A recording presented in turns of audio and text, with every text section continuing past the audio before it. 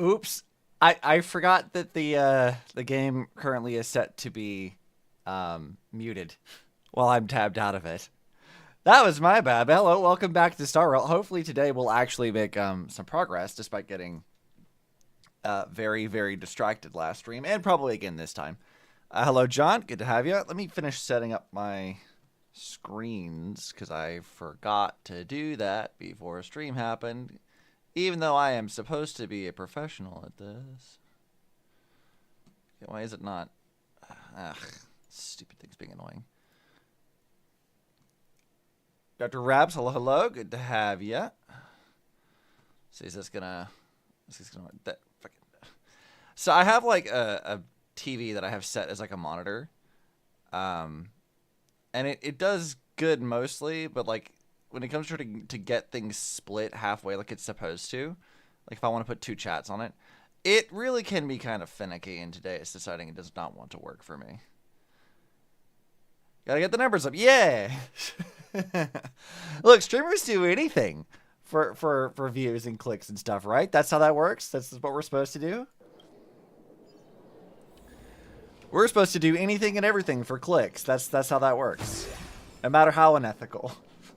Security doggo, yeah, I clicked to teleport me to like, because I did some other daily stuff before this.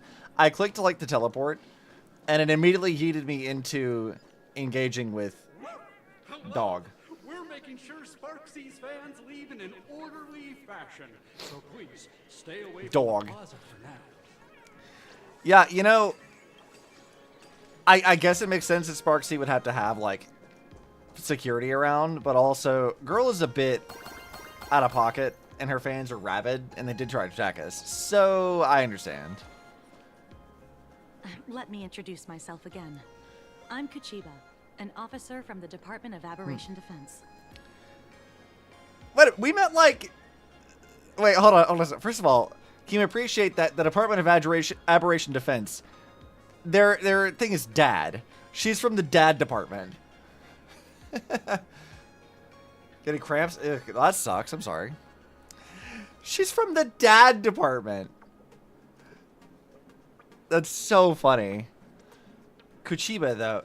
Girl, why did they put so much effort into this NPC's model? She looks good. We don't need to introduce ourselves, do we? Miss Kuchiba, you probably know who we are. Yeah, she probably does know who we are. Of course. The newspapers, TV channels, they've all been reporting on you nonstop. Mm-hmm. I thought you were a police dog trainer. Police dog? Ah, you mean those Wolfei. They're legitimate law enforcement officers, and some of them have even more experience than I do. Wait, are you telling me that she has, like, a dog senior? That's really funny, actually. However, as a staff member of the Department of Aberration Defense, I have some special privileges that allow me to request their assistance. I mean, I guess that works. Feel like she's gonna be a villain? I mean, I could see us coming into, like, a semi-antagonistic relationship with her, purely on the grounds of, like, she's part of the government. Like, my question currently is, like, they did say that, like, the planet is largely, like, under the control of the IPC, right? So, like, in theory, that means that, like, the government departments, like the dad department, would be probably pretty close ties to the IPC. So if we run afoul of the IPC, we probably run afoul of her, too. So, that would be my guess. Department of Aberration Defense. Mm-hmm. As you both know, Plain Arcadia is quite a fascinating world. Yeah, it's a bit Creatures weird. made real by artists' brushstrokes.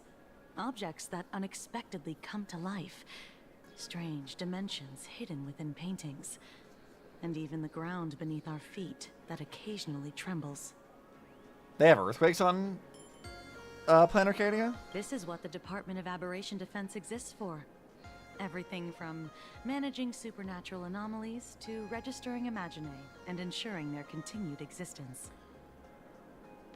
Okay. I mean, I guess that makes sense. And of course, there's the Phantasmoon games that Sparxie just mentioned. So who sent you to rescue us? If I'm not mistaken, Was it Mr. Scott who sent you here? Ah, fuck. I forgot Scott was in this. God damn it. So that's the name of that high and mighty IPC specialist. This Mr. Scott believed he wasn't dealing with ordinary criminals, but with masked fools, which required decisive action. So, a phone call was immediately made to the Department of Aberration Defense. I mean, he's not entirely wrong. Also, hi, Pending. I see you.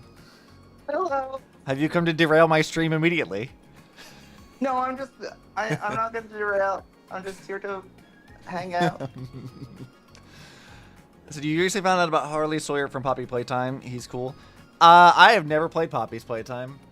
I've only seen game theory videos. Well, it's not surprising. But what do we do now? Our guide ran off, and we got into a fight with Sparxie's fans. I guess our shopping plans for today are down the drain.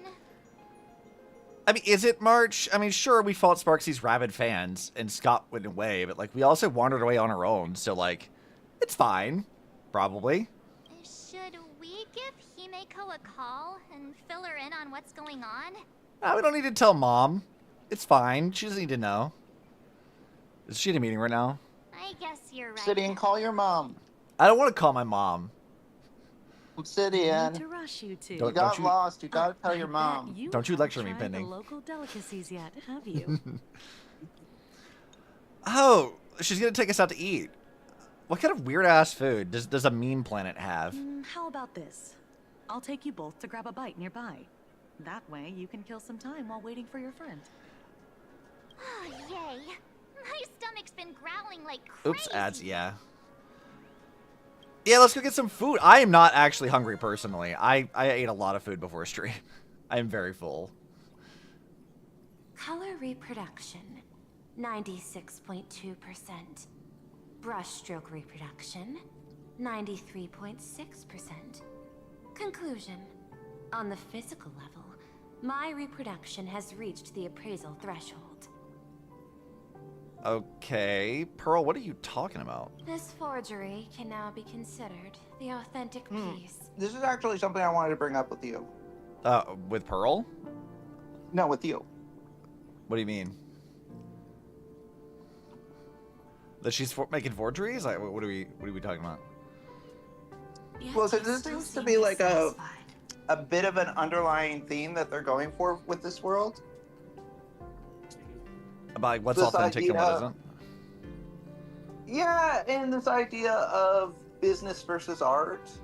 Like, like the people of Elation kind of just want to do this for love of the game, and the IPC is in it to make money. So like, Pearl is essentially just copying a piece of art and being like, yeah, this seems like more or less good enough. I mean, if we wanted to like dive into that, like from a more like historical perspective, even like famous artists like Michelangelo made their name by like making really good forgeries. Like that's a big part of like art history to some extent. Well, it's really nice to think of like, yeah, I just want to make this stuff for the love of the game. I'm not going to think about anything else. Especially like the way that our society currently is, there's not really a way to like do that outside of hobbies, because you won't really like go anywhere. You have to consider like other things. So like, there is a degree of like running things as a business you should consider. That being said, doing it purely for the grounds of profit and growth is devoid of any soul, and obviously isn't going to be, you know, worth it. I think that's kind of the other thing that it's kind of touching on. Like, is a copy as good as an original? Like, does a copy have a soul? Is a copy just as beautiful, kind of thing? I mean, to some people, I'm sure the answer to that would be yes. I would say, like, when it's mass marketed and it being exploited, the issue's not really with, like, the piece itself, but more of, like, the reasons why it exists is the problem. Like, for example, we have, like, you know, replicas of famous paintings that people get all the time, right? Does that devalue the replica just because we don't have, like, the original piece hanging in our apartments? The answer is Right. no. Like, obviously not. It's not feasible to get some of those like famous art pieces and stuff. But there is a degree of value that does come from a piece being original, from it being the thing. Like this, it's sort of different, like peoples, I guess. And originality, I put a lot of value in originality. I think most people would, but like, if all you're doing is like copying things constantly, like, at least as a creative, I would find that to be dissatisfying. But like, if all you're doing is for business and profit, that just feels very like vapid. To some extent, those kinds of things have to exist, but like, also if you're flooding the market with everything that's like just identical to the original in every way, except you just like you replicated it, like what real purpose is that anymore? Like, it's not it's not being made for like an expression of anything. It's just made purely for profit, and that is not great. It doesn't sit right with me. Again, like in practicality senses, like you do have to consider business stuff as a creator, but like you're still the one largely making it, right? So like that's the thing. But if you're like an independent party just duplicating things just for the sake of it and just only ever making money off of it, like, yeah, sure, that's a business and that works as a business, but as an art thing, it's not really doing anything for the art side of stuff. It's just making money off of it. I don't know. It's a really weird, like, nuanced thing. I think it's something to kind of potentially revisit as you play through this. Yeah, I'll keep that in mind now as we progress through this and see how it what Hoyo's trying to say about it versus what I personally, 'cause I as a definitely do creator, what I feel about the thing. I definitely do think like there is some business versus art, original versus copy. I do think that those are through lines of this patch. Okay, interesting. Also, I'm munching on some Mexican snacks, which are really fun. Tell me, what troubles you?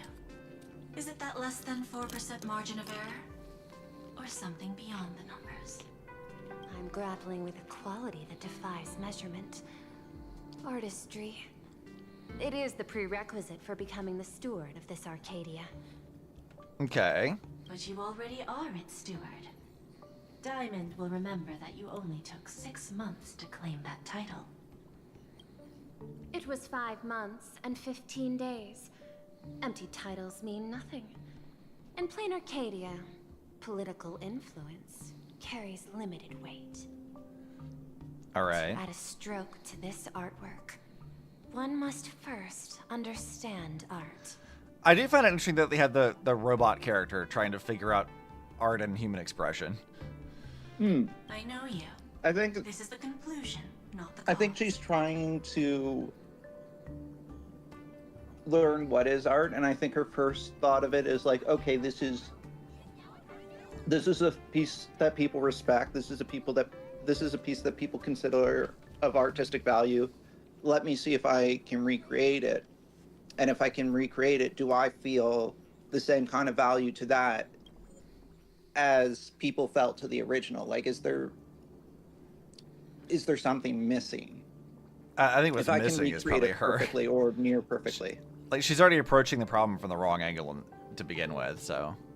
Yeah, but Well, I think she's approaching it from an angle of like dispassionate logic. Mm-hmm. The piece before you, Worldbreaker Waves, is a relic from one of the civilizations in Ahatopia's history. The final work left behind by Graphia, the ancestral painter of ancient Benzai Tengoku. Legend says Well, hold she on. performed a miracle, I recognize that term. conjuring an entire plane of existence Which term? and sealing the whole world within her scroll. Benzai Tengoku. Didn't we see that somewhere else? That term sounds super familiar. Like, isn't that related to, like, Acheron?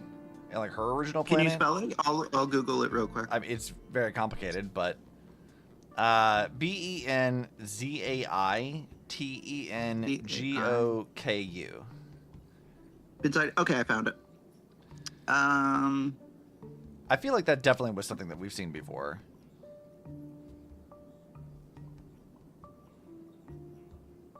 Like, that seems really familiar. Wee wee wee. I see that in chat. I love wee wee wee. It's such a fun thing. Let's say you, Pending. What have you found?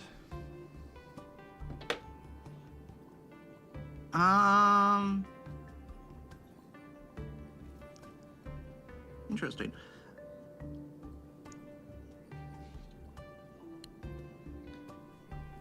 Mm-hmm. So, now this doesn't make sense. I found a thread talking about Bin Zaiten Goku being replaced. I mean, well, clearly it's not because I'm looking at it in the game, so... Yeah, that's why I'm like, this doesn't add up. What do you mean it's been replaced? It's in the game. Yeah, hold on. Let me Google this.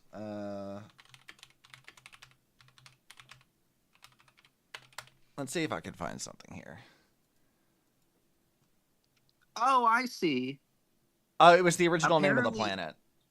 Okay. Yeah, okay. Yeah. So that's why they're saying it was changed to Planet Arcadia. Interesting that they changed the name of the planet, but they didn't change the name of the term in this context. Actually, that's kind of an interesting thing because like we already knew like this was gonna be like Edo Star or whatever. Like we knew about that beforehand, but having them Yeah. like still mention it here of like, yeah, it used to be called this in ancient times, but it's not called that now. That's kind of an Yeah, I interesting guess way of it's- retconning that.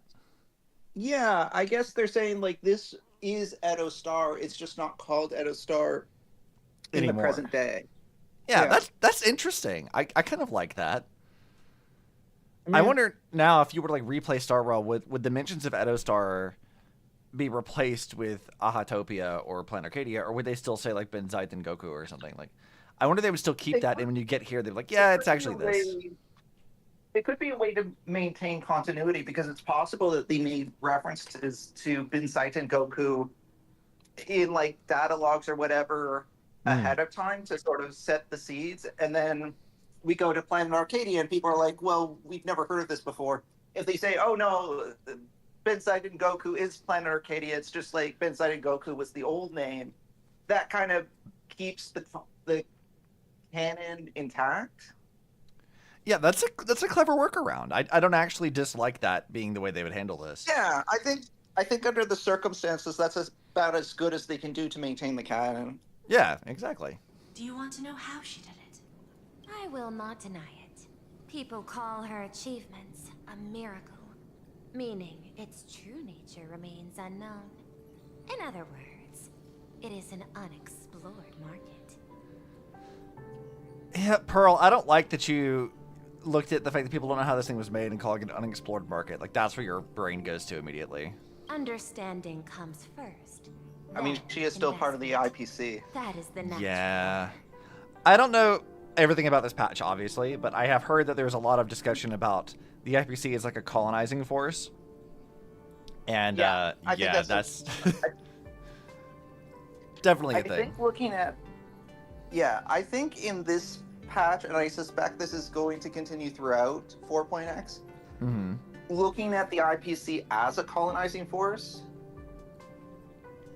is a valid thing to do. Yeah, I mean, we already kind of knew about it beforehand, like with the with the patch with like Bronya and Belobog, like where we had Topaz show up. We knew already that like Yes. they might frame it in a way that sounds nice, but it ultimately is still trying to colonize the planet. So like, And like you've already gotten like a taste of that in this patch too, because this is something that Sparkle was complaining about. And granted, it's Sparkle, but it's not a feeling that's unique to Sparkle. no, I mean, and Sparxie also said the same thing too, which I guess makes sense because Yes. they're versions of the same person. I guess they haven't explained that yet, but I guess we'll find out. Right. Your upstairs neighbors are stomping. They want to break through the floor. Yeah, I know that feeling. Perhaps this is why Diamond chose you. An Intellitron devoted to results and efficiency. Cast into a realm sustained by imagination. The 10 stone hearts await a metamorphosis. May you find your own pearl in this strange and dazzling sea. You know, now that we have this angle of Pearl's face, I thought that her little, like, mermaid ears or whatever were, like, directly attached to her head in, like, a wider section, but they have more like a bat wing shape. And they kind of swoop inwards in a way that Yeah. I couldn't see because her hair was blocking it. That's interesting. Thank you. It's just a But brief my aside. mission is to oversee I the both progress of the love fantasy and don't games. understand Pearl's Personal growth is aesthetic not at the part same of the time. task. Yeah, this whole like sea vibe with her. I mean, I Yeah. guess Pearl, Yes, Ocean, sea there's vibe, that, but because Pearl, yes, I agree. But at the same time, it's like, you're a robot. What? Did they give you this, like, did they build you in advance of naming you Pearl? Like, did they be like, okay, we want a Stoneheart that's going to be a robot. Pearl isn't taking it, so let's go ahead and build us a robot. Hey, designer, could you give it a bit of a Pearl theme?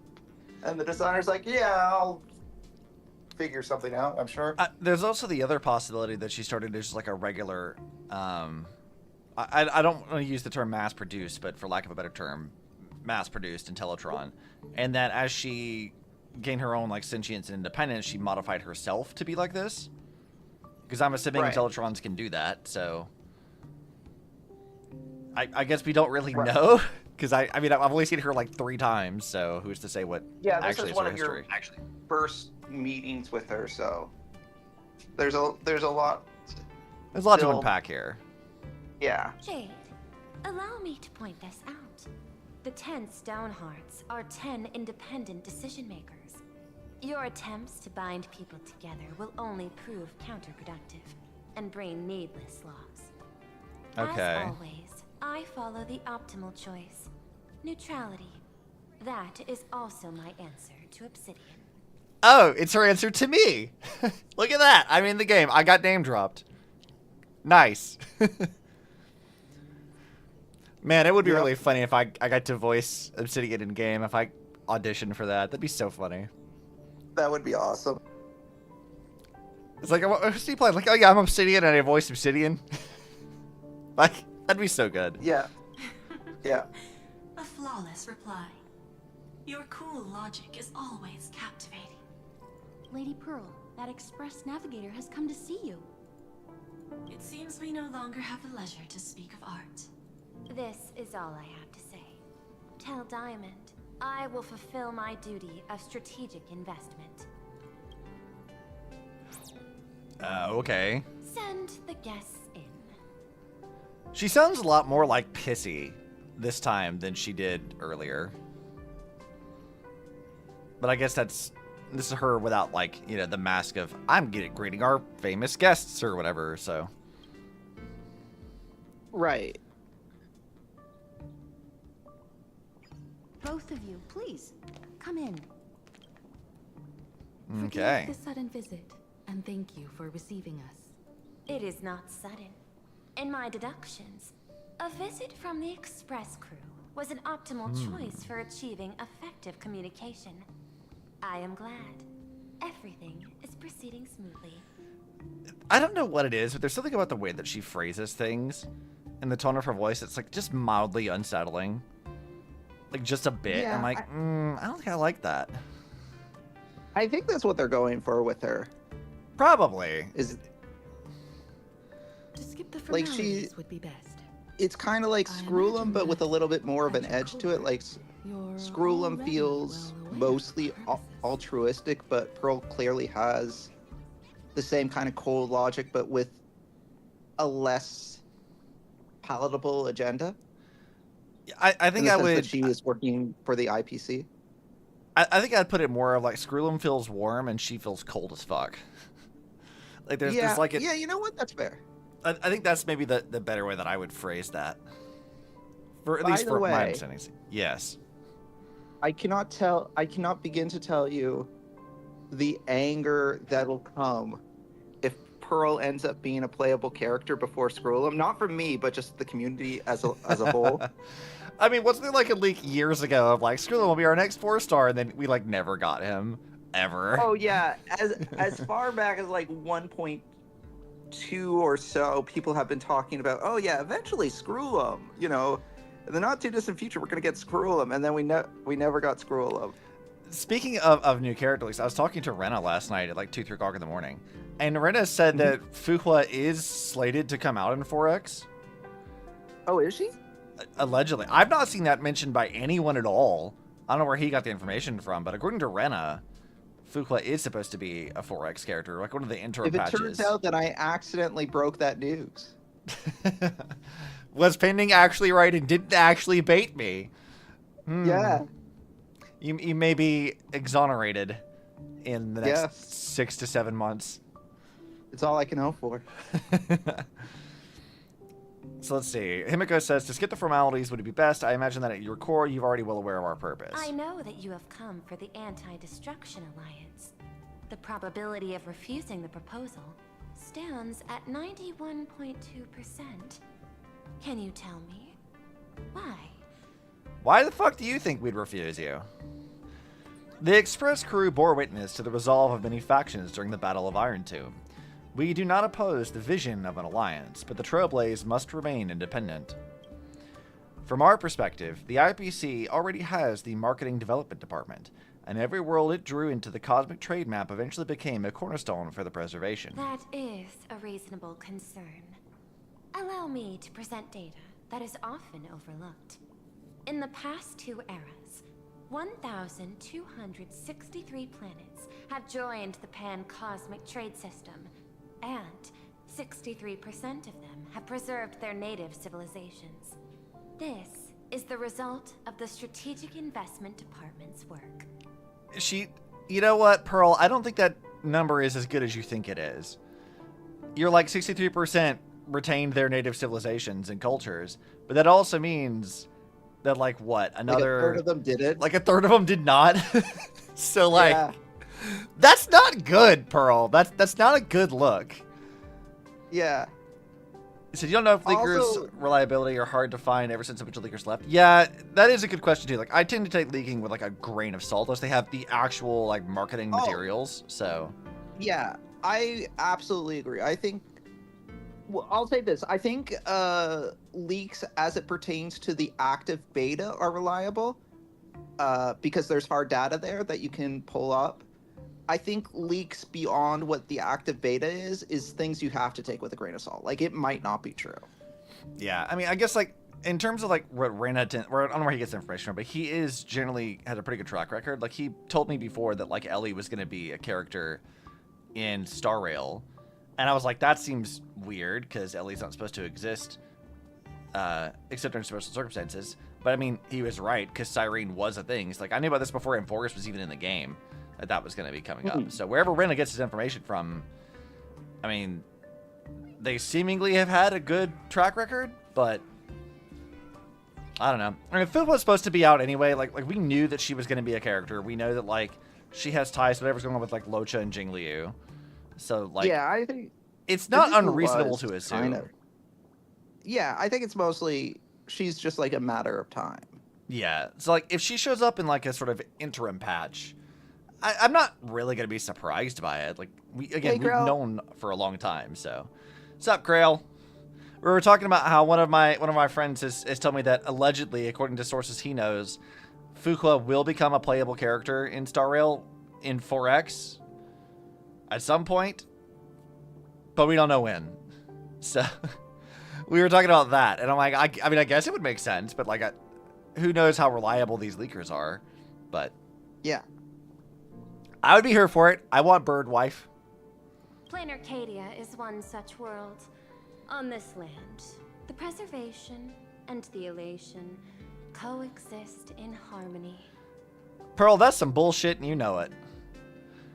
She says the preservation and elation coexist in harmony. I'm like, no, the fuck they do not. The first, like, 3 people we've met have been like, yeah, no one likes how the IPC's handling things. Yeah.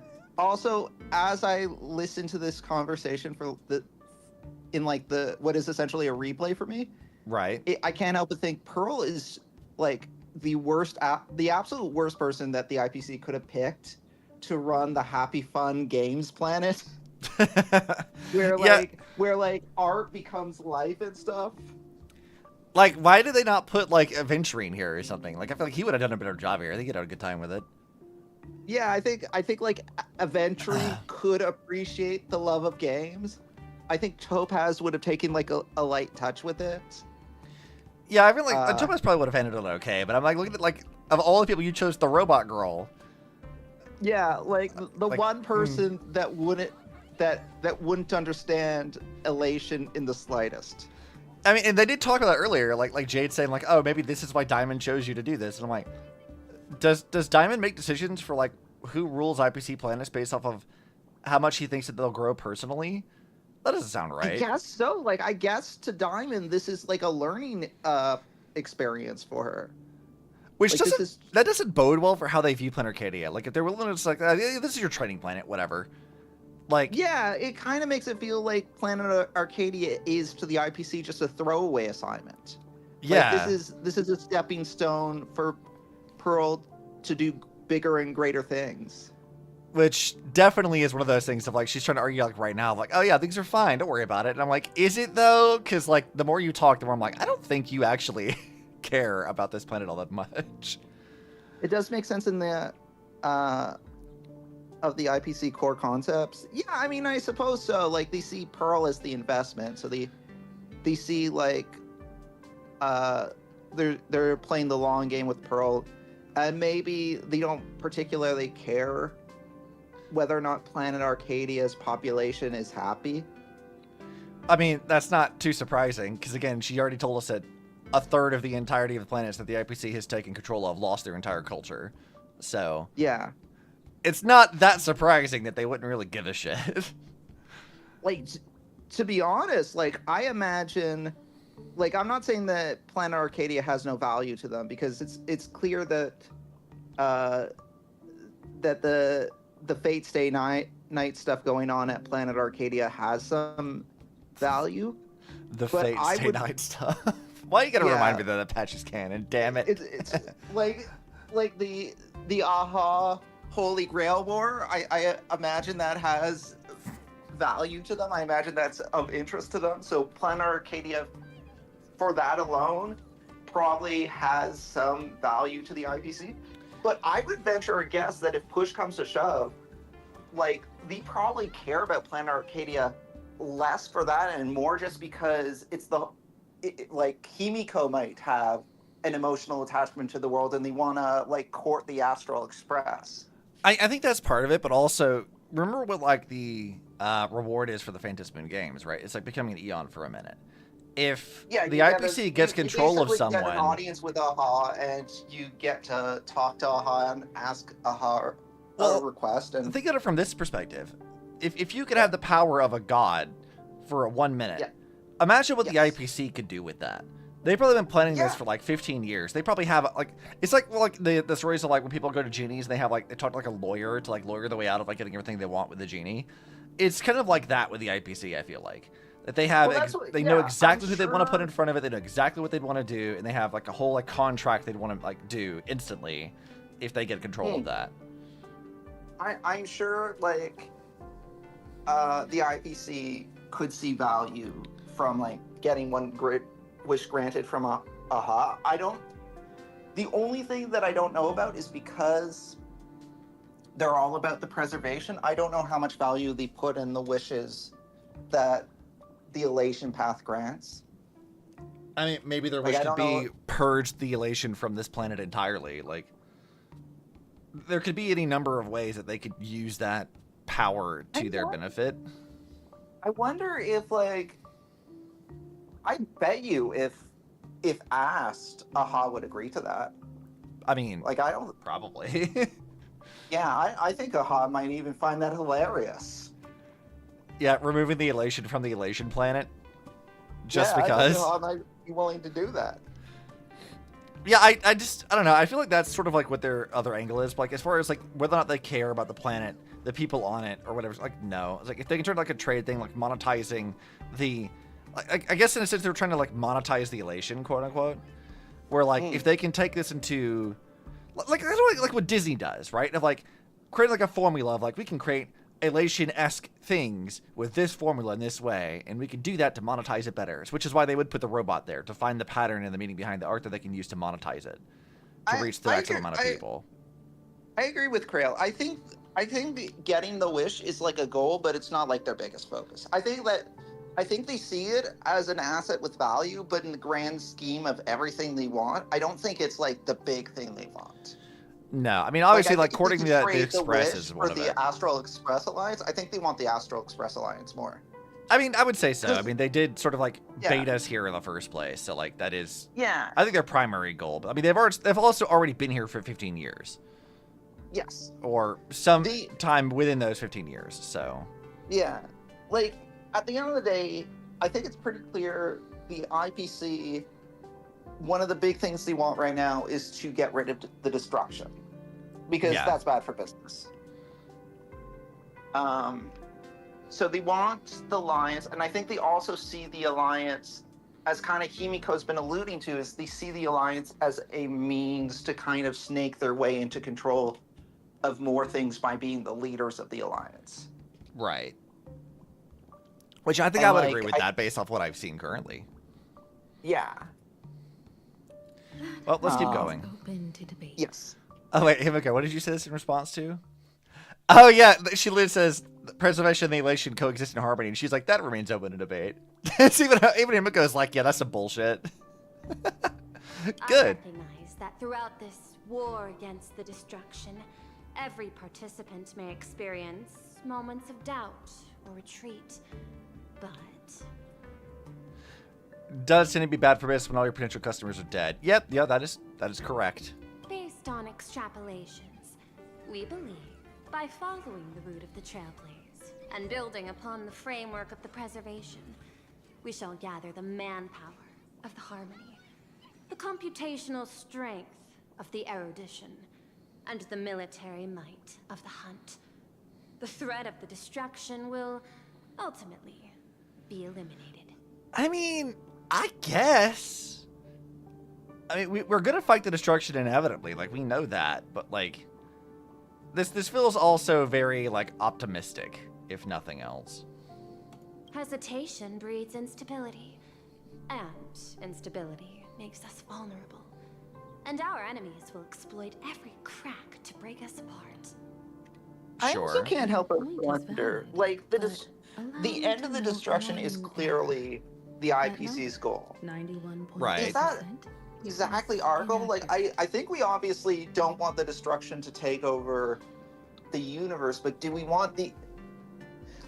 Does the Astro Express care for the other extreme where the destruction as a path doesn't exist anymore? I don't know that that's what we want. It's I think we not just want to get rid of it. like, as far as the Trailblaze's entire goal is just to explore and just, you know, connect and do shit, Yeah. right? Like, they don't really care about actually fighting the destruction. But we know, because Kafka's Yeah. already told us, that, like, the path that we are on inevitably leads to a clash with the destruction. Like, we know that's going to Yes. happen. So, like, Oh, yeah, definitely. I don't think it's the Trailblaze's goal at all, but it's just one of those things that it's going to happen regardless. Whether or not they want it to, it will be a thing. I'm sure that Himiko Yeah. will attempt to avoid that at all costs, but, like, yeah. But a clash with the destruction isn't necessarily the same thing as annihilating the destruction. This is also true. I guess we'll have to wait and see. Like, I think we're going to be years off of whatever that is and what form I that agree. takes. So, Yeah, I agree. you pulled Black Swan just now. Nice, nice. All right, she says that. Oh, here it says the probability of refusing the. So she says earlier that the probability of the Express refusing her proposal is 91.2%. She says your number is inaccurate. Then, is the probability of rejection 100% in your eyes? No, it is 0%. Interestingly, the difference between 0 and 1 is also only a matter of perspective.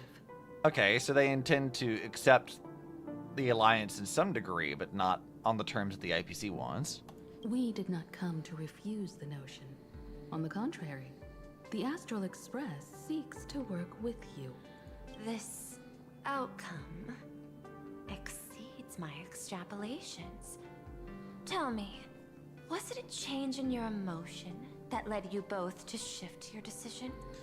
I mean, she can't speak on behalf of the entire Express, so... No. Actually, your earlier perspective inspired me. Yeah, the Express The is pretty big on IPC democracy. deals with powers that command billions of lives in this cosmic game of cards. The Express had always been insignificant compared to them. We've simply been earnestly trailblazing and exploring all this time, trying to help worlds in crisis. Man, Weld looks so pissed off. Like, you look at Himiko, she's talking slowly and softly. She's not scrunching her face up. You look at Weld, he just looks mad. He looks so pissed. But I guess You know what my headcanon is for that? Do tell. My headcanon is like, I wanted to see the mechs. I could be seeing the mechs right now. Then I gotta be here talking to Pearl. He's like, Hey, my kid.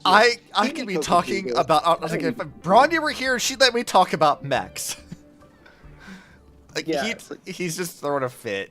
That's great. He's like looking at Pearl. It's like, you know, I once knew a girl that had difficulty with emotions too, and you know what she didn't do? Deny me mechs. So you know what she actually did? She joined my game and anime She turned company. into a motorcycle. Do you have any concept of how cool that was for me? As soon as she did that, I was like, this is the girl that has to take my powers. Yep, I have to make sure so she can do mechs, dude. It's great. She has to become the Herrscher of Reese. Yeah, why am I on the Wii player and not getting to Weeb out? I have finished 4.0, yes. I love the idea that Wells just throwing a tantrum right now, but he can't Yeah. like express that. So it just shows on his face because he can't hide it. He's like, God damn it! It's like, you're not a mech. You're a robot, but you're not a mech. Damn it. Yeah. Yeah, no, he genuinely said it earlier. Like, he's like, I want to see the giant mechs, and Himiko's like, well, you're gonna get to talk to Pearl. She's an Intellatron. And Welt's response is literally, it's not the same thing. Yeah, exactly. All right, let's see. So she says, now, it is this earnestness that has drawn many to journey with the Express, while the nameless simplicity assures our friends that they will not be consumed or lose their sense of self. Indeed, if the Trailblaze has any outstanding strength, it is the track of trust that we walk. That is why we came to you, Miss Pearl. Please set aside your role as one of the 10 Stonehearts, and imagine this possibility. Okay. Got some shit to talk about when Obsi finally catches up. Yeah, we're gonna be here a while, Grail. We're gonna be a minute. To fight against the destruction, there is Oh no yeah, I need can't for wait an for alliance. Obsidian to catch up What so we need that we can talk is to more about this stand patch. by each other. There's many things I want to talk about, but I have to wait till you get to those parts. Yep. This is why I waited like a week, so that you guys could all like wait in anticipation as I try to like slog into getting to where you guys are. The IPC may not stand as an ally of the Express, nor might the Strategic Investment Department. But you can. Work with the Harmony. Calculate alongside the erudition. Help aim the arrows of the hunt. And build the steadfast shield of the preservation. Then, what part does the Trailblaze wish to play in all this? Okay, so Himiko's proposal is we want Pearl to work with us, not the IPC. We shall become the sail. The ship's sail? That sounds no different from my former proposal. It is different. A sail that cuts through the storm does not care for its own welfare, nor does it try to command the ship's course. But it will help all who wish to fight against the destruction to traverse safely through the storm. Interesting. Logic reminds me that those words you spoke are little more than rhetoric.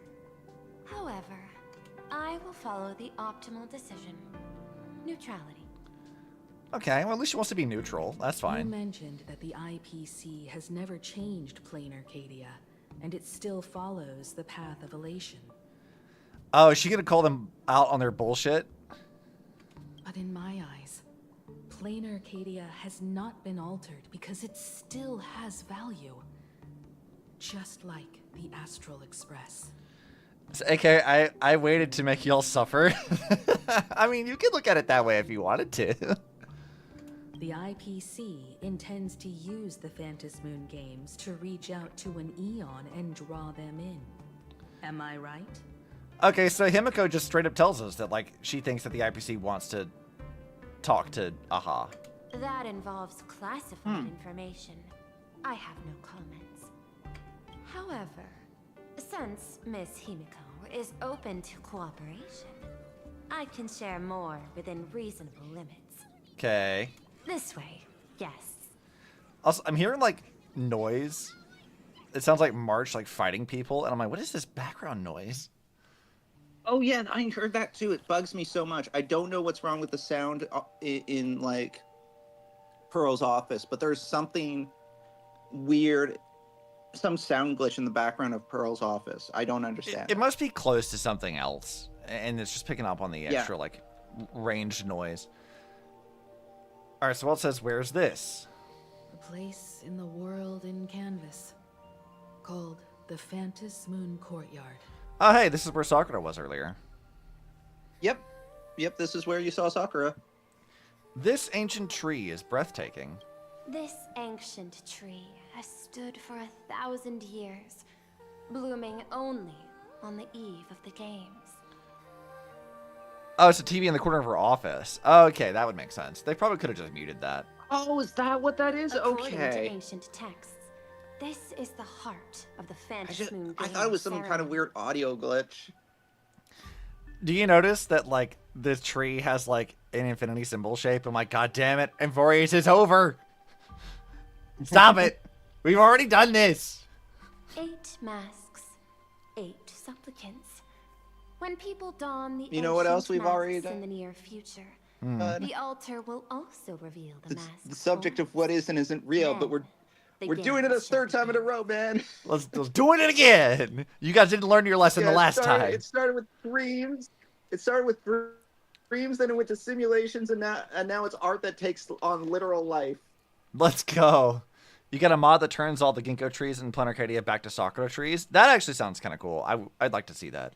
Maybe that after is I nice. finish... Yeah. Maybe when I finish the patch, I'll look into how to install those. I've never modded any Ho-Yo game. I try to avoid that for the most part, but I wouldn't mind seeing how this game looks with the actual Sakura trees that are supposed to be here. Yeah, that would be cool. I've been told, Miss Himiko, that Graphia's blood courses through your veins. Oh, The her face changed messenger slightly. Of the hunt is here as well at this moment. This ceremony, to compete for the elation, is but a reflection of cosmic politics. At the moment Pearl's like, hey, I heard you were born on this planet, and Himiko immediately like there's a little bit more hardness to her expression just for a second. She's not happy about that. Why not use the result of the No. Phantom Moon Games to decide whether the Express will become a sail or a banner? We'll consider your proposal. However, to take part in the games, one must have a mask of elation. I assume the IPC has prepared for that. As of now, the number of masks I possess is 3. With more time, I could obtain even more. So she already has 3 people set up to be supplicants. Or something to that effect. That's quite a lot. They are rigging these games in their favor immediately. In all of history, no one has conceived of a unified command of all supplicants and masks, let alone accomplished that feat. But this time, the IPC intends to regulate the games with our resources and influence. The point of like the games is semi-chaos. Regulating the games goes against the whole like principle of the matter. It is not unusual for visitors from beyond the sky to join the Phantom Moon Games, but the IPC actually seeks to control the entire thing? You know what? I can't wait to see the IPC like take a massive hit to their ego because their hubris let them do something stupid. I can't wait for something like that to happen to them. The Eon of Elation is famed for unpredictability. Miss Pearl, you must take care. This is a word of caution. It is precisely because Aha is so mercurial that such an elated attempt has a chance to succeed. If you say so. I don't know if I trust that. Pardon the interruption, Madam Pearl. The guide you dispatched has sent word. The masked fools have stirred up trouble, attacking him and the express guests. They were separated in the chaos. Oh, okay, so Scott called her. He's like, by the way, Scott said that a masked fool attacked him. That is not surprising. Those masked fools have long kept the IPC in their sights. It seems Scott's telling on the masked Phantasmoon fools. games have begun. I want them to mess with him. Regardless of the I'm on the fool side Express's on this one. choice. I'll get in touch with those two kids. The three of them returned to the reception room.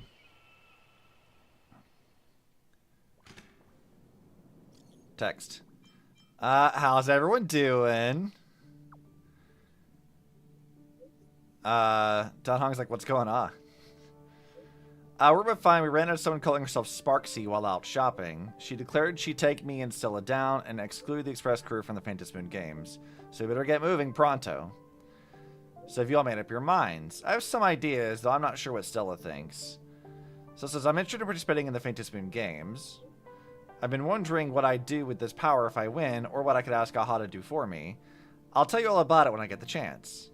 By the way, how's Don Hong doing? Yeah, what are you up to? You made contact with the Shinjo envoy, and they've run into some issues and are seeking assistance. Sunday and I are on the way. Contact me if you need anything. Okay, Himiko, what are we going to do next? I'd like to ask you to go to Graphia Academy, my alma mater. In this school, there's a teacher called Dolly. Fuck, you guys are texting too fast.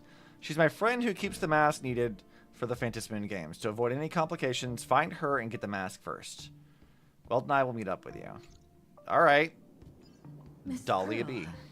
Welt and I must take our leave now, for the sake of security.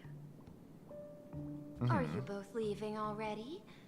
I had another plan in mind.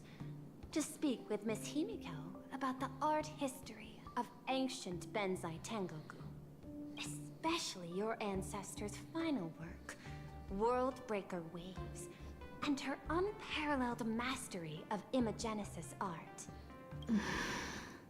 She's like, I wanted to talk about our history with you. And Himiko's like, I fucking guess. Since Ms. Pearl is in such high spirits, Himiko, shall I depart first? I'd like to go look at mechs. I'm counting on you, Welt. Mr. Yang, please accept this gift. Have a before good you time, leave. Welt. Oh, wait. Pearl's got a gift for us. What does she got? Well, it's just like, if this isn't the best gift ever, I'm straight up just It's like, I will sending fight you into you. a black hole right now. Yeah. It's like, no, you're too kind. The Express has no shortage of operational funds. I cannot accept this money. You misunderstand. To offer the nameless something so mundane would be far too discourteous. Please, open this case first and see for yourself. Okay, what do you got? Oh, this is... Let's go!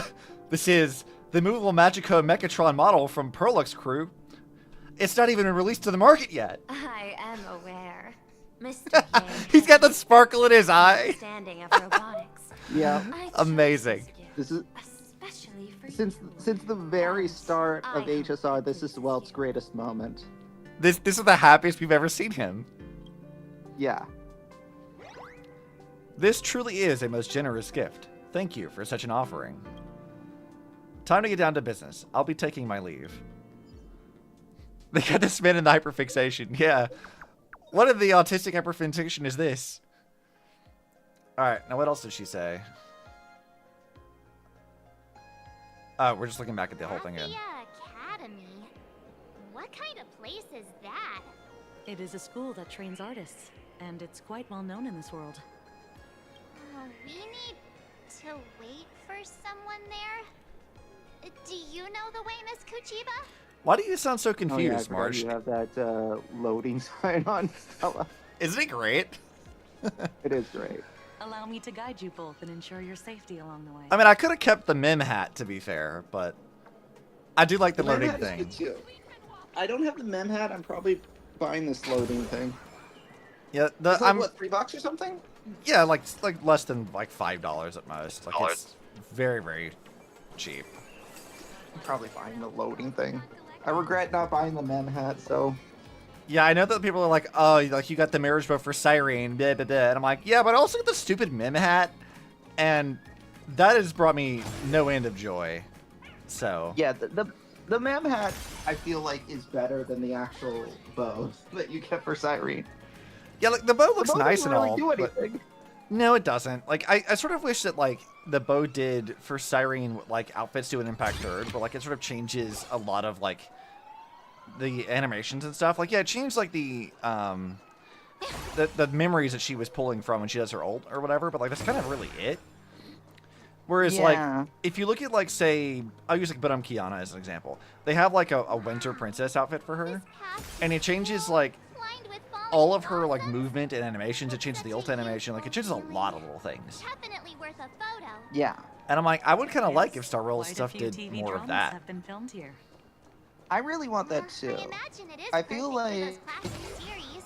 Yeah, Where couples they part really ways, haven't or lovers in miss Star their Rail. chance, right? Not really, no. Oh, I shut down the conversation they were having. They were talking about stuff. Certainly, at very least, nothing to the level of ZZZ. Like ZZZ's costumes, like vary a lot more than They're very than good. Asia's art. Yeah. It even changes the special effects. Yeah, like Impact Third I think does probably like the best when it comes to like how varied the outfits are and like what they do to the character animation. 'Cause sometimes they don't do anything. Sometimes they're just like a palette swap. But some of the bigger ones, especially the gacha ones, they change a lot about how the actual like animations look and feel, which is really nice. They even change like sound effects Yeah. and stuff, which is really cool. I don't think I even think Zenless's don't change sound effects. I don't think, other than like adding a This few is extra Graphia ones. Academy. You can wait for your Right. companions here.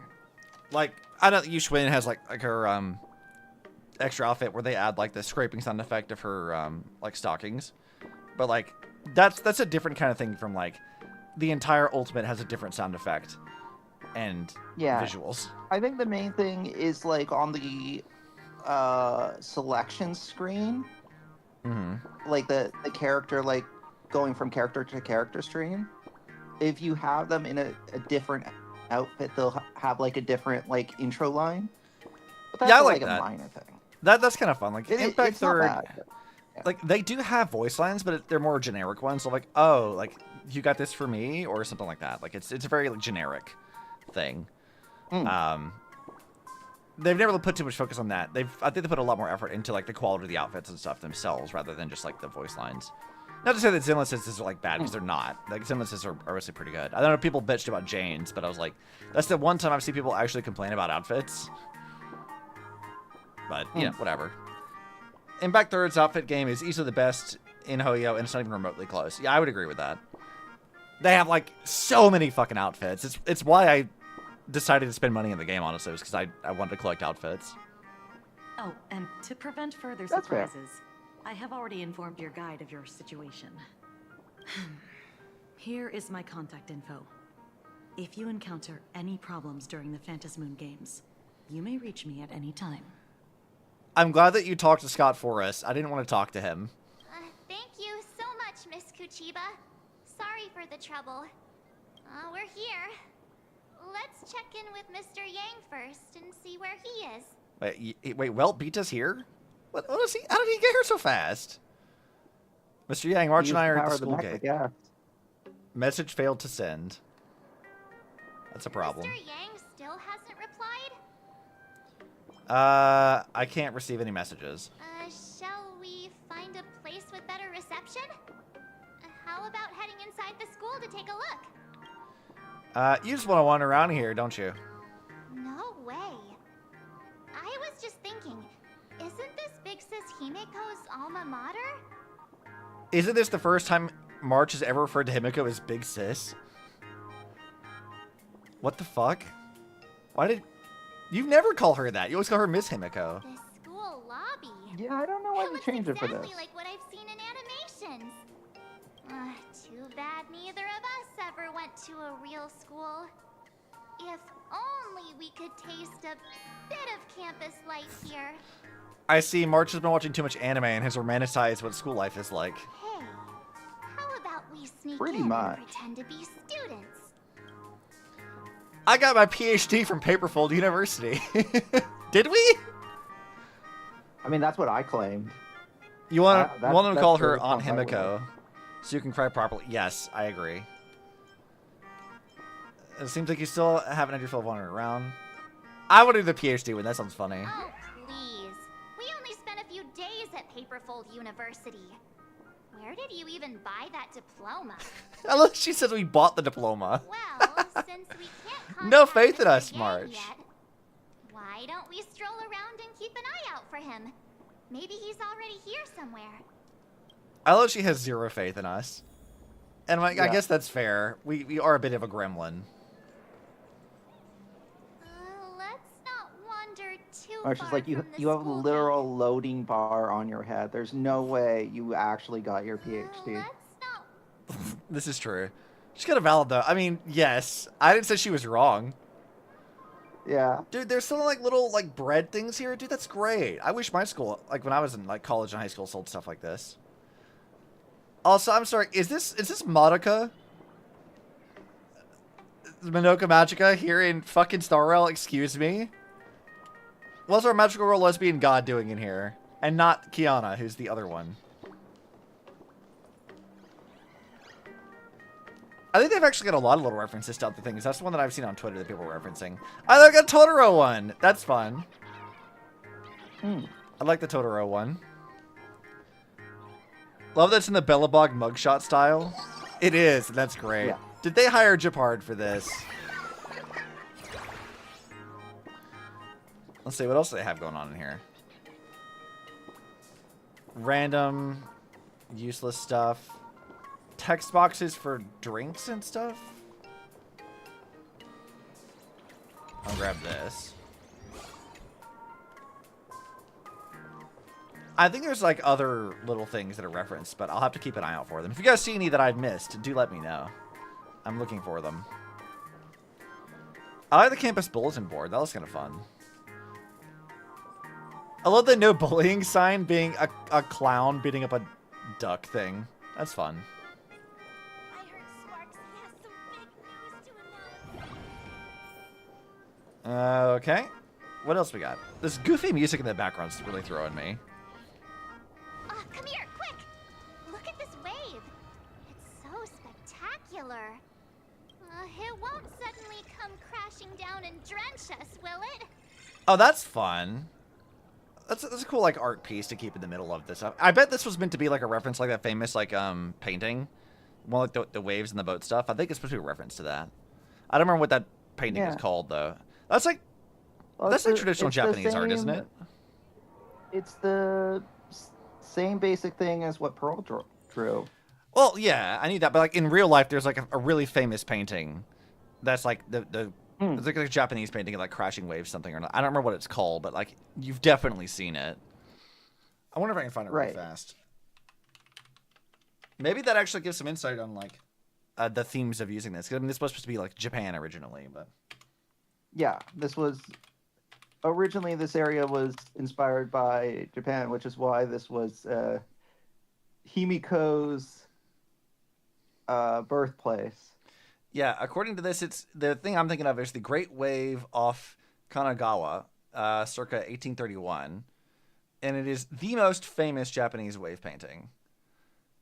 So let me find a good picture of that so you guys can see what I'm referencing, because there's no way this isn't like a reference to it. Because again, it is an extremely famous painting, so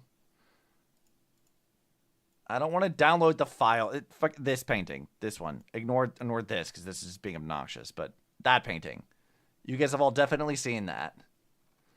Hey, Charlie. Hi, Charlie. What doing?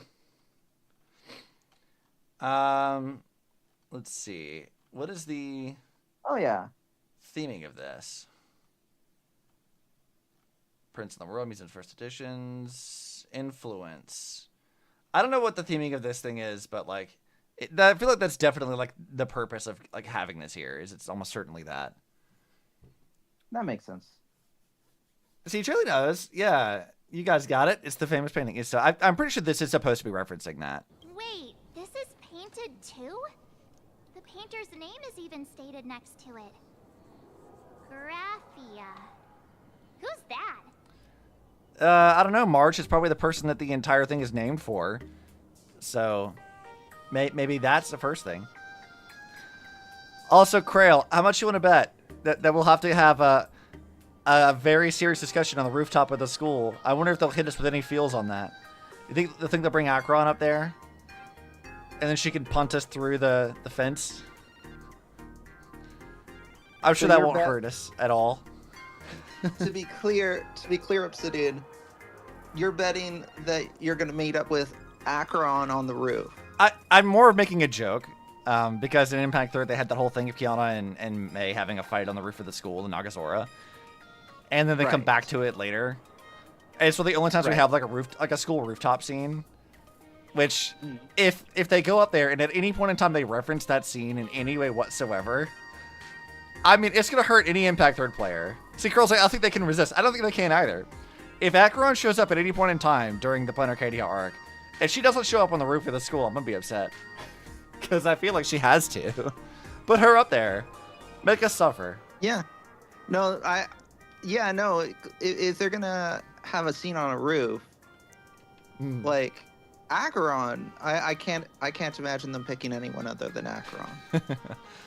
Like, it's somewhat of a joke, but I want it to happen. Just because. Yeah. And company, your transfer procedures have been completed. Please proceed to the dean's office immediately. Bro, we've been here 5 minutes. We're already being sent to the dean? What the fuck? Procedures? What's going on here? Let's go take a look, shall we? Damn, we already got sent to the dean. We haven't done anything. I swear. I haven't caused problems yet. Yet. Maybe later. Just not right now.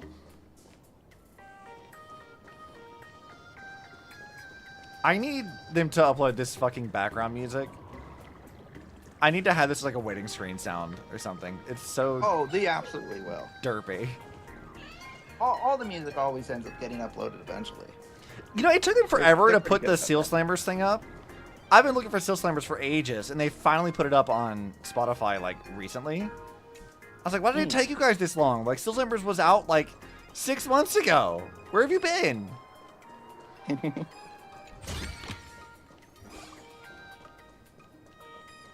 Why is Stell perpetually loaded? Because her brain is empty. Yeah, she's got no brain cells, so, like... Yeah. She kind of needs to be loading. Eventually, Obsidian is going to get that an error has occurred message. I mean, I've never seen them give her a more appropriate hat to wear. Yeah. No thoughts, head empty. Exactly. Yeah. This is the most appropriate thing Stella could wear. Yeah. Oh, man. Imagine if they let you give hats to, like, the other Astral Express members, too. Oh my god, please. Please let me do that. I would actually be so happy. Like, Charlie, oops, sorry. I accidentally dropped my phone. I hope that didn't make a lot of noise. It's fine. Okay. Even if it did, I'll fight you pending. How dare you make noise in my stream? Well, I mean, if it did, you would have heard it by now. Mm-hmm. Also, is the Dean a dog? Excuse me? Why do they have a framed picture of the dog? No, I'm just, like, confused. There's a mod to add the buffering accessory to March 2. Yes. As they should. Oh, perfect. Yeah. No, I don't see why you can't have more than one of them and give it to, like, March as well. God damn it, Scott! I didn't want to talk to you! What year are you two in? Senior, and not even bowing. How rude! Scott under timeout. What? Wait. You. Why do you two look so familiar? It feels like someone sent me here to find you. You know what I will say, though? If, as a VA, I feel like voicing Scott would be funny. I feel like... I feel it'd be fun. Like, only on the grounds of, like, how amusing would it be to play one of the most hated characters in all of Star Rail? Like, I'd have fun with that. Like, I don't know. I think it'd be very amusing. How do mods affect the legitimacy of the account? Can you still pull with mods on? Yeah, I don't know about that. That's sort of one of the reasons why I've avoided mods at all, is I don't want to get hit with, like, a cheater ban or something.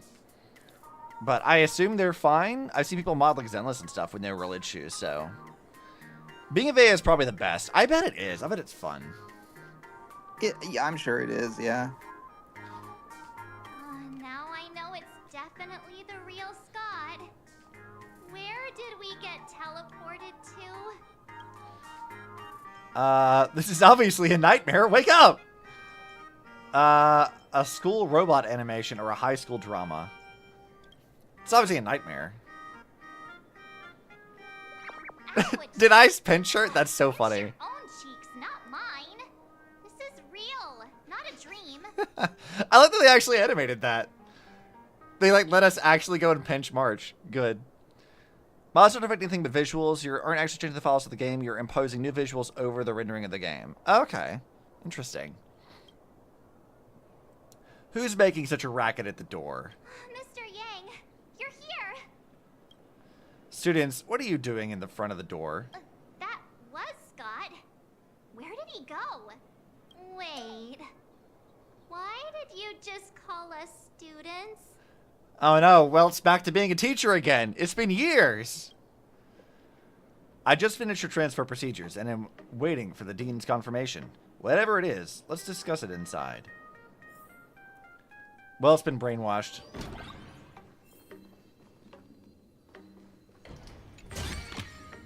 Where might those lovely...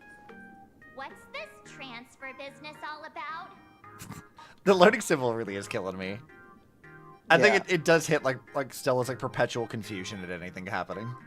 Well, starting from today... God, I'm just thinking about the fact that that is still going to be there during future cutscenes. Right?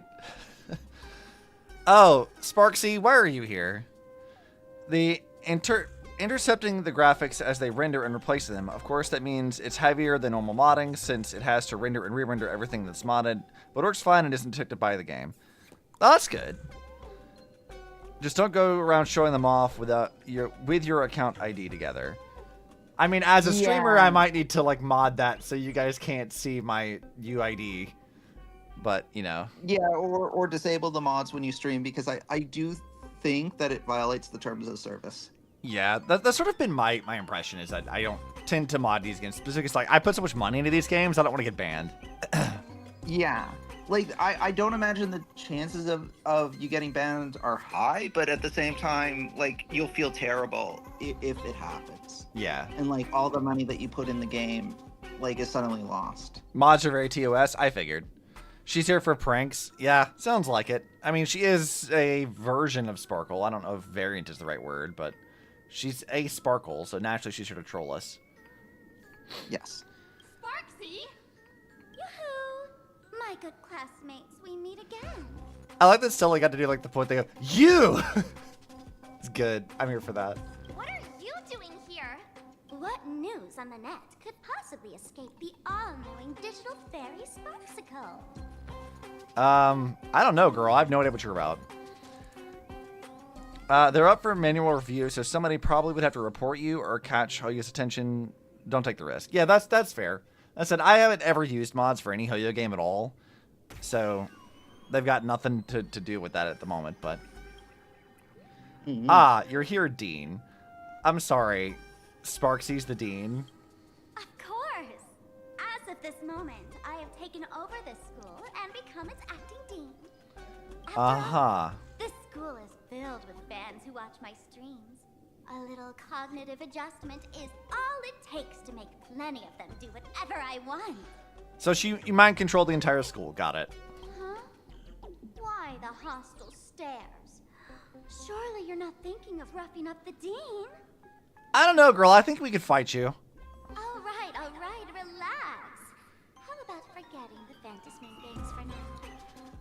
Are you trying to brainwash me? Instead, throw yourselves into a carefree, Again? romantic, and Girl, I don't need to be brainwashed again. We've done this already. Oh no! Oh no! Brainwashing, but what about second brainwashing? 2 years later? Wake up! What? Wake up! The teacher's here! What is happening? The girl's breath, gentle as a spring breeze, tickles both your ear tips and your heartstrings. Ear tips sounds. I don't like ear tips. I don't like that.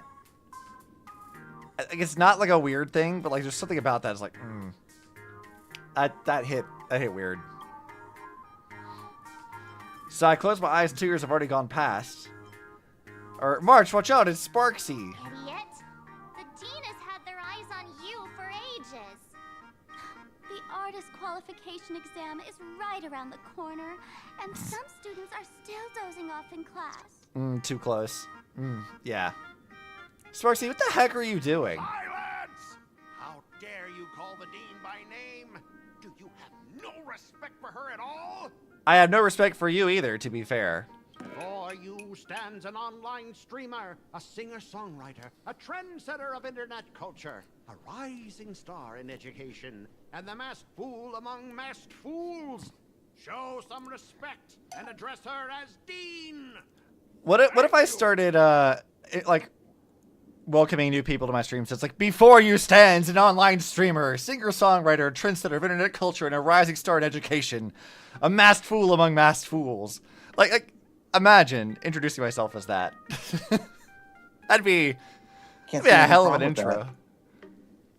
It would be that, to be sure. Absolutely.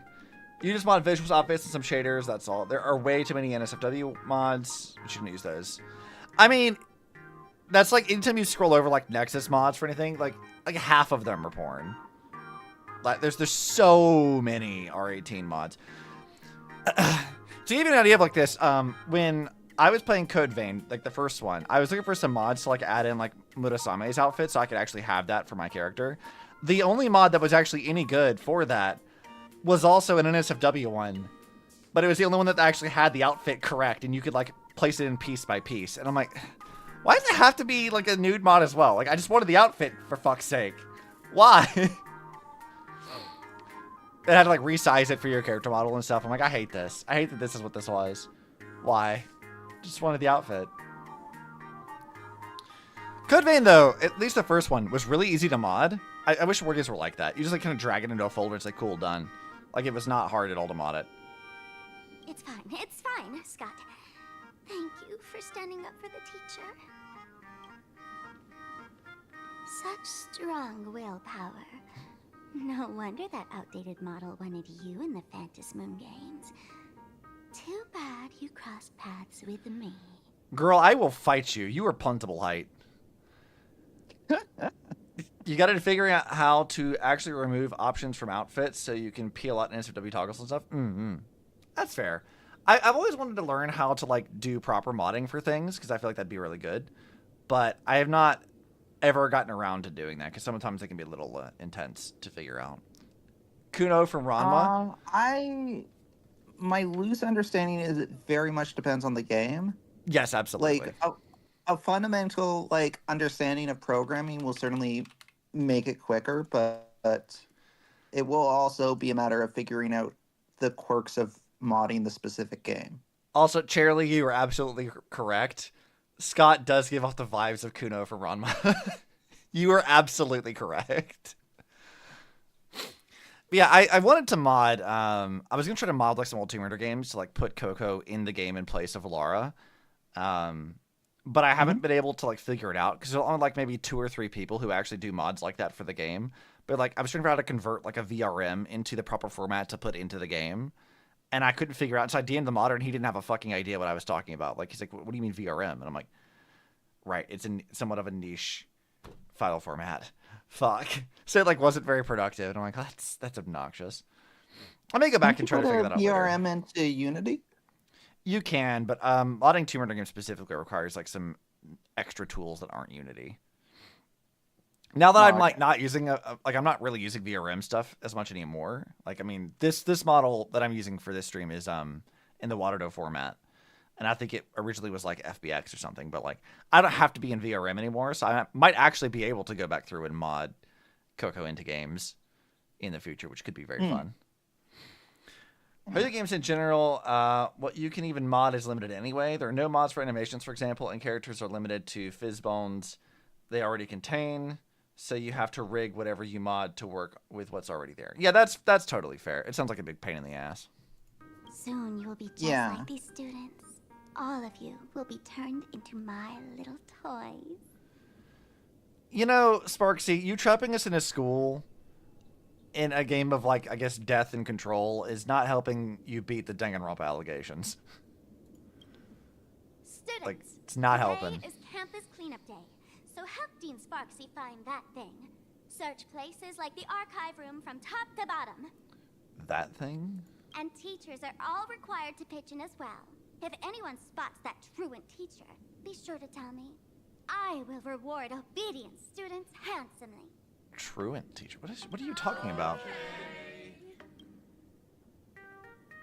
If not for Miss Sparxie, I would have beaten you to a pulp right now.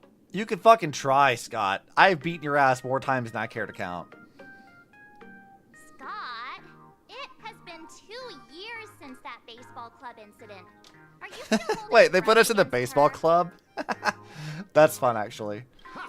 Easy for you to say. If it weren't for this one, I His would voice? already Yeah. have made my mark at the school sports meet. That jerk crushed my baseball dreams. Sorry, my nemesis. If most, if not all, modding for these games is limited to mesh, texture, and shader replacements, and that's it. Especially since you usually have some mods that break each update, and you have to update the values to fix them. Yeah, that sounds like most mods, honestly. That's it. Huh? What do you mean, that's it? Were you planning something even worse for me? Yes, absolutely. Just last week, when I was about to confess my feelings, you folded my love letter into a paper airplane and sent it flying into the toilet. Good. And when I tried to fish it out, the girls in class completely misunderstood me. I love it, even in like Sparxie's like alternate school thing, Scott's still a fucking loser. Listen up. I'm here to challenge you to a duel. After school today, I will be waiting on the rooftop. Do you dare to come? What was that fucking delivery? Oh, God. Scott's VA, they've got to be having a good time with this. It's a deal. Don't even think of running away. I'll throw you off that roof. Out of my way. I'm done with class. The door's behind you, dingus. School? Students? What in the world is going on here? I'm so glad they let Stella actually talk. Yeah, That's it so helps. nice. That really helps with the immersion of stuff. Alright, I'm hearing a chest, but I'm not seeing a chest, so. 4 plus 6 equals 2. Somebody's bad at math. Oh, can I just like wander around the school now? I mean, I guess we can go ahead and talk to March first. My dear classmate, you're acting kinda strange today. Is it because graduation's near? Oh no! We're near graduation. Whatever will we do? How did Sparxie become the dean? She has always been our dean, hasn't she? Are we really students in this school? You stumped me there. At our age, what else could we be but students here? Not students. Don't tell me. Did the pressure of school make you lose your memory? You can't fall apart now. Who says I'm falling apart? Also, March, you're definitely a bad student. 100%. Actually, we just got our class photo developed. Let's use it to jog your memory. Oh? This is our class photo. Does it bring anything back to you? Why is Sakura's face scratched out? That, like, you guys, I'm kind of blocking it, but, like, right behind me, like, Sakura's got her face scratched out. Who's that pink-haired person in the photo? That's me! No, the other one. I mean the other one. That girl with pink hair and long ears? Who was that again? Is she really someone in our class? Or just some random outsider sneaking in? Also, I do like the school outfits for them. That's kind of fun. They let Stella keep her slut gloves. It's good. Anyway, let me introduce the people everyone knows. See this guy? That's Scott, the one who argued with you earlier. He's a spoiled brat who flaunts his family's money. That sounds right. You were both aces in the baseball club 2 years ago, but... What Sakura? Yeah, Sakura's not real. I don't know what you mean.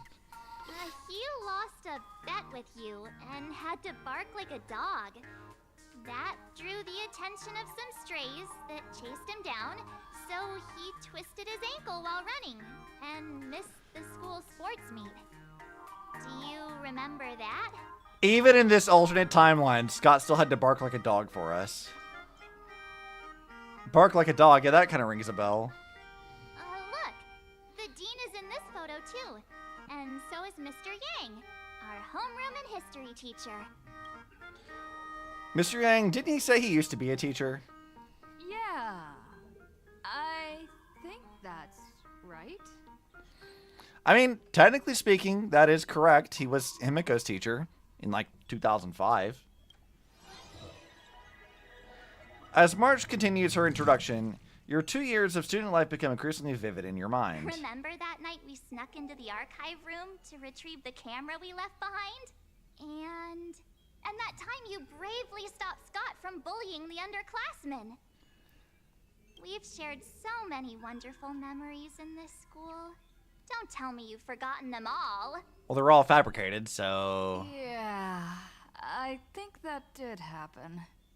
No wonder Scott hates me so much. See? I knew you'd remember. Nothing sparks our memories better than Scott's barking like a dog. What is that supposed to mean, March? What do you mean nothing sparks your memories better than Scott barking like a dog? What is that supposed to mean? How often does this happen? With graduation just around the corner, these are likely our last days at Graphia Academy. My classmate. Is there anything left you still wish to do here on campus? Cause problems. I want to beat Scott up. Yes. I want to properly attend one more class. I want to beat Scott up. I want to experience a sweet school romance. Too bad Don Hung isn't here. We have to find Miss Dolly. How will March respond to the sweet school romance? Why bring that up all of a sudden? Why not? Anyway, even though our time at school is running out, we still have the chance to do something now, don't we? Sure. Many adults only start to regret once they step into society, longing to return to those carefree school days. But time does not go backwards, and life gives no second chances. Many things I miss about being a kid. School is not one of them. I don't miss being in school. Mi amor, March. Weird. It's weird how many games/media seems to paint school as like this nostalgic thing that I absolutely do not share. No, absolutely not. Like with Japan, I sort of get it because like the work culture and life of an adult is like really harsh and brutal over there. But like even in like the States, we still have that too. Of like there's like how many movies are there like romanticizing high school and stuff? Like high school sucked ass, dude. It's not that like you could say that you have less responsibilities as a kid, therefore there is some nostalgia to back when you were a kid. But the school part was not the good part of being a kid. No, it was like watching Saturday morning cartoons downside. and like playing around and having a good time and not having to pay taxes. Like, yeah. Like, I don't know, dude. I never missed school in my life. Like, I mean, I missed like a bit of like college, I suppose, because like I was closer to my friends and like we could have like easy access to like fun things. And I had a lot more independence at the time, but like I also don't miss doing all the testing and stuff. Like the actual school part wasn't the thing I miss. It's like being around my friends and stuff, which was way more fun. But like, I also would not go back to that. Yeah, not being at school was great. Yeah, exactly. How does the saying go? Youth is fleeting, and time waits for no one. So, let's seize the fleeting moments of elation before they slip away. Let's spend these last days of youth together. The culture of school in Japan is way different. In Japan, schools is like a second home, and memories of school are a lot like hangout spots there. Yeah, that's sort of the impression I got. A breeze blows by at just the right moment, stirring both her pink hair tips and your eager heart. Your youth is slipping away, and your final days of campus life are right before your eyes. So you decide. Youth, school life, here I come. Do we like embrace Sparxie's delusions? I think not. It's like, who's I looking for again? Who exactly was I supposed to find? Youth, school life, here I come. Yep, I guess we have to do it. Yeah, waste your youth with me. If we don't waste it now, it'll be too late. Waste your youth with me, she says. I have so many things I want to do. Where should I start? Should I head to class, deal with Scott, or just wander around? I think we should go assault Scott. That sounds like fun. You glance at the class schedule on the desk. Morning, Lit, Imaginesis, Mathematics, History. Afternoon, PE and Math.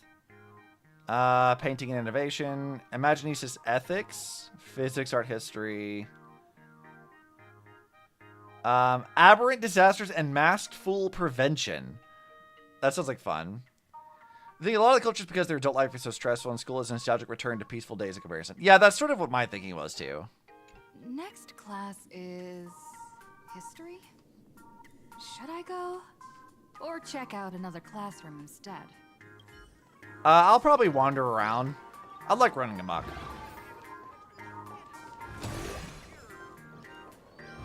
There's all kinds of things I can go do. They won't let me go up to the roof yet. How dare you? What is this thing? Oh, right. One of these puzzle things.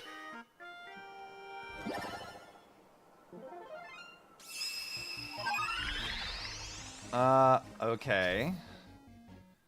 Shiftmation, all platforms except 2D slices at the same property isn't fun to jump. Whatever, I'll figure it out.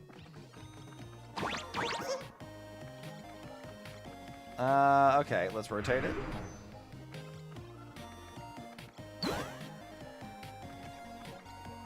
Okay, what's down here in the bottom?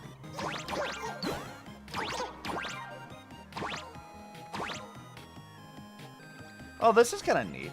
I'll get that one.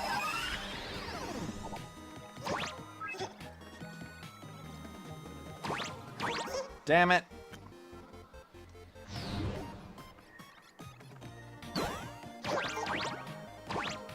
Let me just go over here and get that. I'm glad they finally finished these shift missions. The spinning was making me motion sick. Was it? Do I want hot tea, cider, or chai? You want cider.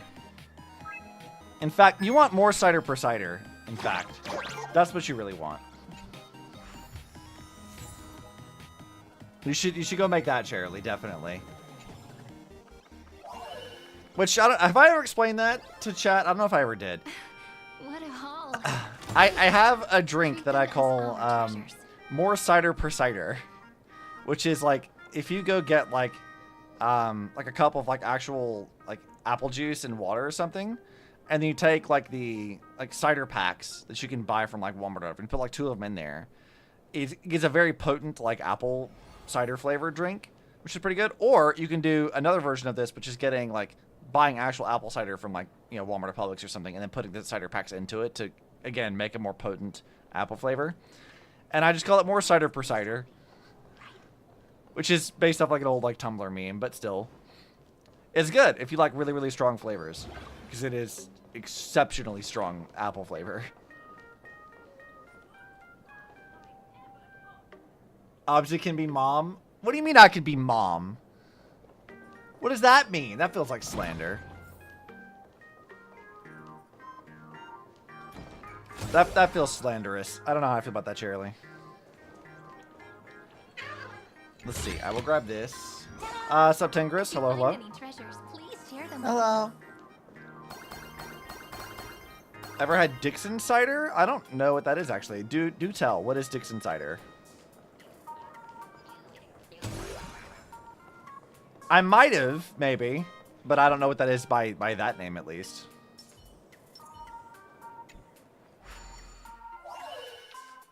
Hee. How dare you laugh at me like this?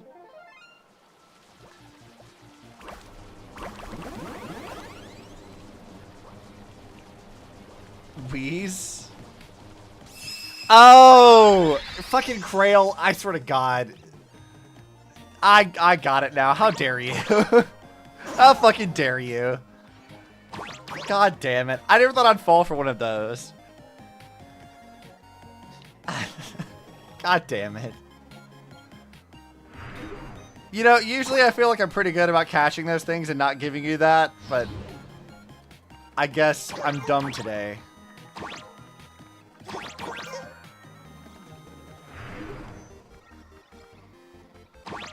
Okay, how the fuck am I supposed to do this? Okay.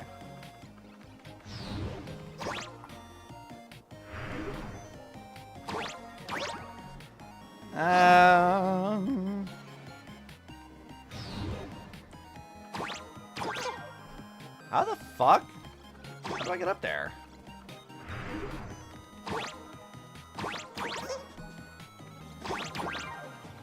I don't feel like I understand what I was just doing. Oh, here we go. Okay.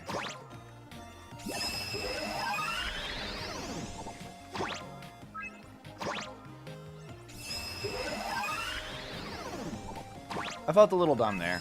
It's fine. That's okay. Alright, Rabbit. I got your stuff.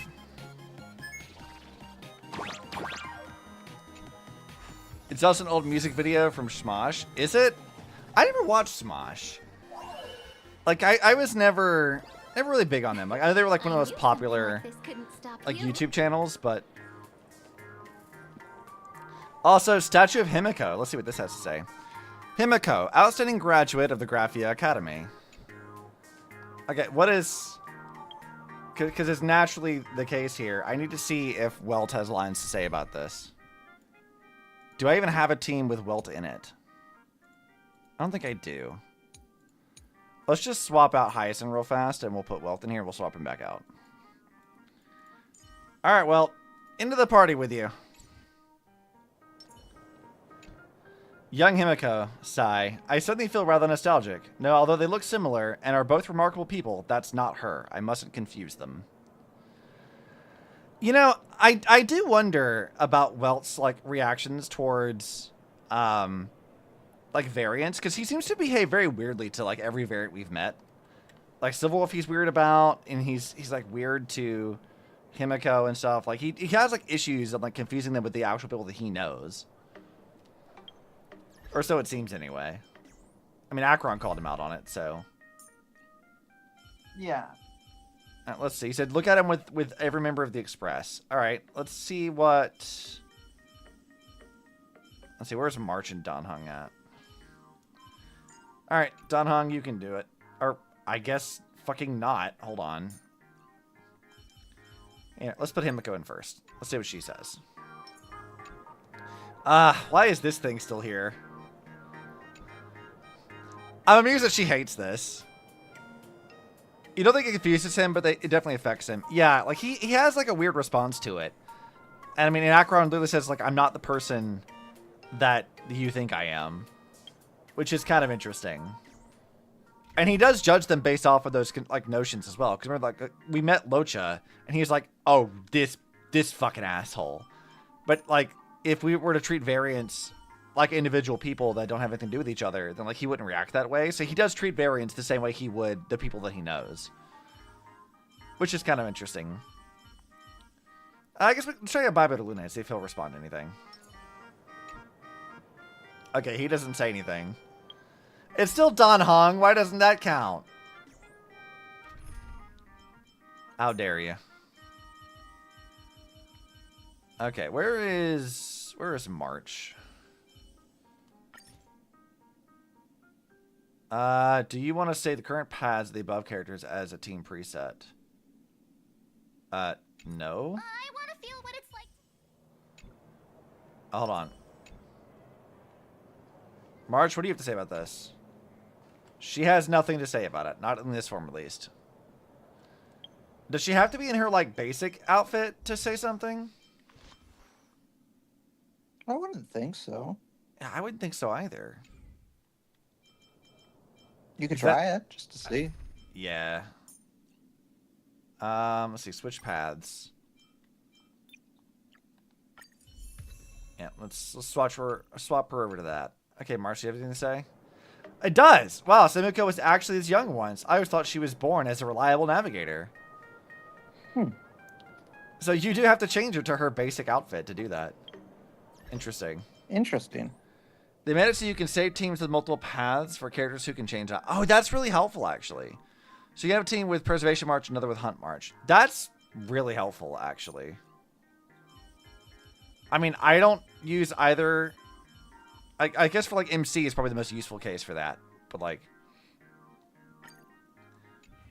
Alright, what's Don Hong say? Miss Himiko must have been quite stylish in her younger days. I mean, I guess so. That's an odd thing for Don Hung to say. I wouldn't think he'd be the one who would care about how fashionable a character was. Ladies. Alright, there we go. So we gotta find that thing, whatever that thing is. What is that thing? Oh, wait. What?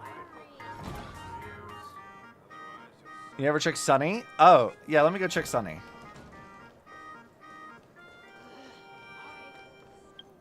Let's go check him too. Because I've got him somewhere in here. Sunday, where the fuck are you? Where are you at? There. What does he say? The navigator of the Astral Express seems to have been a dazzling figure since her youth. So they're all like, wow, Himiko is pretty. I like that that's just what he says. Now, if only we could have Pom Pom in here to see how Pom Pom would react. Sorry. How about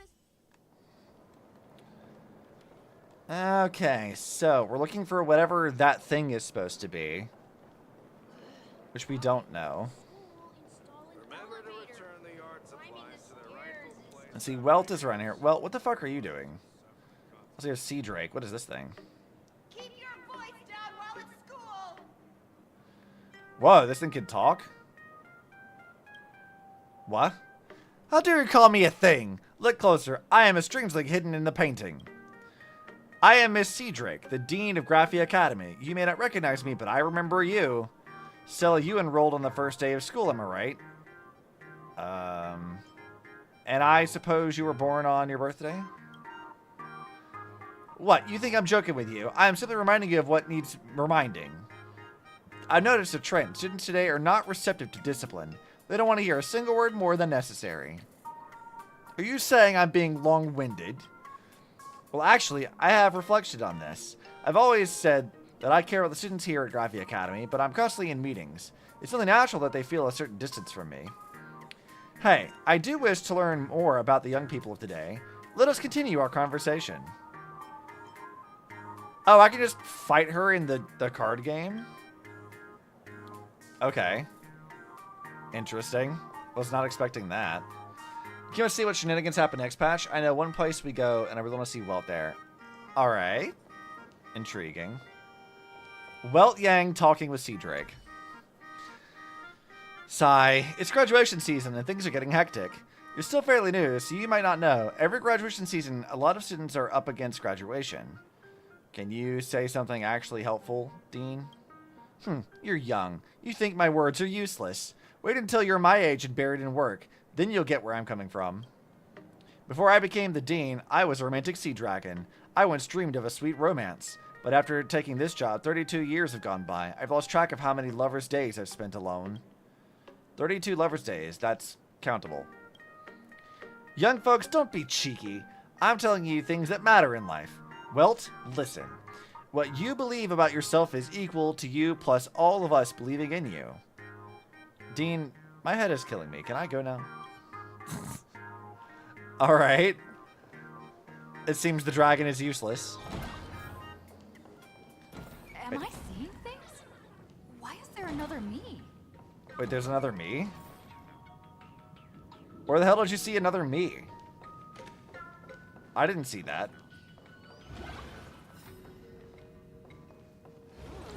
Did they have the fucking soy jack meme? What? Excuse me? Who did this? Oh, yo, who fucking did this? My God. I know that they love memes, but like, Jesus Christ.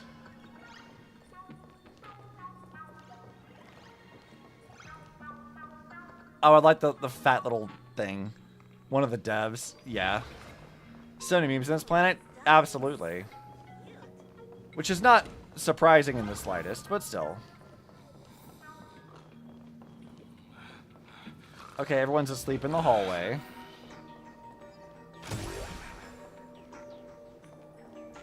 This place feels kind of spooky. Just a little bit.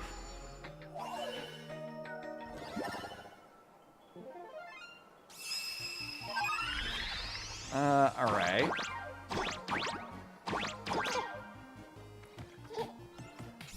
I'll take the paint, thank you very much.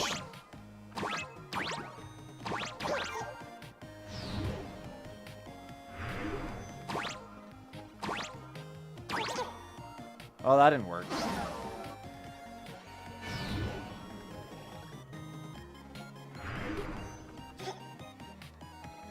I guess I probably should have just done this from the start.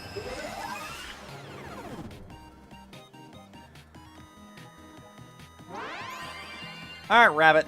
I got you.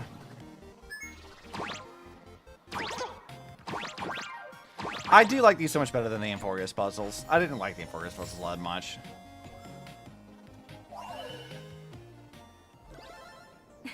I knew something like this couldn't stop you. What the fuck? This place is so weird. I mean, I like it, but it's weird. Let's see, archives. I'll grab whatever that is. I'm wondering what Sparxie is actually looking for. She didn't tell us what that thing was, but I'm guessing like a mask or something?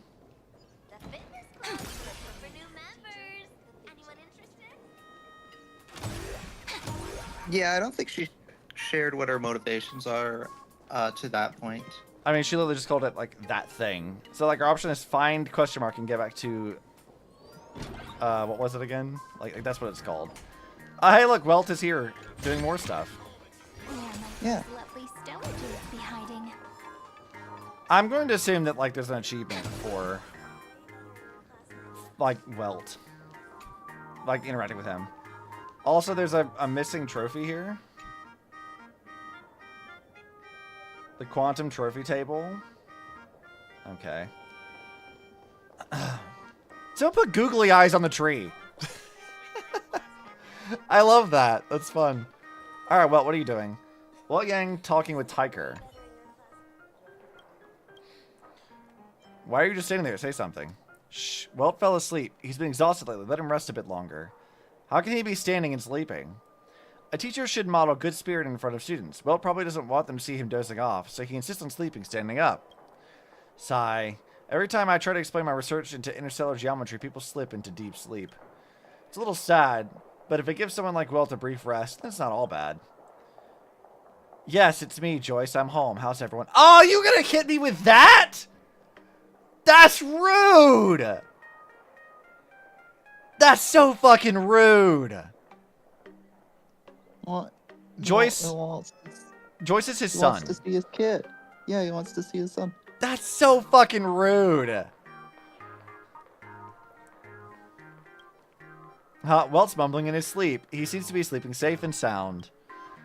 Let my eyes gaze on the sky full of white clouds and the green hills of Earth. He's just missing home and all of his family and stuff.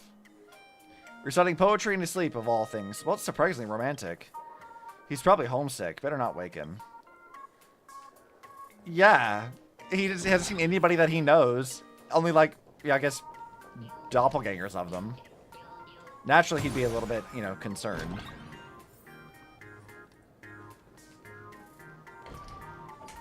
I'm not seeing anything else in here. This was the dean office, right? Oh, look, it's a portrait of Pearl in a suit. Huh. Also, they have the little magical girl stick here. I want that. Can I have that as a thing, please? Can I wield that around?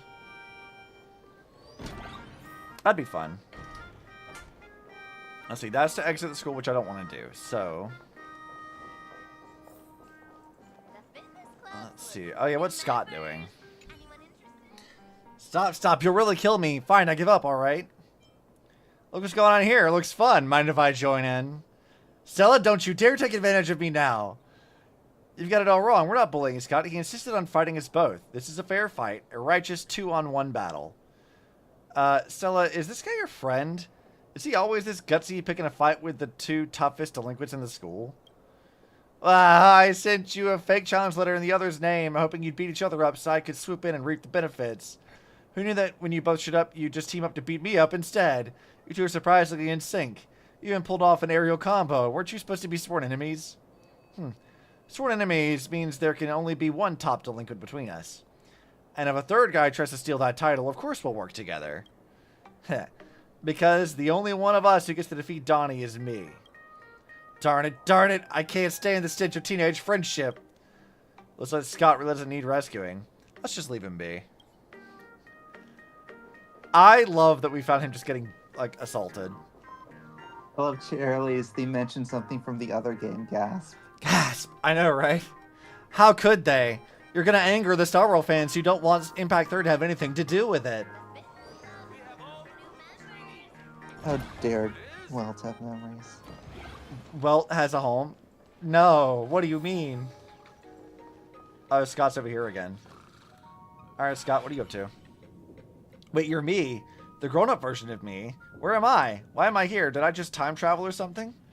Don't be stupid. There's no time travel. You're just my art project. I use my childhood memories to recreate a younger version of myself. That's awesome. So I actually become this talented when I grow up?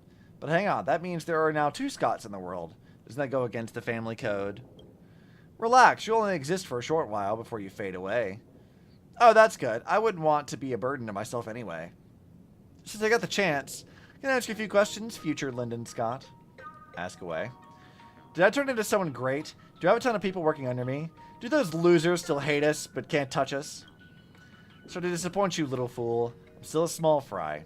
I've got a few guys following me, but some of them aren't exactly loyal. Plenty of people hate me, and more than a few could have made me pay for it. Sigh. I guess it's just how life goes. Competition's brutal. But listen, kid. There's one thing I'm proud of. From then till now, I've always stuck to the Scott family creed. Never changed and never faltered. I'm a lone wolf. No friends, no enemies, only prey. What the fuck? What a dork. Good, that's what I wanted to hear. As long as Lyndon Scott stays a lone wolf, one day the whole world will be in his hands. Of course it will. You don't have to say it.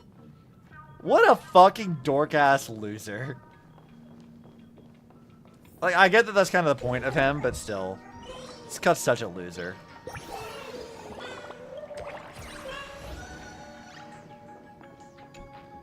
I got an achievement for that. I don't know why. This place is terrifying. I didn't mean even offend anyone. Why did I get assigned here? Oh, what are you doing? Sparxie told me to keep an eye on the students here, but this place is so creepy. I don't dare open them at all. Still, since it's so scary, no one ever comes by. I can just nap with my eyes shut. Well, I came. Alright. No one usually shows up here, but you did. That means you're not ordinary, are you? You must be terrifying. Please go away. I'm scared. I don't even dare look at you. Sure, man. You say so. Especially the guy who would call himself a lone wolf since the Shanzhou arc. Yeah, that is true. But still, what a dork.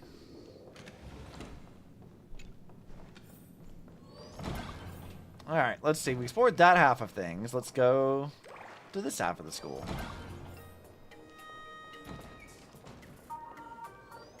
We didn't explore this half, did we?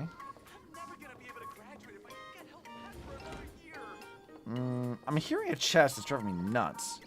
But I don't know where it is. It's probably like outside somewhere.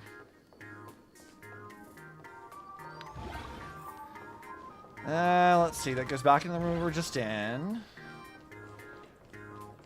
one's eavesdropping. It says find that thing, but we haven't found anything yet. At least people say. Just between us, I think Mr. Tyker is seeing someone. For real, who's the other person? You probably don't believe this, but it's that terrifying Orch teacher. They say she's a total makeover lately and turned into a real sweetheart. I know about this, but Chucker's lectures weren't so boring they cured her insomnia. Once those dark circles under her eyes disappeared, she naturally became more gentle. They're a match made in heaven. I wish them all the happiness. Yikes, you scared the life out of me. Eavesdrop all you want, but don't make any noise. No one's eavesdropping, right? I mean, I was. I'm here for the gossip. It's fun. I like drama.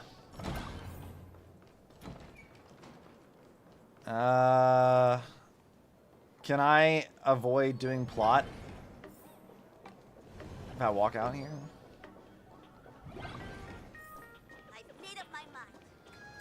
Okay, now where was that chest I kept hearing? Because I was hearing it over here somewhere.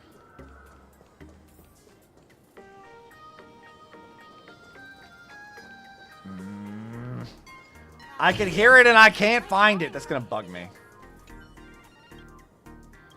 I wasn't trying to read this. I just wanted to pick up the thing. Alright, give me this thing. Magical Girl's Oath. Hold on. What does this say? Oh, it looks boring. Damn, that's like actually long and boring. I'm not reading that. Probably an interplanar jump area. Oh, yeah, that probably is what it is. So we got the mechs and stuff around. Why are you doing the Penacony thing with your hands? Don't do that. They're not Dreamweavers here.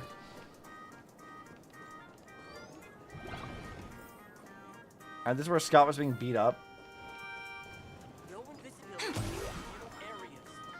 I'm wondering what things we're supposed to be looking for. I've not seen anything that looks like that interesting.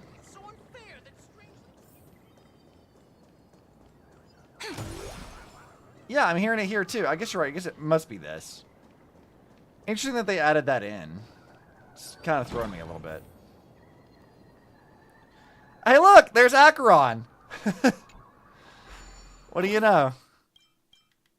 I can't buy anything for that. But soon, I guess? Oh, look! The Eon of Preservation. The fucking streetlight thing.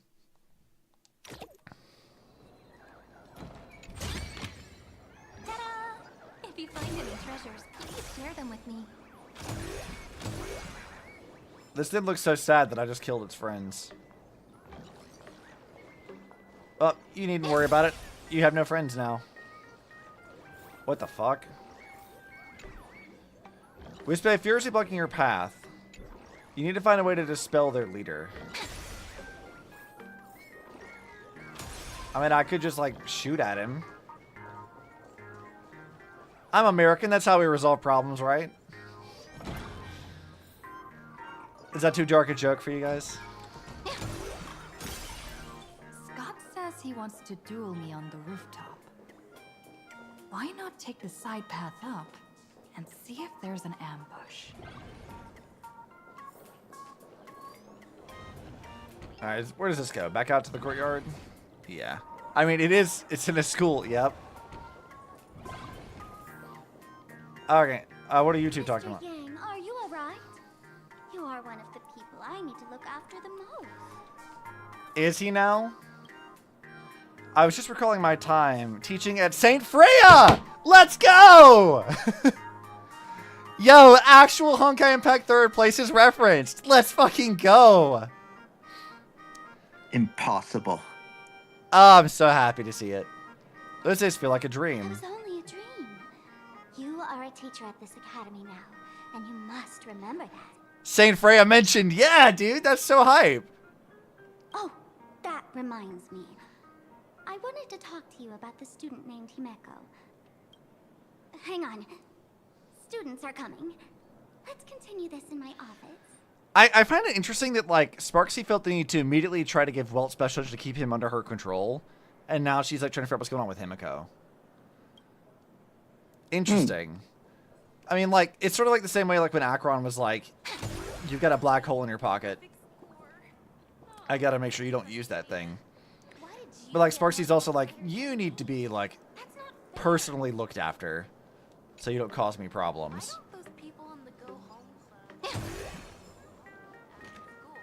Okay, let's see what else we can find. Okay, what was I investigating? Okay, it's looking at the eyes. I think you were just kind of like looking around. Hmm.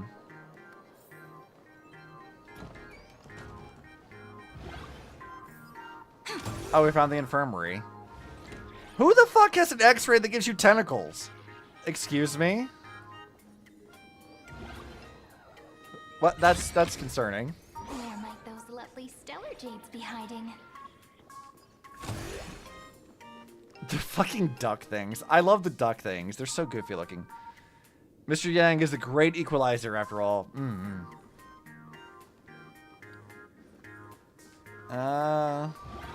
The fucking cat butt thing. What is that? I like how silly everything is in this world. It's kind of fun.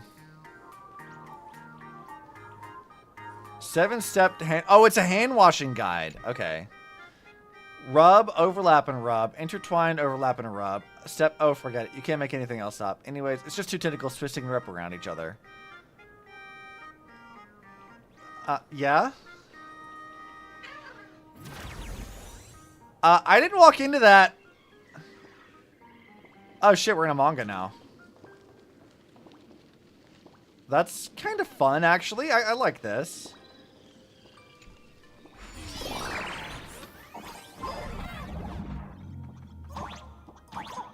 Ah, okay, I see. I kind of love this. Like, that's so stylized. I'm here for them trying to do more stuff. Shit. Oops.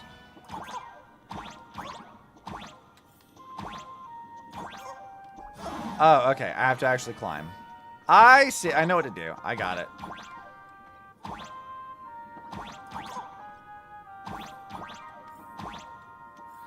Jump. Jump. Got it. Platform segments are the best side content they've had in the game so far. I would agree. Like these are a vast improvement over some of the other like puzzle things we've had in the like previous areas. I'm absolutely here for it.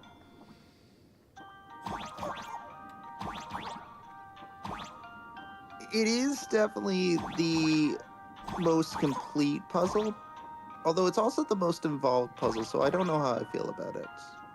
Yeah, I mean, I guess that's fair. I guess I feel mixed about it in the sense that I think it's interesting side content. I'm not in love with how much mandatory content it is. I mean, how mandatory is this really? Purple snoms. Yeah, we've had little purple insanes. There's a I don't know to what extent you've already experienced this. There's a lot of areas in the new world that can only be accessed via portals that that you have to go through the platforming to get to. So you do the platforming to get to a brand new location. And some of them are story mandatory. I would venture a guess that there's maybe 10 of these that are story mandatory. What am I supposed to do with this? I made a sad face. Oh, is this supposed to be like an angry face? Hold on. Yeah, there it is. Oh, look, he's so mad. So mad.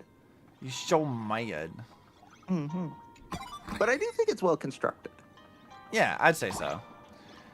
Yeah. Yeah, I guess I would have mixed feelings about it being like mandatory, but like what Krill said, I'd rather be more involved than half-baked. I agree with that. It's just one of those things where I always kind of have mixed feelings about this idea that, you know, your core gameplay loop is one genre and then you add another genre to it and make that mandatory as well, because it's not necessarily what people are here for.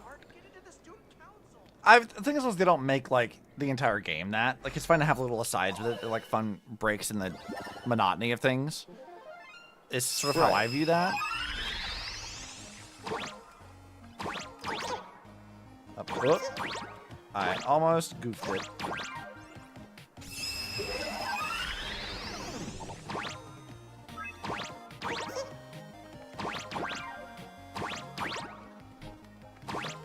These rotation puzzles are really interesting. Yeah, I do like them. It feels like they kind of took like the basic concept of what they did with Penacony, with those rotation puzzles, and they made it so much more intricate.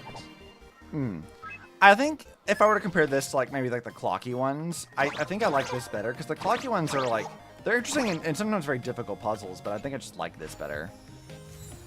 The clocky ones are far more simple. You think so? Not to say that the clocky sometimes ones they can aren't be very difficult, complex. but yeah. Wait, why did I get a text for this?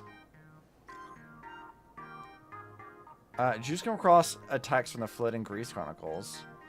I might have. I did, but how did you know? The Flit and Grease Chronicles at the plaza told me. What the fuck? I saw you gallantly come to its rescue on the pages. It's on the lawn in the middle of the plaza. You can come anytime. Just like that text you just found. The Lost Flit and Grease Chronicles documents precious legends about the origins of the ancient Bison Tengoku civilization. Oh, okay, so those are like history documents. And that's a whole side quest for me just like solving puzzles and looking for shinies. Interesting. Wait, was I already here before? I was already here before. Okay. What is this thing I supposed to find for Sparxie? What does she even want? Are you looking for something for Sparxie right now? Yeah, like it says optional. Find question marks and get back to the what was it again? Like that's like an optional side quest. So like, okay. I'm trying to figure out what exactly it is we're supposed to be finding, because like I think what we're supposed to do is like go up to the roof and fight Scott. But I don't know if I've like missed anything, so I'm trying to like meticulously look for things, because like Sparxie told everyone to go look for this thing. So I'm wondering if like I've missed it or if like I need to just continue doing the plot stuff.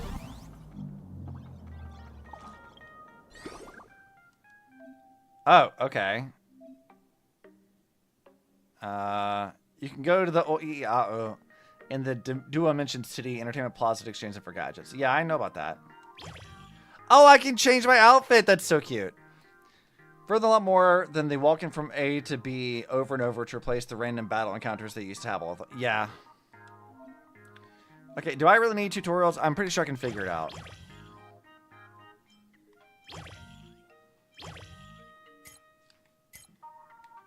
Okay. That's cute, though. Aha, outfits. Yeah. These are cute. I can like be like a little preschooler pom-pom. Also, did pom-pom always have like the long ears and the short ears? Like this pom-pom model thing has like 3 sets of ears. Did pom-pom always have 3 sets of ears? No, I think the ears on the hat are just like decoration. I don't think those are his ears. I mean, I guess so. I don't know. I don't know. That's a lot of ears. Like, does Pom Pom Pom have? Does one man need? Does Pom Pom have 6 ears? God, I hope not. That's a terrifying thought, if true. Yeah, no, that's too many ears. So I'm just gonna come out and say it. It's too many ears. Just that's way too many. Yeah, no, that's an unacceptable amount of ears. I love that that's your way of phrasing it. It's like unacceptable amount of ears. Yeah, no, he must be purged. Yeah, absolutely. Yeah. Okay, let's see. I don't care what you have to say, little thing. Where does that take me? Oh, okay. I wasn't expecting that. 4 is too many, 6 is heresy. Yeah, that sounds right. Yeah. I agree with this. Well, at least these aren't particularly difficult. I say as I immediately just died. No, I mean it isn't like the most punishing thing in the world. It's really not.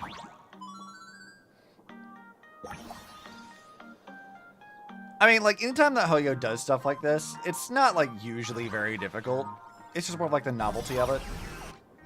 Sure, yeah. Biblically accurate pom-pom. God, oh, no. God. I don't know how I feel about that one. Over this eternal page. Will Siren's thing stay? No, it won't stay. I was kind of hoping that her little, like, thing would stay. But no.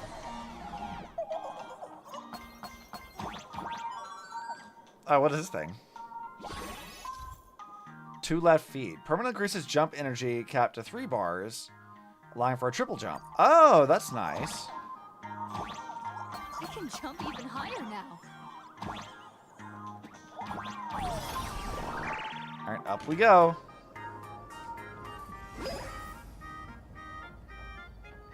Scott, what the fuck are you doing? Give Scott a good beating. I've explained it to you so many times already. You're jealous of me, jealous of my passion for you, blazing as bright as the sun. What the fuck? So she set me up on purpose, making me into what you girls call the maniac of the swirling waters. Wait, so fucking Scott has a crush on Bumblebee here? Alright. I'm not gonna judge, just like, man, I didn't realize you had a thing for that. The only interplanetary jump segments that you understand getting frustrated over are the time challenges, but you still have a route to make this easier by collecting the wisp bays. All the others are incredibly casual. You enjoy having them. Yeah. You have to believe me, Rakshmi. I'm innocent. That's not even Rakshmi. Let's see. Try hard to blend in the surroundings. Yeah, I kind of want to just like watch this unfold. You've never been more grateful for your gray hair. In this concrete jungle, you've got natural camouflage. You were born to be a master of stealth. Finally, the perfect chance. Now let me ask you this, Hurry Obsidian. and confess. Mm-hmm. Is this high enough to be a rooftop scene? I mean, technically, yeah. Scott did say he wanted us to meet on the roof. It's not nearly as big to have a fight with Akron or anything, but you know, close enough, right? Did you dream?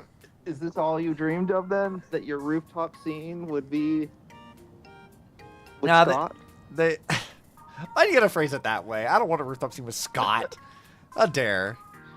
Ears with tails? Yeah, that's fair, Charlie. That is what it looks like.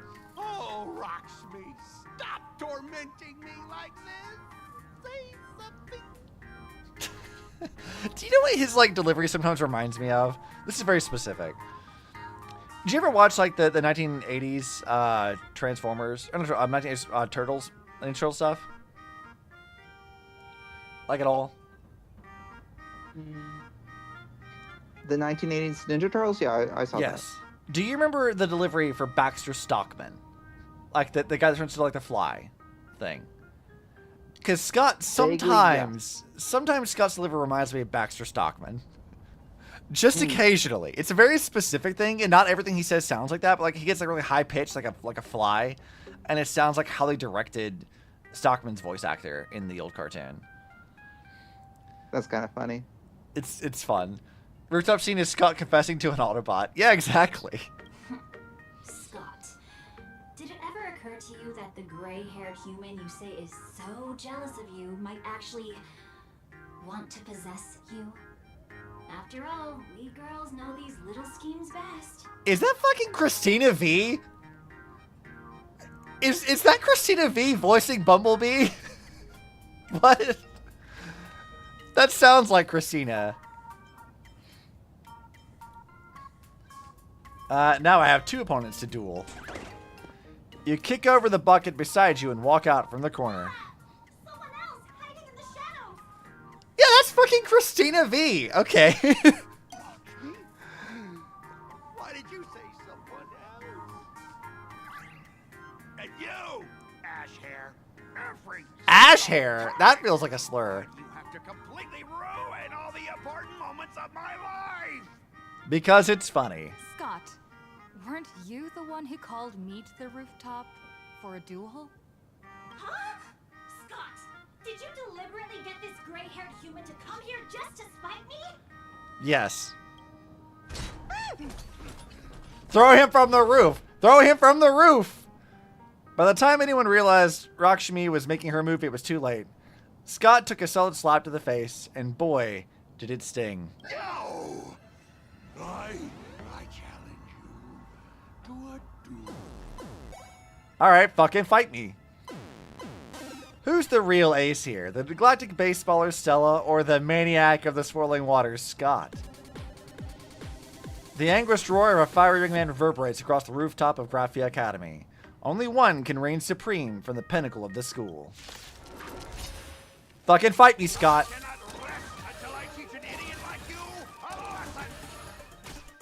I mean, you can fucking try.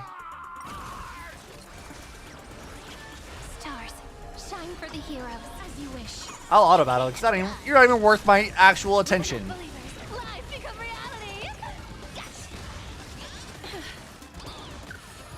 I love these little like art bird goblins. They look kind of fun. Yeah. Found me. Embrace a new life. Imagine like this from Scott's perspective of like he goes to challenge us to a fight, and we used to have Castro summon a giant fucking dragon. Yeah. Please, I'm begging you, man. Like, isn't she basically a god of death? Yeah, it's like, don't worry, Scott. You won't get a chance to live for much longer. We'll touch you and die. It's fine. It's over. My campus romance and the gang I built with my own hands. You ruined them all. Are you happy now? I look forward to our next duel. Quiet! I need to calm down. You stay away from me. We've made him cry. Good. That's what you get. Yet another rival has fallen by your hand, and now none remains on campus to challenge you. Sitting atop the rooftop, you feel life's loneliness descend upon you, cold as snow. Yeah, it's lonely at the top. Did Scott drop something? Is this equipment? Oh, we still have the thing to like find what Sparxie was looking for. Whatever the hell that is. If you find any treasures, please share them with me. Wait, they made a throne up here? What is this for? Every school in Planet Arcadia has a throne for the king of delinquents, but since Graphia Academy has such a good school culture, the fights for the seat aren't exactly intense. You know, he's an asshole, but I kind of feel bad about making him miserable at every given opportunity sometimes. I don't. I feel nothing. Scott has it coming. He's a dork-ass loser, and he gets exactly what he asked for. Who's drawing furries on the billboards over there? Who's drawing the furries? Alright, we'll grab whatever this is. Oh, we got a card. The guy on the card looks just like Scott. No, scratch that. It is Scott. After all, nobody else could have had such a punchable face. But the man in the card wasn't wearing the Graphia Academy uniform. Something quietly shatters in your mind. Do you remember now? He's wearing the IPC uniform. Memories that shouldn't exist flooded into your mind. The man called Scott isn't sitting here just like you. Let's go find March. Does he see he's drawing furries? Yep, they are. That's Scott. No, wait. I remember now. What do you remember? We found Mr. Yang in the dean's office, but Sparxie suddenly popped out. We were actually here to find Miss Dolly. Yeah, that makes sense. But why did we come to see Miss Dolly in the first place? Yeah. What exactly did we come here for? I mean, Himiko told you to. That's why. Remember how Sparxie kept ordering students to rummage through every corner of the school? Students, today is campus cleanup day, so help Dean Sparxie Sparxie find that thing? Search places like the archive room from top to bottom. Do you think it was actually in the archive room? Maybe we should check out the archive room she mentioned. I was in there. I didn't see anything. Forgive me, my youth. That's the thing we get for that? That's funny. ZZZ is drawing all the furries. I mean, if they want to hire people like, you know, the guy who made, like, Lycon's design to draw furries over here, sure, why not? Go for it.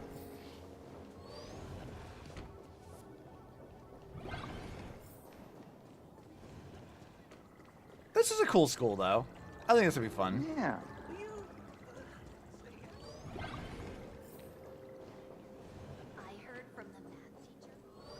Mildly, like, obnoxious to navigate, but nothing too bad. Alright, but we explored this place. What do you mean look for that thing that Sparxie was looking for? We were in here. There was nothing. In the archive room, students were frantically rummaging through cabinets and drawers. Did the dean send you here? Seriously, leaving us here to do all the work is just too much. What did they ask you to look for? What's going on? Not paying attention in class is bad enough, but you don't even listen to the teacher's instructions? No, why would I do that? Have you seen a mask with a smile on it? The teacher told us to find it. Mm-hmm. A mask? Now I remember. We came here to look for a mask. Called it. What a coincidence. I'm here for the same thing. Get to work already. We were sent to find Miss Dolly. Do you know which teacher is Miss Dolly? How should I put this? She is such a unique woman. What? Super unique. Once you meet her, you will never forget what she looks like. Whoa. How beautiful is this Miss Dolly? He didn't say beautiful, mind you. He said unique. Huh? Beauty and Miss Dolly have nothing to do with each other. If you have any group photos or faculty event pictures, I can point her out to you.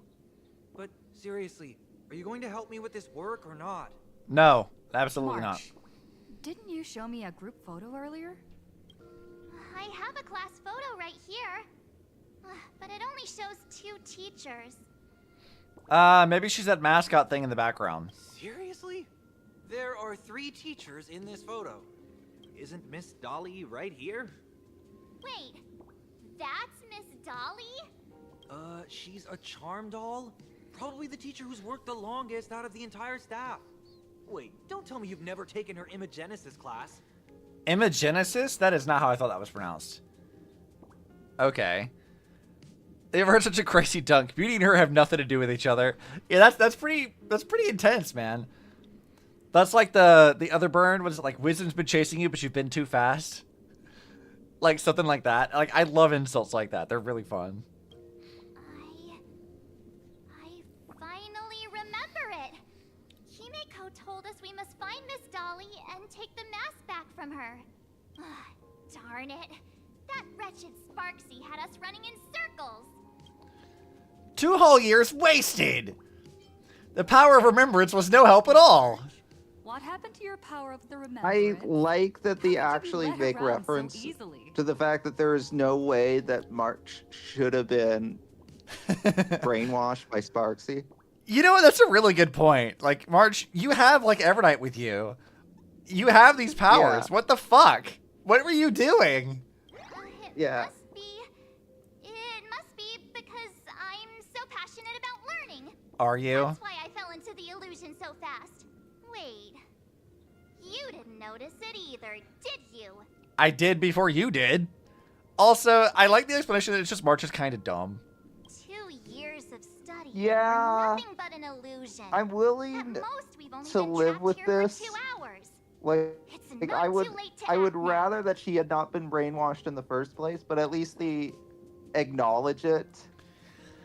Like, you know, yeah, but I do find the explanation of, like, yeah, March is just kind of dumb and didn't think about it. I absolutely just accept that. I'm like, no, yeah, that tracks. Even Don Hung But and is Forrest was Evernight like, March also is dumb. kind of dumb? Because Evernight is a separate entity. I mean, didn't we have, like, a whole thing talking about how dumb Evernight's plan was? And it got derailed by somebody she'd never even met? Yeah. So maybe Evernight just straight up is as dumb as March, but Evernight acts smarter. a little bit. Yeah. Like, I don't know. I accept this. Is like a... Or, you know what? The other thing is, like, maybe Evernight did know it, and she's like, no, this is funny. I'll just let it happen. Like, I mean, feel it like... could also be that Evernight didn't really see any point in intervening in this.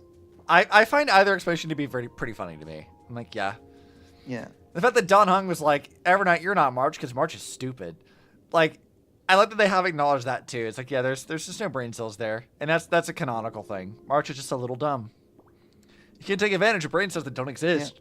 Yeah. Absolutely. Now that we know what Miss Yeah. Dolly looks like, it's time for me to step up. Is it? March is serious mode. Activate. Miss Dolly has vanished. Either she's been captured, or she's actively hiding from Sparxie. All we need to do is find her. I'll show Sparxie how the power of the remembrance should really be used. It'll just cost us some film. What do you mean it'll cost us some film? What? Even though Miss Dolly is in hiding, we can still capture her lingering memories. Oh, she let her little memo sprites out. That's fun. Yep. I actually love that. Like, I'm glad that they actually let her use her powers. Yeah. Even if March is just a little stupid. She has access to the memo sprite stuff. We're getting real close. There's a I do appreciate that, like, they let her have that. Like, they let her use these still. Post Emphorus. It still exists. Since I love you, March, but you're the girlfriend that we all need to keep an eye on sometimes so you don't wander into traffic. Yes. I got a photo of her. That's Sparxie. She's not really the dean at all, is she? What are her intentions? Let's see. More memo sprites. Let's go.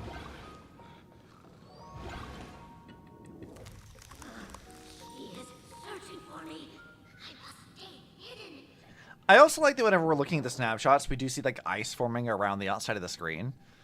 That's also kind of a fun little detail. Seal up in the Genesis classroom. Can't let her find me. Found it.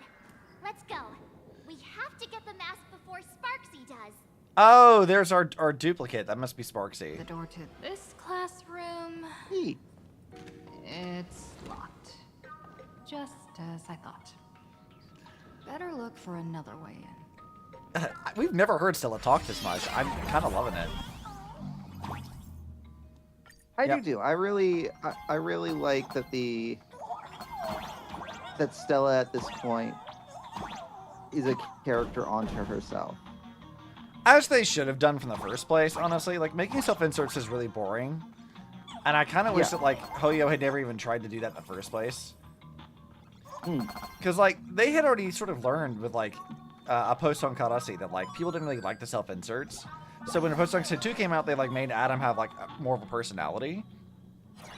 And then you have, like, Zenless, where, like, you know, Bell and Wise are, like, their own actual proper characters. And then you have a Genshin where, like, they're kind of not, and they're very boring, and no one likes that. And I'm like, why try to make, like, a boring, like, self-insert? Like, no one cares about that. I think you can kind of trace the progression of their thought process from Genshin to Honkai to Zenless, where, like, Genshin got the most self-insert-ish characters, and from there, they started off with less and less, and now HSR is also kind of moving in that direction, but it's not to the same level as Zenless, just because they weren't really designed that way out of the gate, so it's a little harder to transition them into it. But even still, like, you know, you get, like, a lot of red dialogue from the MC, which is nice. I'm here for it. Yeah. Are you a student from Grathia Academy? I've already sealed this classroom. How did you find me? Miss Dolly? Don't be afraid. Himiko sent me. Kira, I Self-inserts really only work if you're not trying to actively sell someone else's story already. Yeah, that's fair. Yeah, I agree. Like if this was a game where our choices mattered, then I could see the self-insert having more valid because I could more easily role play as the character. But because our choices don't matter, it's hard for me to think of myself as Kalis or Stell. Yeah, I don't know. I've never really been a huge fan of self-inserts anyway. I like actually following proper characters, so like them trying to make a push for that has never really like vibed with me at all. That's right. I think for the type of games they're making, I definitely agree. I think there is like a sort of game where a self-insert makes a lot of sense. I just don't think it's the games that they're making. I don't think these games are served by having self-inserts. Yeah, I'd agree. And if you're gonna have a self-insert, at least let you customize them. Like there's that too. Yeah, exactly. Let you define. Like I can understand what their thinking is, you want people to want all the characters, and maybe you'll have a greater attachment to all these characters if you feel like they're interacting with you directly.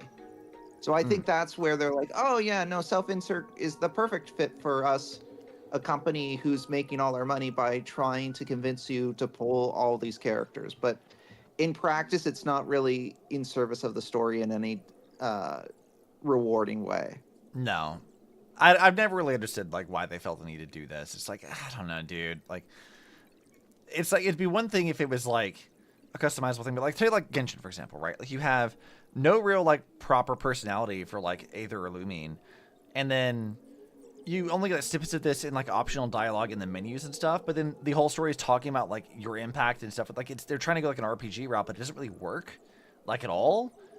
And I'm like, I feel like this would be better served if they were just written as a proper character with a name that could actually just fucking talk. Like, it just would be better of an experience. Because these really aren't RPG. Like, HSR has turn-based RPG mechanics, so mechanically it is an RPG. But in terms of storytelling, it's not really. The story is on rails, which I guess is not on Star Rails disqualifying for an RPG, but yes. Which I guess is not disqualifying for an RPG, but like it's different. It's different than like the feel of a choices matter type of game. Well, then a Bullet Impact there just take Trailblazer away from us entirely for period of time. Dude, do you know how funny that fucking was? They're like, yeah, we have Entropy and John Kai, and then they fucking deleted his ass, and he's gone forever. Do you know how funny that shit was? It would actually be kind of interesting. It would be kind of interesting if, like, there was an extended period of time where the Trailblazer just wasn't in the story at all. I wouldn't say, like, obviously, I think they've done enough to make the Trailblazer a character now that deleting the character doesn't make sense. Like, it's too... They've found a way to make the Trailblazer too integral to the plot for that. But a counterpoint I would make that I think is very fun is like in Impact 3rd, what they did with Entropy was like you could swap her gender at any time, but then they had it where Vita went into the system and she fucked with it, and then the male version was deleted entirely. So you could no longer do that after that point in time in the story, which was very funny. I think that like there could be a fun thing in the story with like whatever like version of the Trailblazer you didn't choose gets like they show up as like an actual character, and then they get like deleted forever. Like obviously that would be subjective on like who you chose, but like I think it'd be kind of fun to like address another version of you, that like another path that could have existed, and then like removing that character. Like I don't know, that's kind of a neat idea to me. Also, Krill's about like having them taking Kiana away, which like Kiana was gone for like a year. Because like she became seated in Herrscher of the Void or whatever for a while, and then after that, in Himiko's death, she was just gone. She was kicked out of the story for a while, and then we met her. She was depressed and suicidal. So I could see a heel turn for the Trailblazer given their ties to finality. I don't know if they're going to go that route, but I think there is a world in which they could make that work. I'd be intrigued. I don't expect them to do that, but I'd be intrigued. I'm one of the nameless. I'm in the on same boat. Astral It's not where my And right now, expectations I'm the are, only but one I who think it can would be. protect you. I think there's the potential for that to be You interesting. must trust me. Mm-hmm. The Astral Express. Indeed. I read about its arrival in Plain Arcadia in the papers. Plain Arcadia. I hate that. Plain Arcadia. Since you claim to be Himiko's friend, answer a few questions about her. If your answers are correct, I will entrust you with the mask.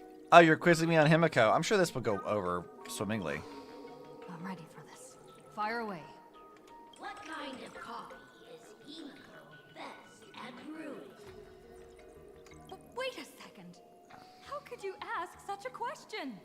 Don't you know her coffee is absolutely undrinkable? Yeah, Himiko's coffee is ass. Looks like you've suffered from it yourself. Then here's the second question. What kind of people does Himiko hate the most? A real chatterbox with a silver tongue. Ha! Here it is. She even managed to kick a nameless off the express because of that. Board archives mentioned. Let's go. A chatterbox with a silver tongue that she kicked off the express. Fucking fantastic. I love that he didn't just like leave. The Himiko was like, "Get the fuck out of here. I'm sick of you." Oh, that's fantastic, Lord Drops. We love to see it. What I really want is have a whole ass Trailblazer crash out moment with them finally having enough of being bombarded with crazy stressful situations nonstop after the start. And they just fucking leave for a while. We don't see what they go through for some time. I mean, yeah, I could see something like that. Or them being traumatized and like what happened with Kiana, like really, really traumatized and kind of fucking off on their own self-discovery journey for a while. I think the only thing working against that is HSR, like Mihoyo has leaned so hard into the ha ha ha, it's just a trash panda thing, that they've kind of turned the Trailblazer into something of a joke. Yeah. Well, remember though that like in Impact 3, that also was sort of how Kiana was. Like, oh, she's like the dumb ditzy character. Yeah, she was never really that's serious. True. And then they did a heel turn. True. Like Kiana was very ditzy. Like Kiana was like, she wasn't really, I wouldn't say dumb is really the right word for her, because like when you go up like play through like the Chronicles stuff in like the side stories, Kiana is like one of the first people to pick up on what's actually happening and what's going on. She does like have really good read of like situations, but it comes to like schoolwork and stuff, she's really bad at like academics. So she's like a musclehead, but she's not really dumb in like the strictest sense of the word. But she can be a little dumb on occasion, but like she's not really like stupid.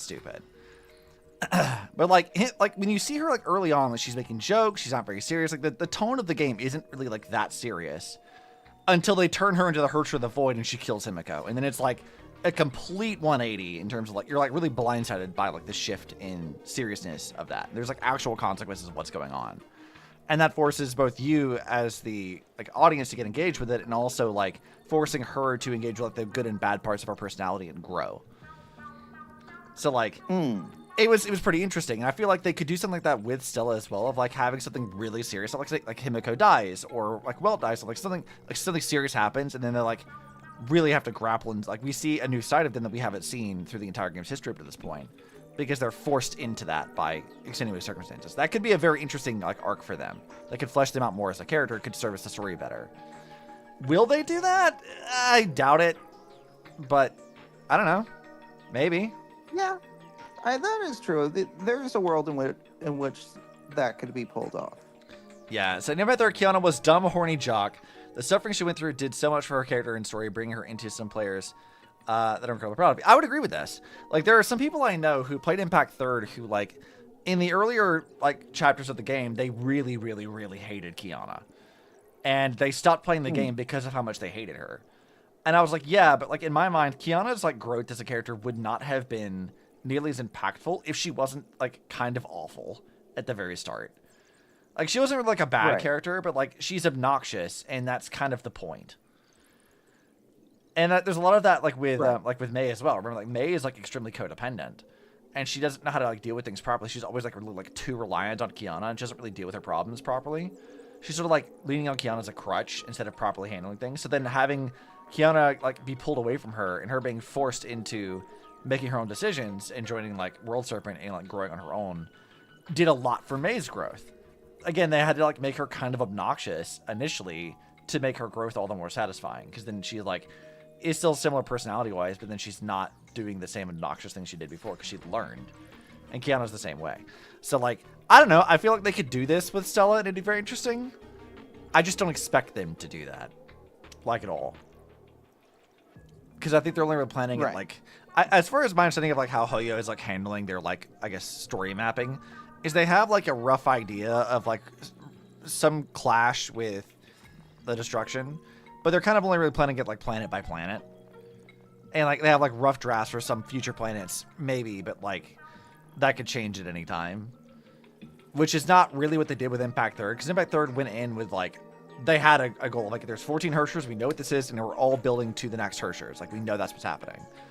And it was very rooted in like, you know, being an Evangelion kind of story. So like there was already kind of like a story structure that we knew we were going to get to inevitably. So I feel there was a lot more like foresight in Impact Third's plot over like Star Rails a bit. And so like having an arc like that for Kiana made more natural sense. Whereas like with Stella, I don't know how they would handle that here, just based off my impression of how they're handling their writing. But we'll see. Very well. I can almost trust you. The final question. Himiko experienced the greatest regret of her life during her time at this school. What was that? Himiko's never talked about the school with us at all. Who knows? Could it be about that time she got a stylish short haircut to keep up with the trends? She actually told you that story. Wait, we were right? Bro, we just guessed. What? But that's not the answer. Oh, okay, no, it's not the right one. Huh? Did I really get played by that guy? It isn't that you were wrong. Perhaps Himiko never told you. Now that I think about it, she might never bring herself to share such a burden. Okay, well, what is her burden? The thing she regretted most must be what happened 15 years ago. No, better not bring that up. Well, you can't just, like, drop that on us and not tell me. I believe you. You truly are Himiko's friend. Then, since you've proved that you're Himiko's friend, I will give it to you. Oh, okay. Cutscene. Nice. You're right next to me. Then who's this? Thank you, Ms. Dolly. God damn it, Sparxie. The mask is mine. I mean, they did telegraph that. Yeah. What? I actually let myself be fooled by such a cheap trick. You two came much too late. Sorry, Miss Dolly. Darn it. Sparxie got ahead of us again. But how could she know so much about Himiko? That man with glasses seems to have no issues with becoming a teacher. Once I took your forms and chatted with him, I got everything I wanted to know. Wow, you really just manipulated Welt like that, huh? Fucking rude. We barely got much of a reaction from the Trailblazer after Firefly's death, fine on sacrifices, Cygne's disappearance, etc. We see a little bit, but it's so subdued that it's hard to feel like that's how an old person would react. I agree. I felt we should definitely see more of like how she should react, and we're just not seeing that up to this point. With them making her more voiced now, we might see more of that. I think we got a bit more 3.8 when it came to Firefly's death in 3.8. I don't know if that's like... I agree that they could have given us more, but I think it was a step in the right direction compared to like how the Trailblazer reacts to like fine on sacrifice and that kind of stuff. Like, right. The Trailblazer seemed to genuinely have a reaction to Firefly's death.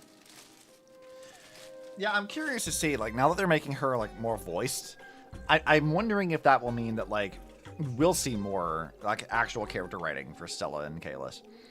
But I guess we'll have to wait and see. But I would hope so. I'm hoping that that's what we'll do, because that would be very nice to actually make her a proper, genuine character. Great scene with her slow fade hit way harder than anyone before. You cried when you looked over and saw. Yeah, I agree. I think that scene was really good. I think they did a good job with that. Yes, I think that was I think that was a really well-made scene. It was extremely sad. Despite the fact that like 3.8 felt like it was going to be like a filler patch, it was like a surprisingly well put together, well paced, and generally well done thing. I was like, wow, I'm kind of surprised at like how good 3.8 actually was. I didn't think it was going to be good at all. I absolutely agree. It was like probably my favorite patch in a while. I would agree. Sometimes trust among companions can be quite dangerous. Also, the music, the background's in Happy Birthday, but in like a minor key. Why did it do that? I just picked up on, wait a minute, that's Happy Birthday. Why is it doing that? Now you've done it. How dare you trick Mr. Yang? How dare you turn into me? Swapping avatars is as easy as slipping on a shirt for a streamer. Most people only care about appearances anyways. Isn't that right? Nameless. Swapping avatars is easy as slipping on a shirt for a streamer. You know what? You're right. I have like literally buttons on my Stream Deck to swap models. You're not wrong. I feel a little called out by that. You have really made me angry. She can't run away anyway. So, why don't we take the mask from her by force? I love how March is the one suggesting violence this time. She never suggests violence. Let's go. This is the new hardened March. Punished March. Let's go. The mask of elation that has been worn she's had to go through like 1,000 years of Enforius. First during the Phantasm Games. Seems you're completely unaware of such a It's turned her cold. She's hardened and cold now. We're gonna find her like in a noir movie, just like it's been 30 years since I got out of Enforius' struggles. Now I gotta choose violence to make amends. Whatever, you know what I meant. You want you to go harder with the angst and heartache. We have all the goofy haha fun times, but it feels so hollow when they don't really fully send the emotion. I agree. I feel like Silverwolf needs to be here. Yeah. I think you're right. Where is Silverwolf? She needs to be around. Who knows? The only one worthy of joining the games is the adorable Sparxie. Girl, I will beat your ass. It is time to treat my fans. She's April. And witness my Sparxie. And April showers. Right. Yeah. Big Mayflowers. I don't know what I mean by that, but it could be fun. Yep. You know what? I can't argue with it either. That tracks. I would kind of like to see March say that line. And people will just be like, what does that even mean, man? I mean, I feel like people would be confused and also be like, you know what, this is March. She says nonsense. I'm not even going to question it. Yeah. This will be a spectacle that shakes all of Plain Arcadia to its core. We just appreciate you trying, March. Yeah. It's brought to you by Sparxicle and live streamed across the entire web. You don't need to know the program list. Because I will erase the last residues of resistance and hostility in your hearts. And turn you It's like into Tokusatsu my line loyal read. fan. Your line read, yes. It's like, I am no longer March. I am April, and April showers bring Mayflowers. And then she just like an attack. There's like the Tokusatsu like stances and things. She can do it. I think March can do that. My dear fans, time to prepare. Carry out these two noisy haters for now. I have more important work to attend to. I will fight your fans. I'm not concerned about it. Oh, they have like little mimic mouths and tongues. I didn't realize that. Charmed by me. Fight for me. That's kind of fun. All your joy, sorrow, and obsession. Give me every last drop of it. Is Sparxie like an emotions vampire? 'Cause that's sort of how she talks. Or I guess in this context, a wish power vampire, but. Dispel the gloom! Restore the skies! Found me. Embrace a new life. Well, let's see. Will Castrus's dragon kill them all? Yes. How goes the things? I'm melting radical streamer fans with the dragon. Ah. As you do. well. So hi, As Jay. one does. Hi. Hey, So he said, how sick would it be if we had a whole segment with the Astral Rangers as we just tokusatsu for the whole quest? I would love that, actually. I think it'd be really Just fun. curious of what's going on here, you know? Came in, want to see what's up. We are I got attempting to make food. some progress. Food sounds good. I have some stuff I got from the Hispanic mart nearby. They are, what is it? Doros chicharrones. They're like the Mexican wagon wheel things. Yeah, chicharrones, yeah. I don't know how to fucking pronounce. Look, I do not speak Spanish. I tried my best. But they are very tasty. So I got the whole bag of these for like $4. So I'm like, these are really good. I had these since I was a kid. They're very fun. I can't pronounce shit, though. Yeah, of course. It's fine. That's okay. Darkness drapes over you like a canvas, and when it lifts, you'll find yourself somewhere else. Uh-oh. What just happened? Is this the archive room? Duros. Duros, yeah. Chicharrones de harina duros. Thank you. That stuff, chat. They're very good. If you have a Yeah. international market, you should get them. You're talking about wheel-shaped chicharrones, so I had to think about it. Yes. Oh, the other term for them, like English basically- ones, like the Mexican wagon wheels. Like they're very good. Yeah, they are. It's just chicharrones with a little bit of wheat. Mm-hmm. They're apparently supposed to be eaten with hot sauce. They gave me like a little hot sauce packet, but like I wanted to get like a bowl to like dip the hot sauce into, and I just don't have that right now, so I'm just gonna eat them straight. Which is still good. Normally what you do is you like basically after you cook them, you immediately, or if you're getting them from a bag, you put lime juice on top and then you put a little bit of tahini, a little bit of chili powder, maybe some Valentina like hot sauce or Cholula, depending on what they give you, or some chamoy if you want more of like a sweet, spicy, sour flavor combo. Yeah, but they're tasty. I so. personally am a lime juice and hot sauce kind of person. I can be iffy about lime flavoring on stuff. So like if it's like proper lime juice, like maybe it'll be okay. But like, well, it's just like you either get a real lime or you do the tahine, which it sounds like you wouldn't be a fan of the tahine. So I just get lime juice. yeah, I mean, Lime I could get. juice and some Valenta or something along those lines. I probably could have gotten like tahine because again, like this is like a proper, actual like Hispanic focused mart. Like there's a lot of shit there, and it's got a lot of good stuff. I bought like a lot of things. Yeah, but you said you don't really like lime flavored things, and generally tahine has lime peels in it for their lime, along with a little bit of citric acid. Mm. So. I mean, it's I'd be willing not- to try it. If I didn't like it, I just throw it out. Yeah. There's always Of that. course. There's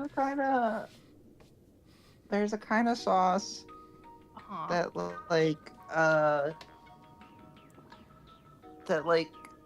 Middle Eastern places use for falafels and stuff. Mm-hmm. I think it's pronounced tzatziki. Yes, thank you. I like that sauce. I don't think it's related at all to what you're talking about, but I just Tzatziki sauce I like is good. that. It's basically Yeah. it's just Greek yogurt with garlic, cucumber, mint, dill, and lemon juice and salt. It's not much. Oh. And I think I said cucumber. Did I say cucumber? You said cucumber. Cucumber, yeah. Greek yogurt, I and didn't garlic. realize that. Yeah. I could make that. I didn't realize that's all that there was to it. It really is. That sounds Someone extremely will easy. put a little bit of tahini in it, but it's Yeah. super easy to make. I think the biggest Yes. thing is that like the better the olive oil you have, the better it's going to taste. And don't skimp fair. on the olive oil, which a lot of people skimp on the olive oil. Mm-hmm. There's a place not too far that I don't know if it. I think it's a good Middle Eastern restaurant, but I don't know. Yeah. I mean, anytime there's tasty food involved, you can always include me in it. I will be there. It isn't just Middle Eastern; it's also Greek. It's kind of Yeah. South East Mediterranean food. So you're gonna get it from a little bit of Arabic countries. You're gonna get it from a little bit of the Greeks. You're gonna get some Cyprus in there. I think the crossover between Middle Eastern and Mediterranean more broadly is significant. I think that would depend on I where will you say, are. I think in Spain you're gonna get more Moroccan than you are gonna get Middle Eastern. Right. I So. have a lot of Moroccan food. Yeah, Moroccan food's good. Yeah, my grandmother made predominantly Moroccan, or does make predominantly Moroccan. Like, I'm not That's hungry, gotta but you be guys are rough making with me your hungry. GERD. Like, how dare you guys are making me hungry, and I'm not even hungry. What did and I'm you like, say, I want Jay? it.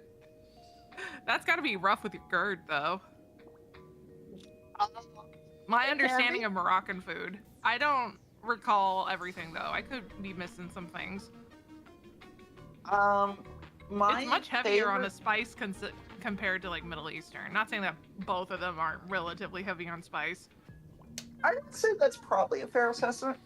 I think my favorite thing that she makes is like there's like this it's got like a broth that's like a pea based broth, but then she puts like chunks of beef in it, and it's really, really good. I don't know what it's called, but it's really, really good. Charlie had garbage food for dinner. Now you want good stuff. Same. Like, Charlie, like, I was going to text you. You're like, yeah, went to the Greek place again. I'm like, damn it. I want to go to the Greek place. I want Greek food. How dare.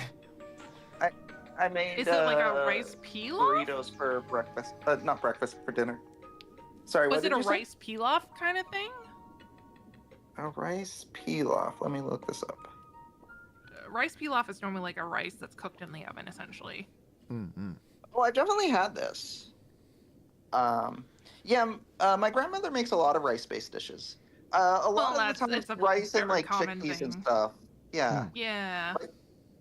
Yeah, rice and like chickpeas and that kind of thing is common. Rocco's pretty good with that. So that makes sense. Yeah. Yeah, it looks like there's something called beetroot rice, which might be what your grandmother might have been. Beetroot rice. Let's look this up. All of this sounds really good to me. Yeah, While you guys are doing food, I should probably progress the plot. You probably should, or we're going to continue talking about food. This is true. Beetroot rice looks very familiar, so I would say there's a good chance this is amongst the things that she that she would make or does make. So it looks like whoever tried to help us could only manage to get me alone safely. My sweetest fans, the mission of finding the mask and Miss Dolly has been a complete success. You have a question. Sadly, what is your my question? meal is not Just not as moments ago, cool or tasty, you know? Black-hearted hater slipped into the That's academy. okay. It's very Something American. dreadful against Sparxicle. I am so I have scared. Macaroni and cheese, You won't potato stand salad, by and let the some adorable Sparxicle spinach artichoke hummus dip that was on sale, and then like a dill pickle salad. I mean, I love hummus. Crail, to answer your question, because I already know what you're referring to, the answer is no. Star Traveler did not have any real particular personality. All we really see of them very blank is slate. like they mention how like Vita's predecessor made Star Traveler, and that's kind of it. And then at that point, we only really ever see it when like the duo drama video, and then whenever Vita uses her ult. So Star Traveler doesn't have really any like established personality that we know of. That doesn't mean it doesn't have one. We just don't see it. It like never comes up. But seeing like Star Traveler outside of combat is like not the norm at all. We saw it in like the crossover event with Star Rail like that one time, but that was kind of it. Where could she be hiding in the school? To the bowl. Please? Now that I ate the macaroni and Let's cheese. root out this villain together. I love Sparxie's trying to white knight her fans, to, like, to get them to like come fight for her behalf. Like, girl, that's no, big no for a streamer. Do not get your fans to go attack people for you. That's bad form. She might be so much more. No. Weaponizing your audience is a bad thing? Crazy, right? Crazy.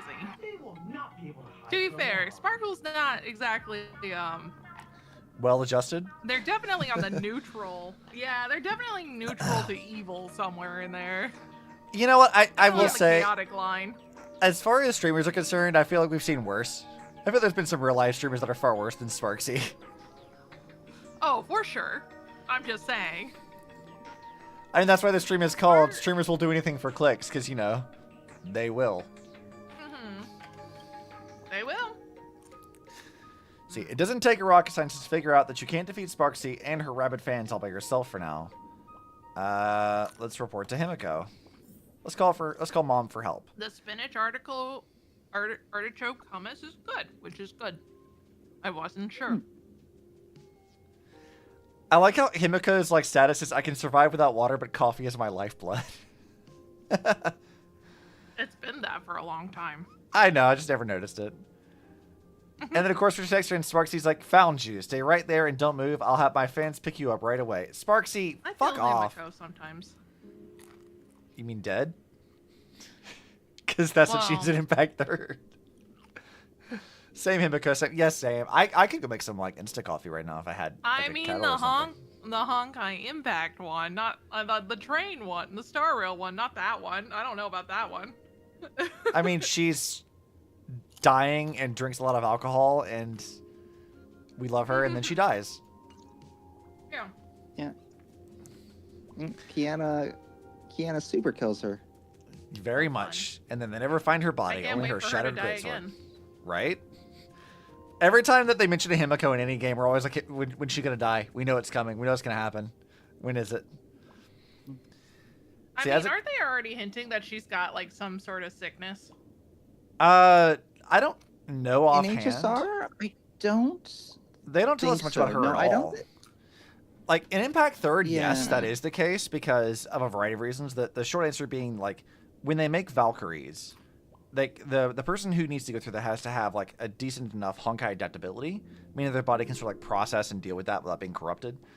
And they go through like a surgery that implants them with artificial stigmata, which gives them powers, like increased strength and stamina and stuff like that. Himiko was saying, not man. Like she wasn't like built for that. Like she has bad Honkai adaptability, but she became a Valkyrie anyway to look for answers about her dad, who killed an alien, went crazy, and died when fighting Welt in space. But she doesn't know that, and they all lied to her. Like Welt specifically lied to her about it. So Welt never told. Yeah. So she has bad Honkai adaptability, she's got dad-related issues. Yeah.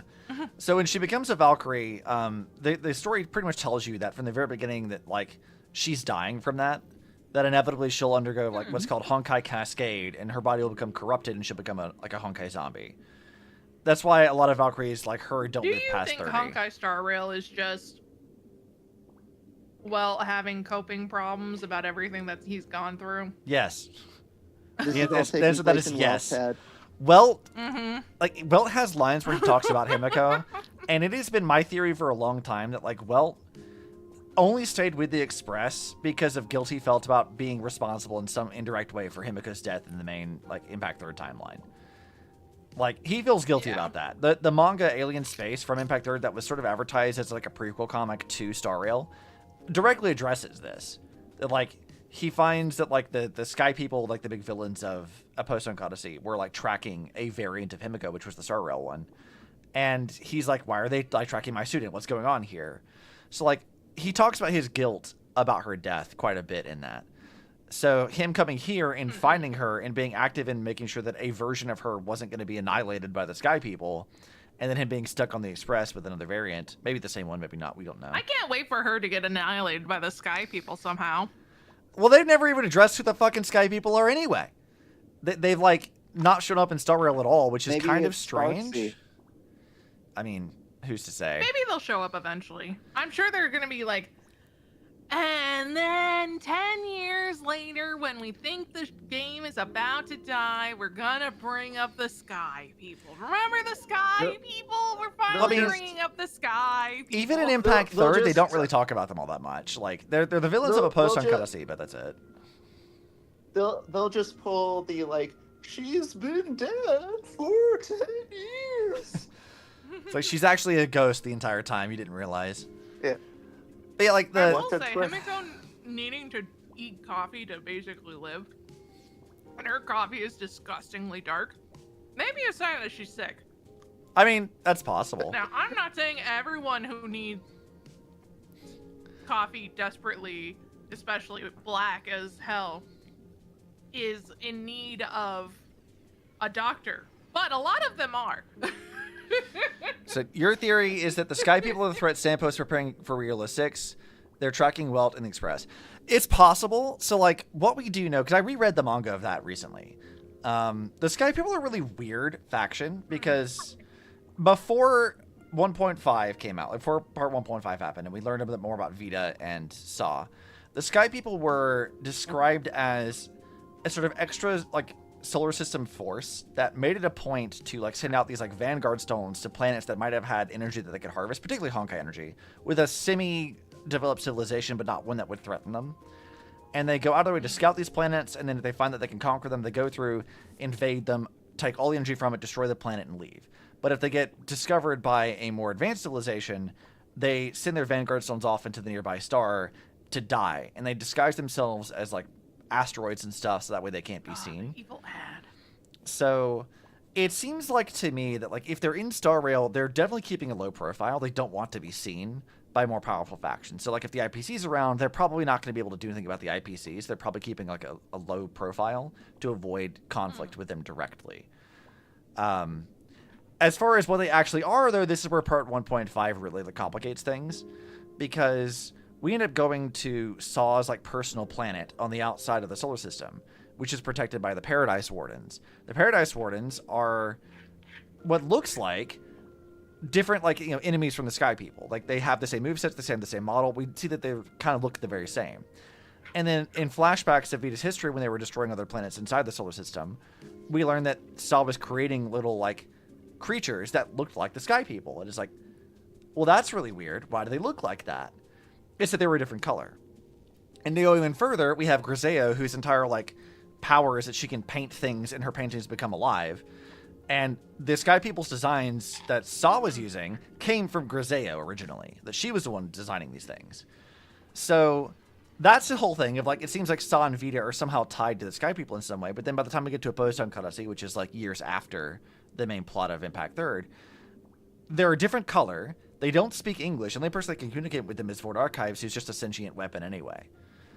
And Vita is nowhere to be seen because she wasn't in the game at the time. So we don't really know like how they relate to Vita in any way whatsoever and why they look different. And Star Rail hasn't really ever addressed that at all.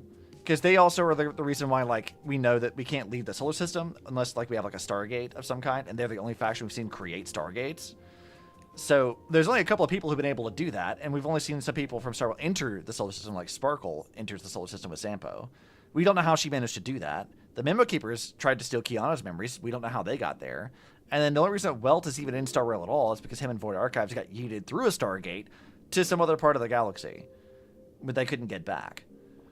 So the Sky People are this weird thing. Like, we know they're like maybe tied to Vita, but as far as like what they actually are doing and why, we don't really know.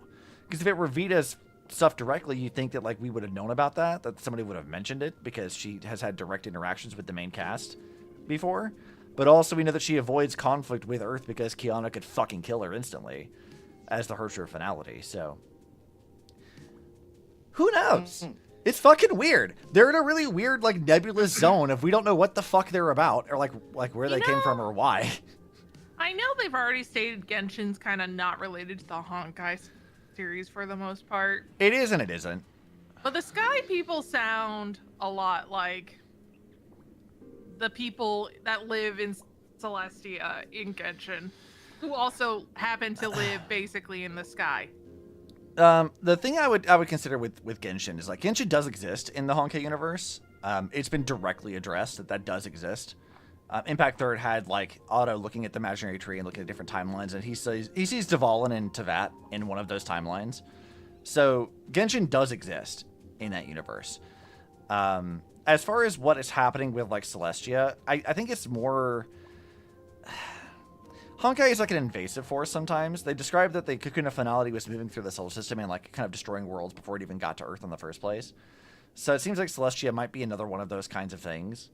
Like a lot of the elemental factions and stuff seem to be like some variation of Honkai and Honkai energy and how it relates. Like remember, like in Conria, for example, it converted a lot of those people into like weird abyss monsters or zombies or cursed them in some way.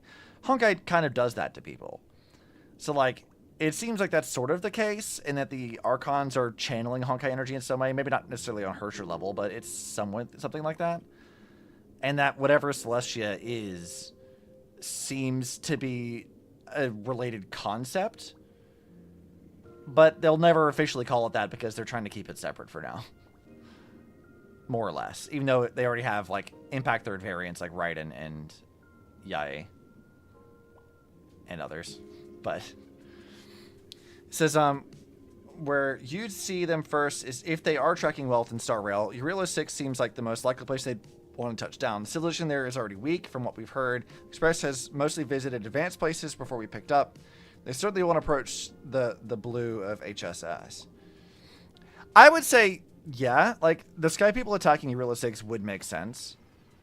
Because like the Alien Space manga does suggest that like Void Archives was carrying a beacon with him that they would be able to track, and that if they didn't do something about it, that the Sky people would pursue them. So it's possible that when Void Archives was on the Express, that he also still had this beacon with him. In which case, yeah, there's a very real chance the Sky people are tracking the Express. Like there is a very real chance that's happening. But Impact Third's not really keen on talking about a post-Honkai Odyssey's plot right now. And Star Rail's not going to give Welt anything to do. So it's hard to say what is actually going on with that. Outside the door, hurried and chaotic footsteps gradually approach. Save you. We will drag you out soon enough. That was a weird delivery. Have you reached the end of your rope? Hello, happy sounding voice. Hello. Hello. Who's coming to assist us? Hello. Oh, I've seen this on TikTok. A poster jarringly out of place has appeared on the archive room's blackboard. You swear you hadn't seen it last time you were in here. Look closely at the poster. Oh, look at how pretty she is. With ears that sway like the feeble willows in a gentle breeze, and half-lidded eyes like autumn waters ready to slumber. A pink-furred fox? This pink-haired person. Oh, never mind, they're reading it. Where have I seen this person before? They were in your photo for some reason and blocked out for reasons. Chow Cho? That's funny. What if I... Oh, I'm going to choose this one. Right? No. No. That can't be. I feel like they wrote themselves into a causal corner. They seem to both want to forget a post-Honkai Odyssey exists, but Walt Star Rail story relies on it too heavily. I mean, they are building into it, but like... It's a matter of like, what are they going to do? Because like a post-Honkai Odyssey is just that Kiana was in like a coma or something. Which means that whatever's happening with the Mars system doesn't get resolved by the time that happens. But they had to, like, write Kiana into a coma during part 2. So, they sort of are in, like, a weird little, like, corner where they just don't really want to address it right now. I remember now. She's the fox girl in the class photo. Yeah. So you actually managed to remember. Seems like this is what they call in comics a fateful encounter. You stumble into a bit of trouble and I will happen to show up here. Uh-huh. Hey, come a little closer, will you? Sakura, what are you doing? Come closer. I love it became a horror movie for a second. Don't be so scared. Yes.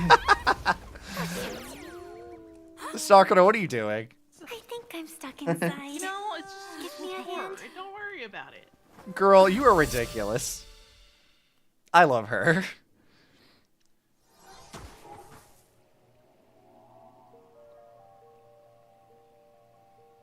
We got weird plot stuff. Is this She's place? being the White Rabbit. This is an Alice in Wonderland plot. Congratulations.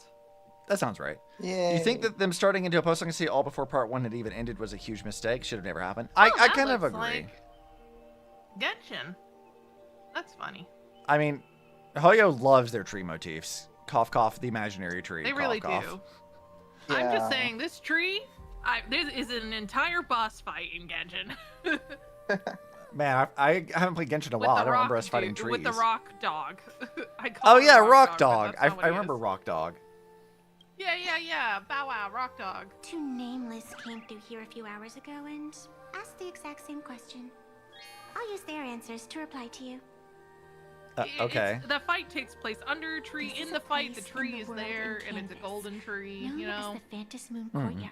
a lot of golden tree thing with them because This is the heart of the Phantom Moon. Well, this was originally supposed to be a pink tree, but they can't have anything related to Japan at all, so they removed all of them and replaced them with ginkgo trees. I see. They made it a yellow tree. I see. Yeah. Yeah. She says this is the world in canvas known as the Phantom Moon Courtyard. I would like to say it's not like there are sakura trees in China. Yeah, right? Crazy. But nope, we can't have any of these motifs at all. No, they can't have it. Or plum trees. Yeah. They could have made it red. They could have been red. You know, plum trees exist too. Mm-hmm. But no, can't have it. It's too close to Japan. Got to get rid of it. Yeah. Yeah. Okay. And one of those nameless is playing the part of a teacher at the school. Are stinky trees. Oh dear, was that a spoiler? That's not good. We're just fortunate that it doesn't have like it doesn't have like. Look at how pretty she is. I love this model so much. Like she just looks so good. Even if this is supposed to be like a Rin variant and not a Sakura variant, I'm still here for it. Like it's very good. Which I should probably. I like the idea that it's a Rin variant better. I do too. I have seen a lot of discourse on Twitter recently. People saying like that she is actually voiced by the same VA as Sakura,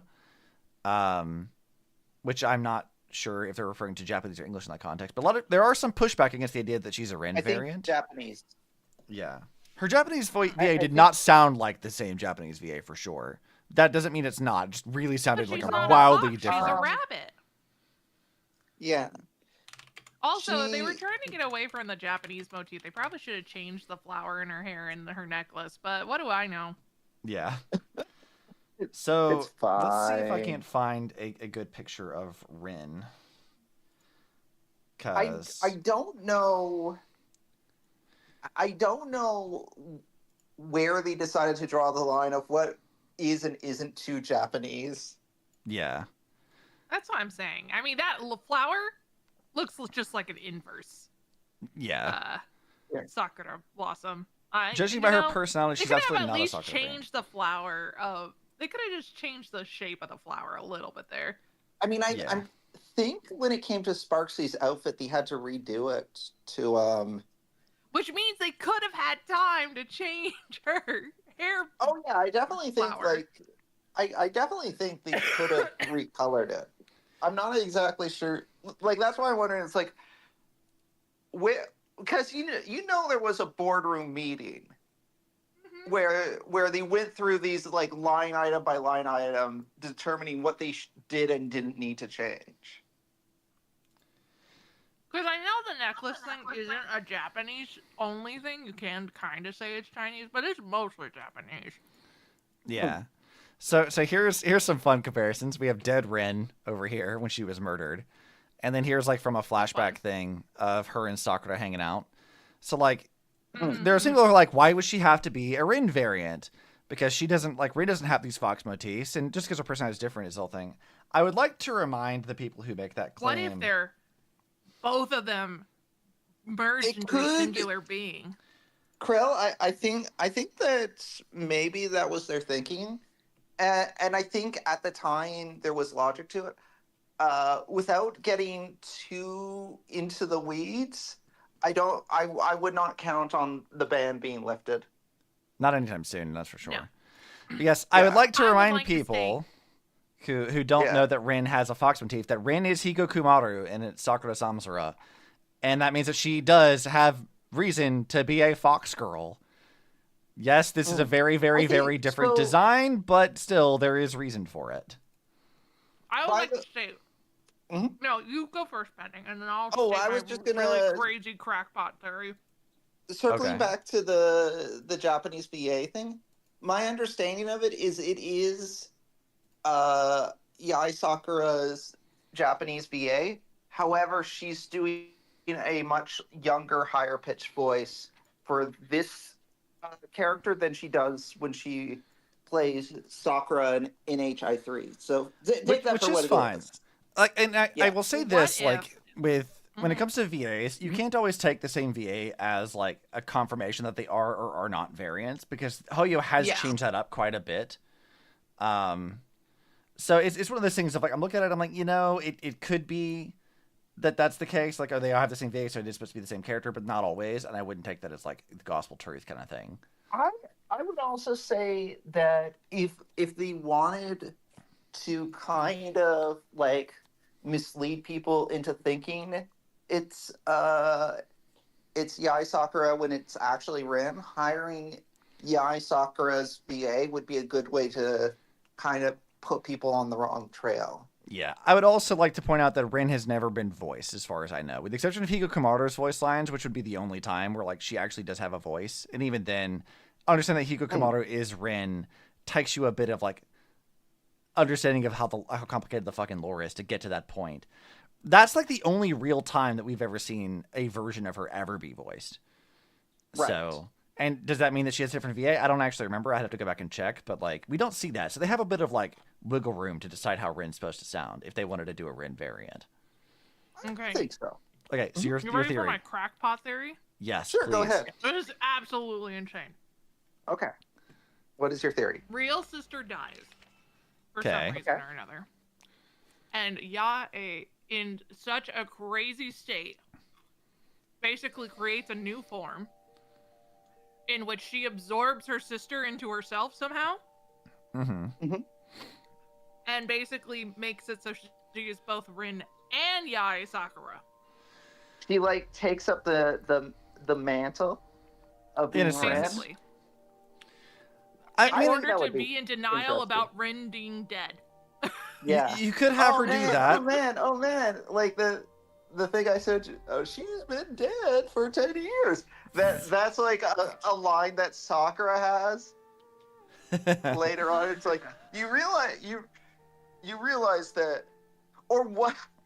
What if it's the opposite? What if Yai Sakura was the one that died, and Rin has assumed the title of Yai Sakura to like continue on her sister's legacy?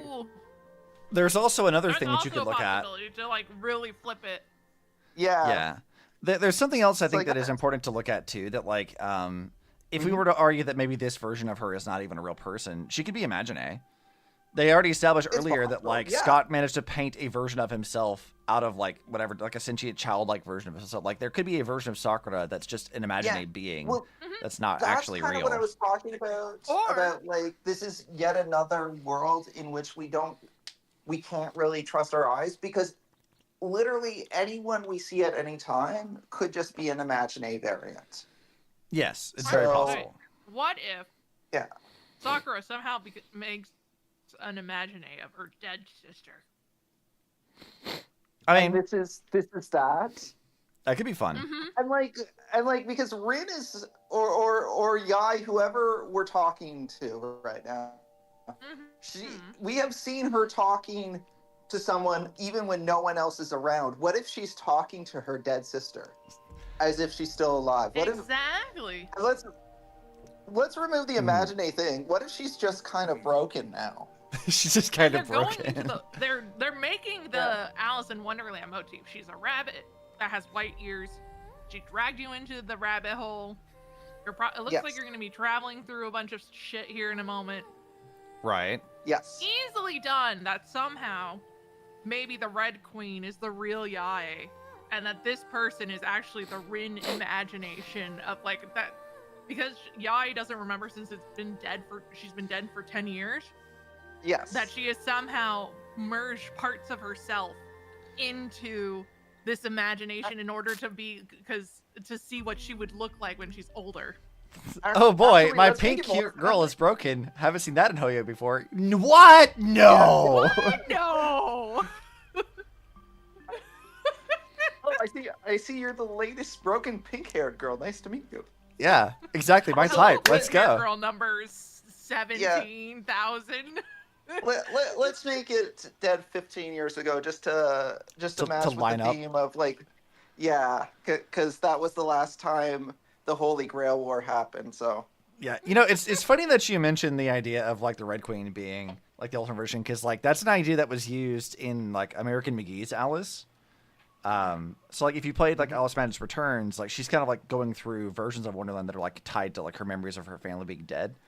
And they get to later on where they reveal that the Red Queen is like her memory version of her sister who died in like the fire that killed her family. So that's kind of a thing that I've seen them do before. I think as far as this, the Alice Wonderland thing is probably almost certainly the case of what they're trying to do. I know that people say that like these are... With white rabbit ears pull you through a hole. I hate to tell you. That is so white Alice in Wonderland, or that is so Alice in Wonderland white rabbit coded. You would literally have to like hit me with like a fucking book to say it's not Alice in Wonderland. Yeah. Yeah. Now that you mentioned it, I can't really see it as anything other than an intentional Alice in Wonderland reference. I mean, they've done it Definitely an before, Alice in so... Wonderland reference. Yeah. Hoyo's done this more than once, so I'm not like that surprised that they would do that again. I'm really, really hoping that there is like something tied to Rin. Like either this is Yai pretending to be Rin, or this is Rin trying to take up the mantle of Yai. Like I like that tragedy now. I want some variant of this tragedy.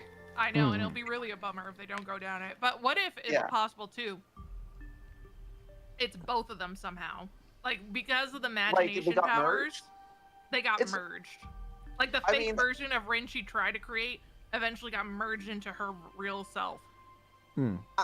There's a lot we still don't know about Imagine. I guess it's not outside of the realm of possibility. We've seen Sakura Ren, Ellie, Digi Ellie, March, and was that 33,550,000 or whatever something sirens? What's one more? Yeah, exactly. Because we have two Sakuras, remember? We have previous era Assassin Sakura and Ren / Hiko Komaru, and then Yai Ren and Yai Sakura, and then Ellie and Digi Ellie and March and all the sirens. Let's be clear here. This is all Hoyo's Should we fault. say that Evernight's broken? Yes. Evernight's pretty. That girl is. There's nothing normal about Evernight. What do you mean? No. That girl is very, very broken. She's got issues. I mean, I'd have issues too if Saridra beat me without even intending to. Valid. I would like to say it's okay. Finon this is Hoyo's fault. got They could have revenge finally with that picked table. a different color of hair for some of their characters, but they have a lot of pink-haired characters. Could you imagine if like, you know how Welt had like Look, the she just jumped Vietnam behind you. flashback the first time Welt saw Locha? What if Welt has like the Vietnam flashback anytime he just sees a pink-haired girl? I'd love that. The universe is against you. Again, this is the thing I want. I want Welt to be traumatized every time he sees a variant of any kind. I want this to happen. Just always flashbacks with him. I need it. But specifically, I want Sirin. I want the girl who actually killed his ass to be a variant in Star Wars somewhere. I need it. I need this to happen. Vietnam War flashback Welt as a new art idea. That sounds like fun. I need to go back to doing art streams. I haven't done any this year. Yeah, I just want Welt with like the 1,000-yard stare. Yes. Saridra beat her and didn't even know she existed. Exactly. But like Himiko in the background's like, hey, well, do you want to play with your mech? It always makes you happier. It's just like gunshots and stuff coming off in his head. He just can't even focus. Also, I really am the protagonist. Yeah. The protagonist? No wonder! You always feel like your life is full of incredible adventures. Everyone treats you differently, and you somehow manage to escape death every single time. You have this vague, indescribable feeling that you're important to this universe. The thinking pose works so you're well with the Congratulations, loading. Alice. Yes. And this girl sums you up perfectly with just one word. Protagonist. No doubt about it, she's a genius! Stella, you are so dumb. I love you so much. The thinking thing does work this. Yes. It's so perfect. I'm so glad they added this. Yeah. Technically, everyone is the protagonist of their Are own you watching story. the the stream? I am. Different. Okay, You are great. the protagonist of the fluffy Yeah. across the blue, aren't you? I like how she called her Miss Fox, even though that's definitely bunny ears. I mean, Sakura's always a fox. The shape of the ears has always been a point of, like, a joke with them. Literally, like, they had an event a while back in Impact 3, like, ages ago, where, like, they called her, like, donkey ears. They said she was a rabbit. Said she's like, I keep making jokes about, like, no one knows exactly what kind of animal her ears are supposed to be. So, like, Look, it's a I'm telling it's a you bit. right now, those are not fucking fox ears. You can tell Well- me she's a fox all you want, but those aren't fucking fox ears. According to Hoyo, Sakura. she's a fox. So This is Sakura. We made her ears wrong as a joke. we did it as a bit. Don't worry about it. Yeah. We felt like she didn't have trauma enough. We decided to make a joke out of her face. I guess it's not her face, but I just like saying face more. She says you don't really look like a raccoon. I mean, I guess. You don't look like a fox, so what do you forgot get to to do introduce about it? myself. You can call me Evanessia. Great seeing Evanessia. Wake me up. Wake me up inside. Can't wake up. Alright, so Evanescence here wants to talk to us. I'm surprised that they haven't given, like, of the various hats that the Trailblazer gets now, I'm surprised that fox ears aren't one of them. I mean, they might do that later. She's too quirky for fox ears. It's gotta be trash raccoon ears, right? Or sorry, sorry, I said fox, but I meant raccoon ears. Yeah. The raccoon ears is what would be good for her. Yeah, either a tanuki or an actual raccoon. Yeah. Which should be fun. It can't be a tanuki anymore. We Yeah. lost that. Depending, No, Krill no, also no. for I think, for well, that's you're right, because that's Japanese. You're right. Yeah. It's gotta be. Well, I don't know.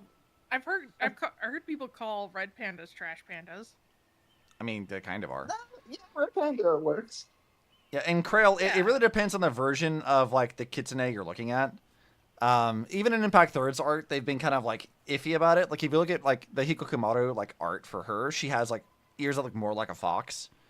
But, like, they played it real fast and loose with that for years. And that's more of, like, a Guns Girl Z problem, because that's where her design originated from. So, like, this goes back, like, over a decade.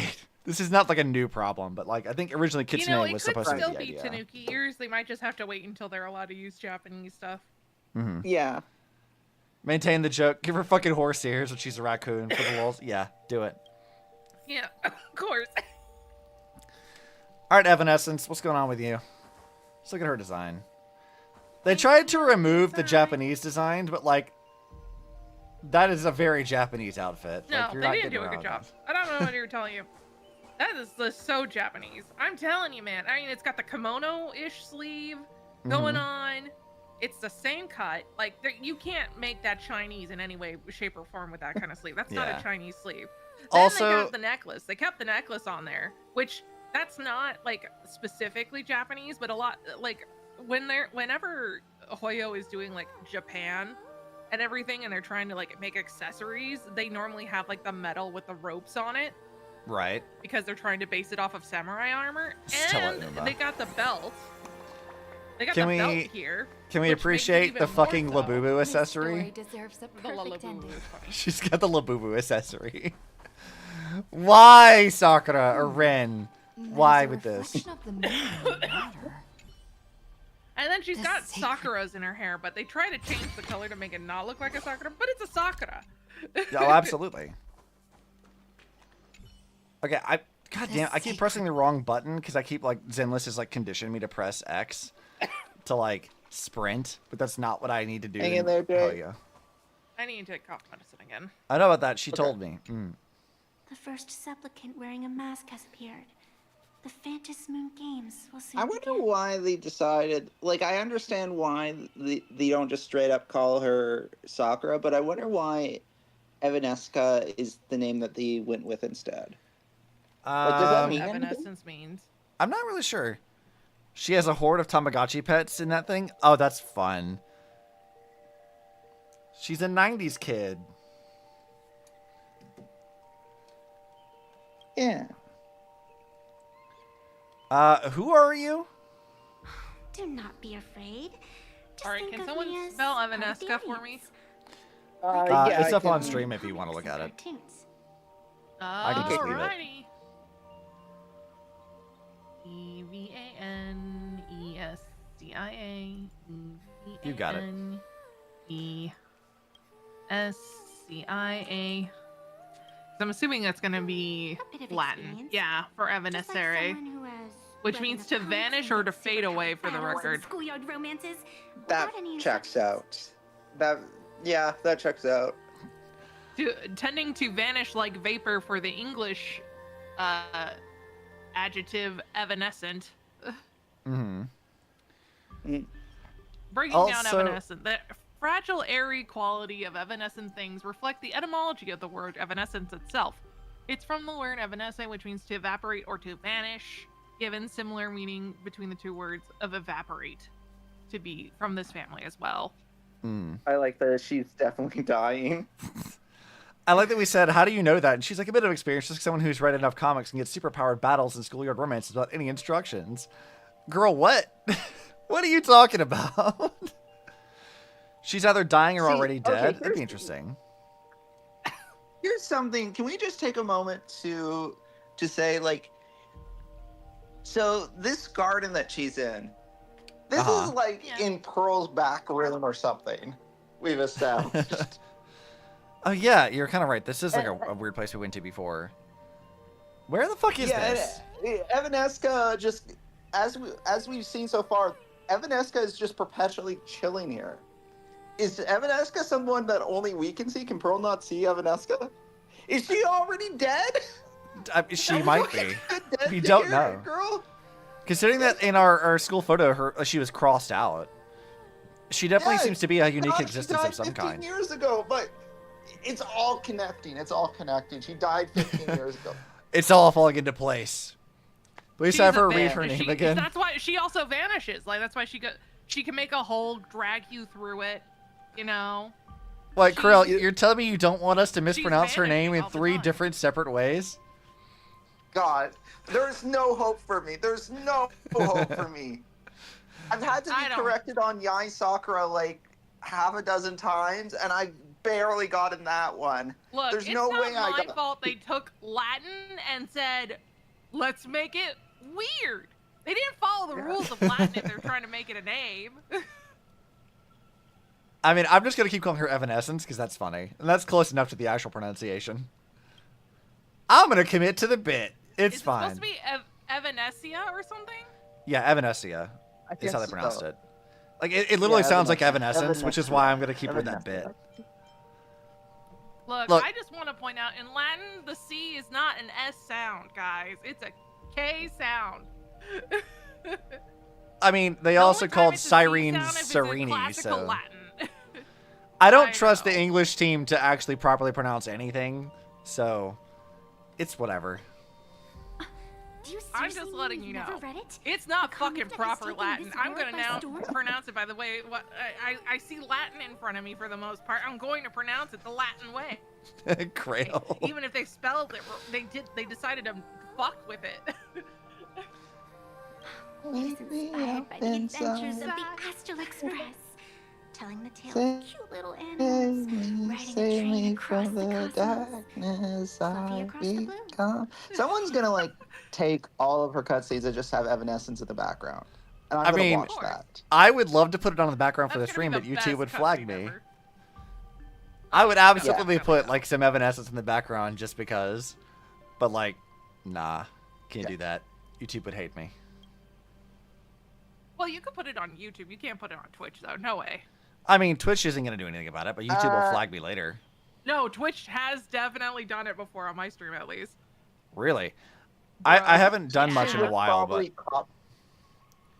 I think YouTube would probably copyright claim the stream, but I don't know if they would take it down. They wouldn't take it down. No, they'll just flag it. Like, it's... I've had it happen before where, like, other stuff came up and they flagged the stream as copyrighted, even though I didn't play anything in it. So, like... I was playing Dragon Age Inquisition like 10,000 years ago, and one of the first scenes, like you get through like that, basically you pass the very long tutorial section. Right. To finally get to where the story actually begins. And there's a song that they sing around the campfire during that point where, you know, that you kind of get, they're like, you are the chosen one, whether you believe it or not, you're the chosen one now.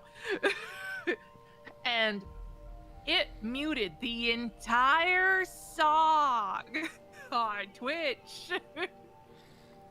Yeah, that sounds about right. I've had Twitch, they'll mute things, but like they won't actually like shut your stream down entirely. They have the ability to do that, but for most of us smaller streamers, they won't do it. Or they will shut you out. They'll mute you 3 times and then you're out. 3 strikes, you're out. Well, somebody should tell Twitch's team that, because I've had multiple streams have mutes for years and they've not done anything about it. Because it's not an actual like DMCA thing. Period or something. Yeah. Like, as far as I'm saying, if you put copyrighted stuff in it, they'll flag it and they'll mute it, so that way it doesn't show up in the VOD. But they won't actually take your channel down unless it's like a proper actual strike against your channel, which they very rarely do. And for small streamers like us, they don't generally give a fuck about us. So, yeah, mutes and strikes are different. Yeah, exactly. Feelings? I mean, we have feelings, but they don't care. Twitch has never cared about us small streamers. We can sort of get away with a lot because they don't care about what we fucking do unless somebody reports us. So. Except for the amount of titties you have. Yeah, they do care about that. They'll flag titties because titties are illegal. But real titties are fine, but fake titties are not fine. No.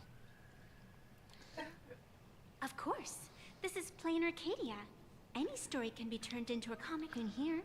I like the idea of Evanescence writing fan fiction. I think that'd be fun. I hope she does that. Please do that. I mean, Hoyo has enough money to hire Evanescence if they wanted to. Yes, they do.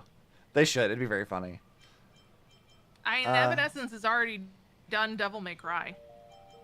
They did do that, didn't they? They did the anime for that. That I think some people didn't like. They were in the game awards because of that. You are such a curious one. You were fleeing for your life a moment ago, yet now you can talk so this wouldn't be that far off if Hoyo wanted to pay the money. Is that really what matters right now? The question and they is, already got what's her face. Would Hoyo really pay Evanescence just for a bit of mispronouncing one of their characters' names has nothing to do with that and does not have the same vibe? Would they do this? Probably not, but man, it would be funny. No, Evanescence definitely would fit the vibe of being a vapor kind of character. They got a lot of songs that would fit that, or Evanescence would easily write them a song. I mean, about that. They could get really depressed. I love how she's very impressed that you're fighting for your life, but now you can talk nonsense. I'm like, yeah, this is just how we are. This is what we do. We cope with struggles and suffering with making jokes. Still, that sense of ease. It is entertaining. Since you managed to amuse me for a moment, I will grant you a little aid. So, what would you like? I sometimes do that too much. My therapist says I've been getting better, though.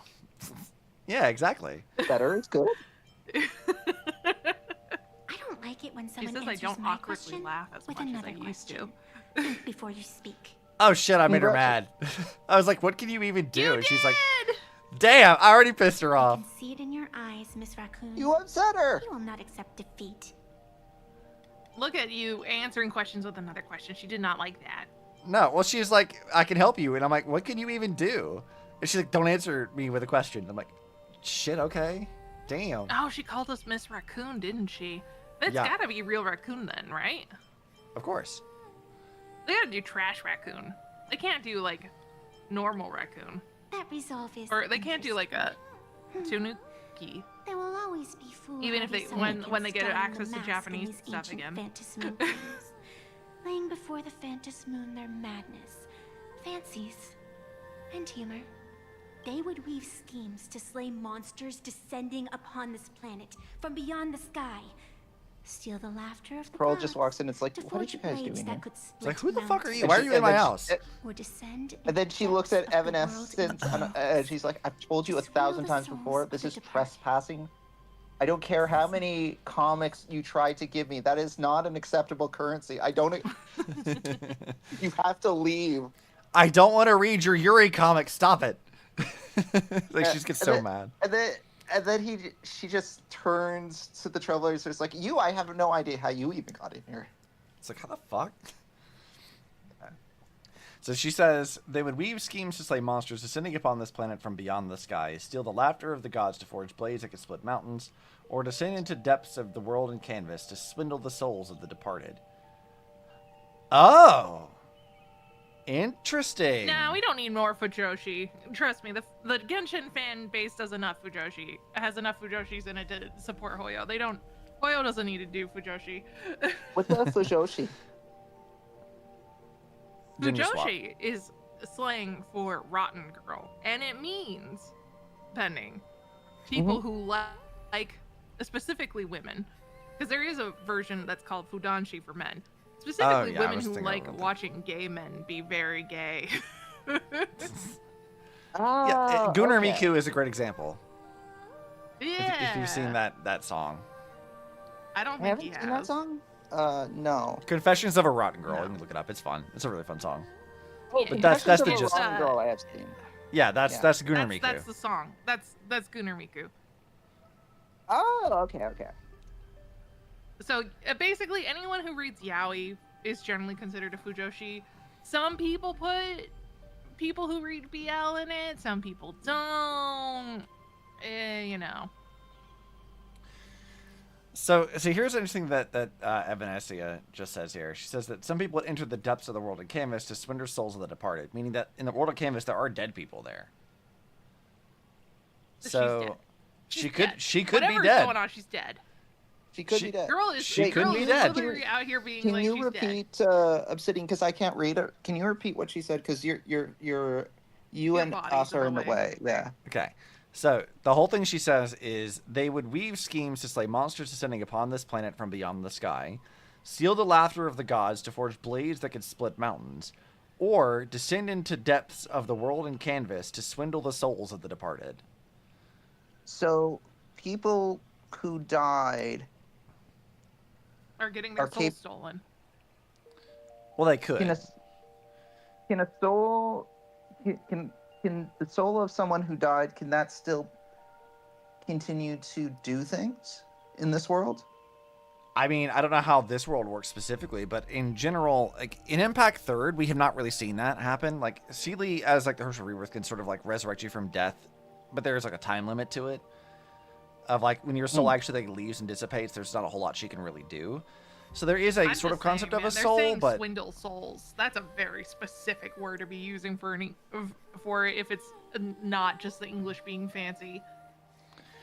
I mean, what it seems to apply to me is that the world in Canvas, at least to some extent, contains the souls of the dead, which is a very interesting thing. You think this is gonna be a meta thing? In what way? Interesting. Yeah. Well, Meta recently came out that they have AI that can mimic old accounts of dead people. Ew. Yeah, that's sadly not surprising. I'm just wondering if this is what's going to be happening here. This is not a unique concept in Honkai, really. Like, to use like Impact, there's another example of this. You have the Elysian Realm, which has digital copies of the original 13 Flame Chasers. These copies are, functionally speaking, exactly the same people as the real people, except they're just digital copies that only exist in the Elysian Realm. And the real people have long since perished or, you know, have gone on to do other things like Kevin or Fuqua did. So, like, the idea of there being, like, other versions of characters inside of a separate space, either a copy or something else, like, yeah, that's the thing Honkai plays with. The actual souls of these people... Is crunching that loud? Hard to say. Yes, it's very loud. Such entertaining individuals have not appeared for All ages. I saw was as I was eating my head bopping back and forth. I'm like, I'm not talking, I don't think. After all, it was crunching. You're the protagonist. I can lend you a little power. Okay, so such a... Oh. But an equal price is required. So she's saying Otherwise, that... it would violate the rules. Is You she must saying defeat the enemy who that pursued you the here souls have within the not next day appeared and for night. a If you while, or fail, is she your referring to soul us when will be she talks about enslaved such by her interesting for people? all eternity. Do you accept? Let me go back and reread what she said here. Such entertaining individuals not appeared for ages. Perhaps you have a chance to become one of them. She's talking about supplicants. Like, just, I guess she finds like all the weird amounts of like shit the supplicants have done. She's like, we haven't seen them in a long time. Well, you haven't seen them in 15 years because that's when the last one Holy was. Grail War was. Yeah. Yes. I accept. Is there a Holy Grail war in this game that isn't Fate Stay Night related? Technically, the one that's happening right now. If you wanted to call it that, yeah. Yeah, the AHA games kind of thing, where you 8 people compete once every 15 years, and the winner gets a gift from a god. Certain as the moon's rise, let it be never forsworn. Okay, so she's making us Or like a an wish unbreakable from a god, pact I with should us. say. Now come. Okay, I found a way to make it so my crunching isn't loud. I just have to lay on my side essentially while you're chewing. She's gonna make us more of a raccoon. We're gonna become like Cheerilee. Yes, that's it. Oh, she's so silly.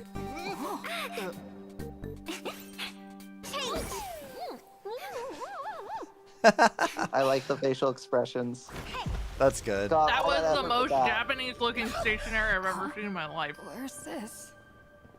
I don't. You trying to summon me? Yeah, Cheerilee.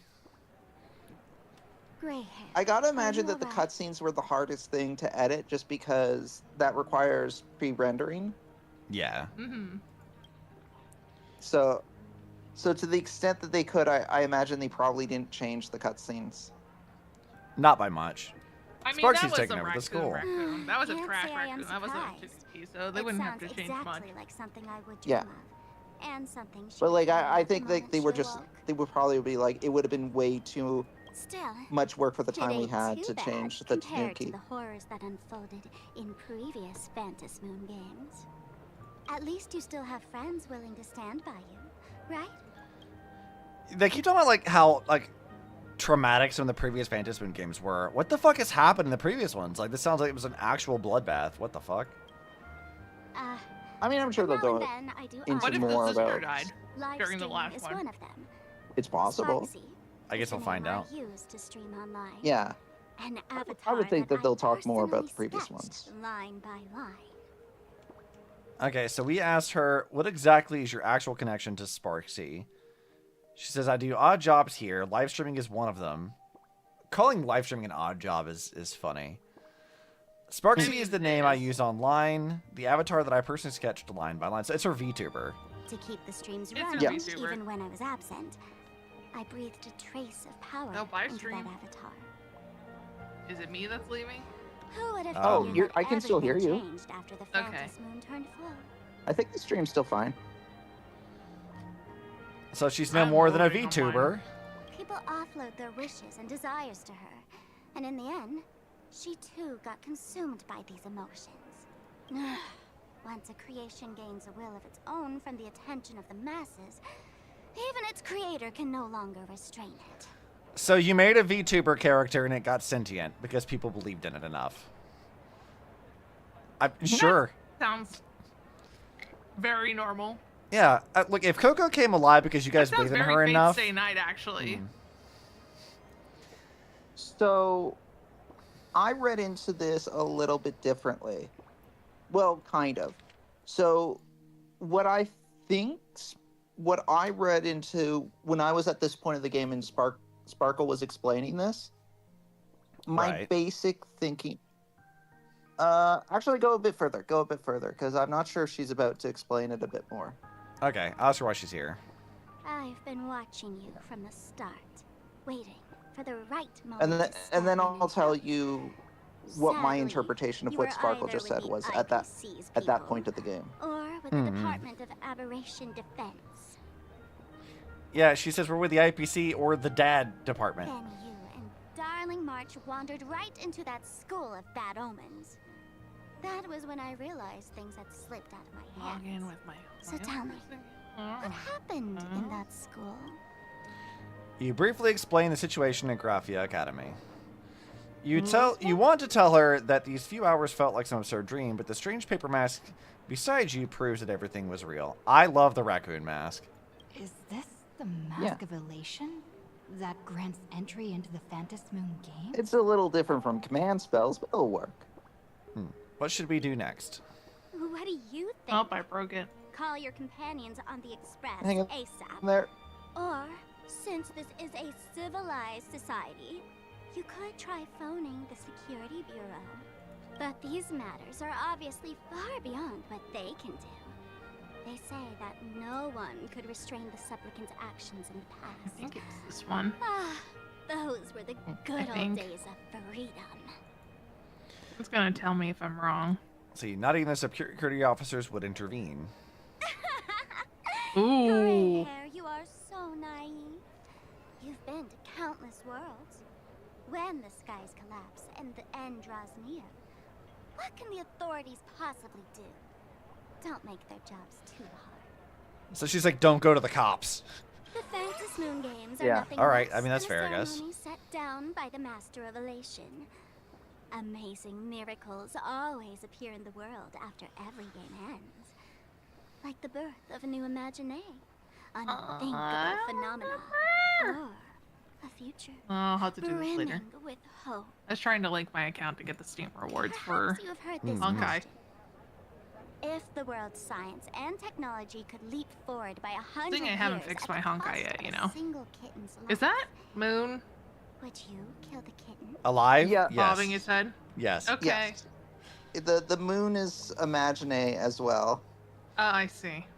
So once every 15 years, this moon gets to like its full size or whatever, and when that happens, it triggers the Holy Grail War. Natural disasters. I see. Traffic Is it actually accidents, called the Holy sudden Grail War? illnesses, No, that's just what I've the been number calling of it. deaths from Because Okay, Pinning's I trying to just wanted to trigger me. confirm. could fill a We small had an city actual Holy Grail every War, and it was day. not a great patch. And The then now Phantom Moon he's Games are calling just it that the Now, because now they're trying to make up for it. it's canon. Isn't that much The better? Holy Grail War was canon. Earlier on, Scott mentioned the Holy Grail War as literally that. So,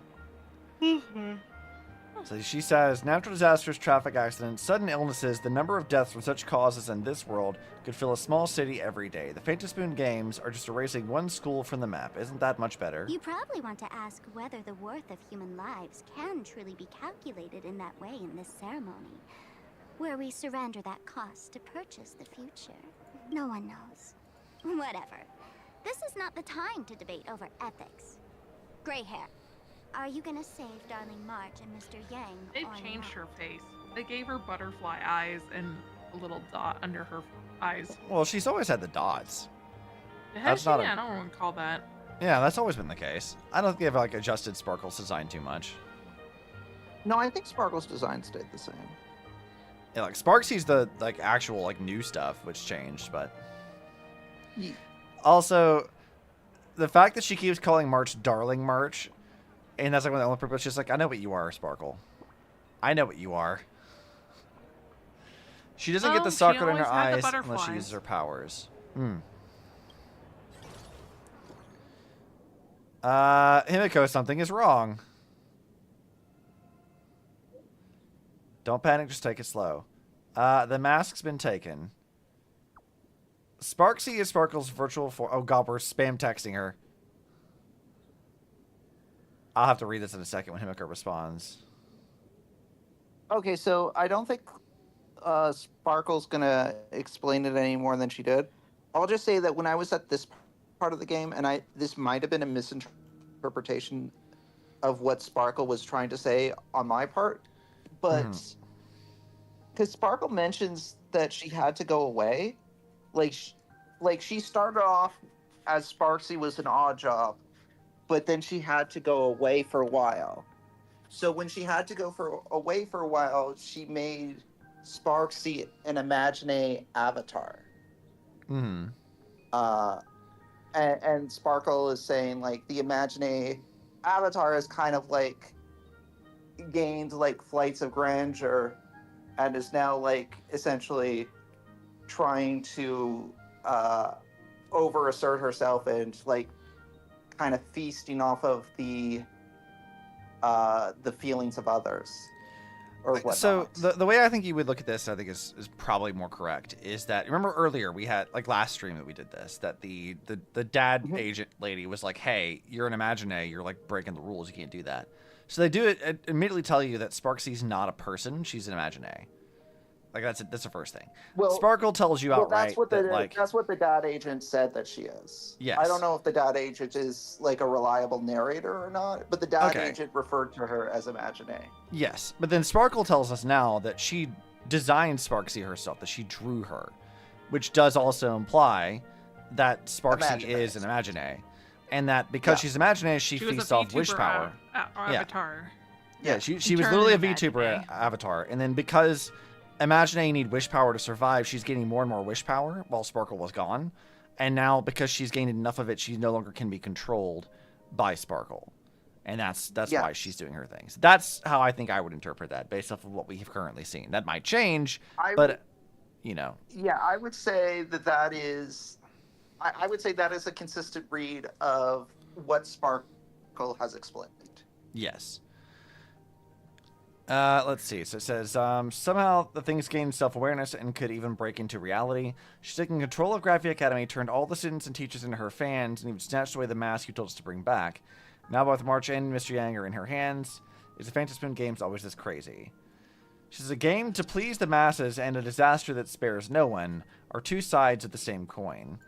Each Phantom Spoon Games is like flipping a coin left to us by the elation. No one knows which side it'll land on. Stay put somewhere safe and don't move around. I'll come meet up with you now. Okay. Okay, Himiko. Okay, Mom. The hour grows late. Try not to die on the way here. Matters regarding the Express demand our Don't drink too much coffee. That's bad for your health. Yeah. Not according to some studies, but it's fine. Be it the Alliance or the Phantom Moon. If Welt finds out that he lost another one, I don't know what's gonna happen. He's gonna have a crash out. Yeah. God, I want. Then Welt more than anyone else is the person I want to have a crash out. They did such a good crash out for Fine On. I want them to top that with Welt. Oh my god, can you imagine? That'd be fantastic. Where's like Welt's 5-minute fully animated crash out with an original song? Intricate human social. I mean, this is only if you drink 4 cups of coffee max. Extrapolation still cannot The crash out? account for the full The coffee strategy for tree of the Astral coffee bean. Express. Good for you. If you drink more than 4 cups of coffee, it's bad. I mean, I drink more than that every day. Just about. Yeah. Himiko's I an have heard Imagine. That's what this is all leading up to, is that Himiko's been dead all this time. I mean, I can see Himiko's that been being dead a for thing. 15 years? You don't think But that's does going to be a thing? Himiko in this even video? have anything to do with this area? She's from here. Oh yeah, no, this is Himiko's homeland. Oh, well. It's like maybe Himiko's been dead. Maybe we were waiting for Himiko's death the whole time. Maybe she already had it. Himiko is actually Maybe Welt's Imagine. Maybe Himiko's real death was the friends we made along the way. How intricate human social interaction models are, my extrapolation still cannot account for the full strategy tree of the Express. I mean, it's still entirely General possible that during the Yaguang Holy of the War, Xianzhou Himiko Trade could is die. here to see you. Mhm. Shall we have her wait? I mean, we got a year to get through this whole planet, so we'll see what happens. No. Yeah. The Xianzhou will also become a key ally. Only through enough contact. Yeah, no, and this is just emulation this can we is just hope to chapter comprehend 1 their methods of and it. strategies. So Conclusion. I don't think I'll be able Oh, to they keep didn't get rid of the copying pink flowers there. painting for the rest of today. and well Let or General Yaguang in. Obsidian rather is only like maybe a quarter of the way through this patch. Yeah, we're probably going to do more than... Like, this is going to take a few streams to get through it, I feel like. Yeah. Well, Also, we got actually, Yao no, I think Guang. you're more than a quarter of the way through. Hey, look! We finally met Yao Guang. Let's go. I am the honorary Yeah, dean of so- the Omniscient Sapientia Academe, master of Yeah, the so Decalite you Reflection met Barrier, Yao bearer Guang. of the Xianzhou's intangible cultural heritage, the sparrow-shaped fist, and the Is Yao seer Guang Yao strategist, Mom right here? General Yao Guang. Apparently. You think about a quarter now? Okay, that would make some sense. Thank you for Yeah, seeing I- me despite I your could busy see that. schedule, Madam Pearl. I like her eyes. These are very nice. Yeah. For a moment, I nearly mistook your words as a Oh, no, that's not fault Mommy. in language processing. I believed you had brought the entire delegation in. Look, I'm just saying. I know what the design for a mom character is. This is not a mom character. Right. She doesn't have the dead mom hair, so we can't say that. No. She definitely doesn't Few have the dead mom Intellitrons in hair, the though. cosmos It's have very a sense of humor. close, very adjacent I have dead mom heard hair. that, like that And she genius, doesn't you are have one of the many right wonders design wrought by the for that kind of celestial character. differentiator She of definitely planet's is crew. very close to the Meeting you in Ning person Wong far character outshines design, your which some people would say that's a mom, A little bit. a mommy kind of design, a little bit like a rich mom. See, I but- hesitate to say anything about her personality because Obsidian is just meeting her. So we will find out as I get through this. We'll see what she's like. All I've Yeah, seen like is clips of her like character trailer where she like fucking drifts the like initial D car around and yeets fugue out of it. I'm like, what the fuck is happening? I've not watched the whole thing. I kind of avoided that for the moment, but I saw that nothing clip about and I'm this like, character. what? I'm just saying, design-wise, don't see it.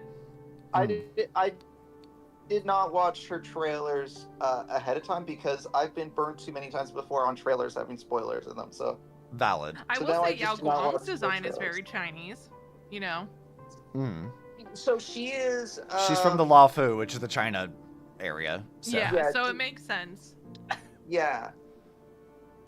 Originally, if the leaks are to be believed, which again, you know, leaks are not always true, but if the leaks were to be believed, originally, Sparxie was supposed to be the main push for this patch. And Sparxie was going to be the first character to come out, and then Yao Guan would have been the second.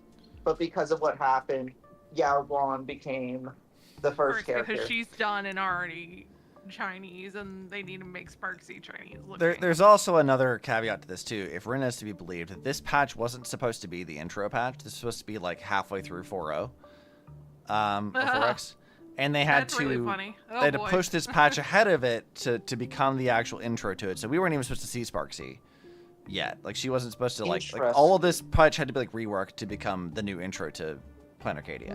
I don't know how true that is. There's some parts that I could see maybe. Sparxie, I feel like worked much better in the intro, but having not seen what could have been, it's hard for me to know. Yeah, so Rin gets his information from somewhere. I don't know where he gets it from, but like he's been accurate in the past. Like maybe they were right that this patch wasn't supposed to be the intro patch, but I don't know. What I had heard was Sparxie was originally supposed to be the first character release. So that kind of I mean, both of those things could be true. Sparxie Yeah. could be the first character, and also this entire patch wasn't supposed to be the intro Oh my patch. god, they made the general look weird. Yeah. I will say that Sparxie would have made a lot more sense as the launch character, if for no other reason than Sparxie is an elation unit that can work on a non-elation team, whereas Yao Guan doesn't really make sense out of an elation team. So you release Yao Guan as is right now, and you tell people to pull for her, and they're like, okay, well, I got her. I guess I can kind of put her on an archer team. She's not like... She's fine on an archer team, but it's not like she makes...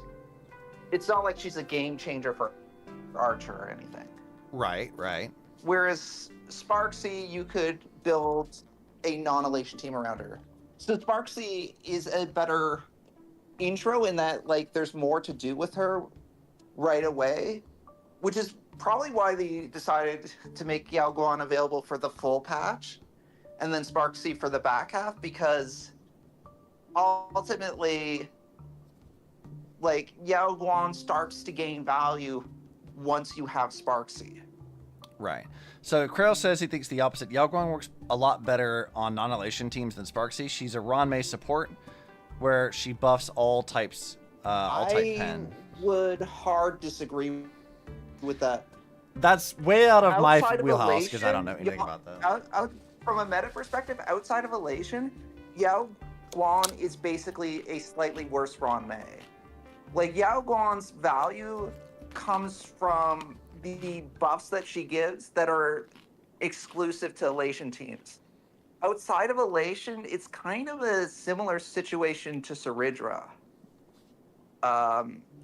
In the sense that Saridra is really good on a Finon team, but outside of a Finon team, you can like argue Saridra could work with a Naxa, but like Saridra's kind of awkward if you don't have Finon. I feel like Yaoguan is similar for Elation.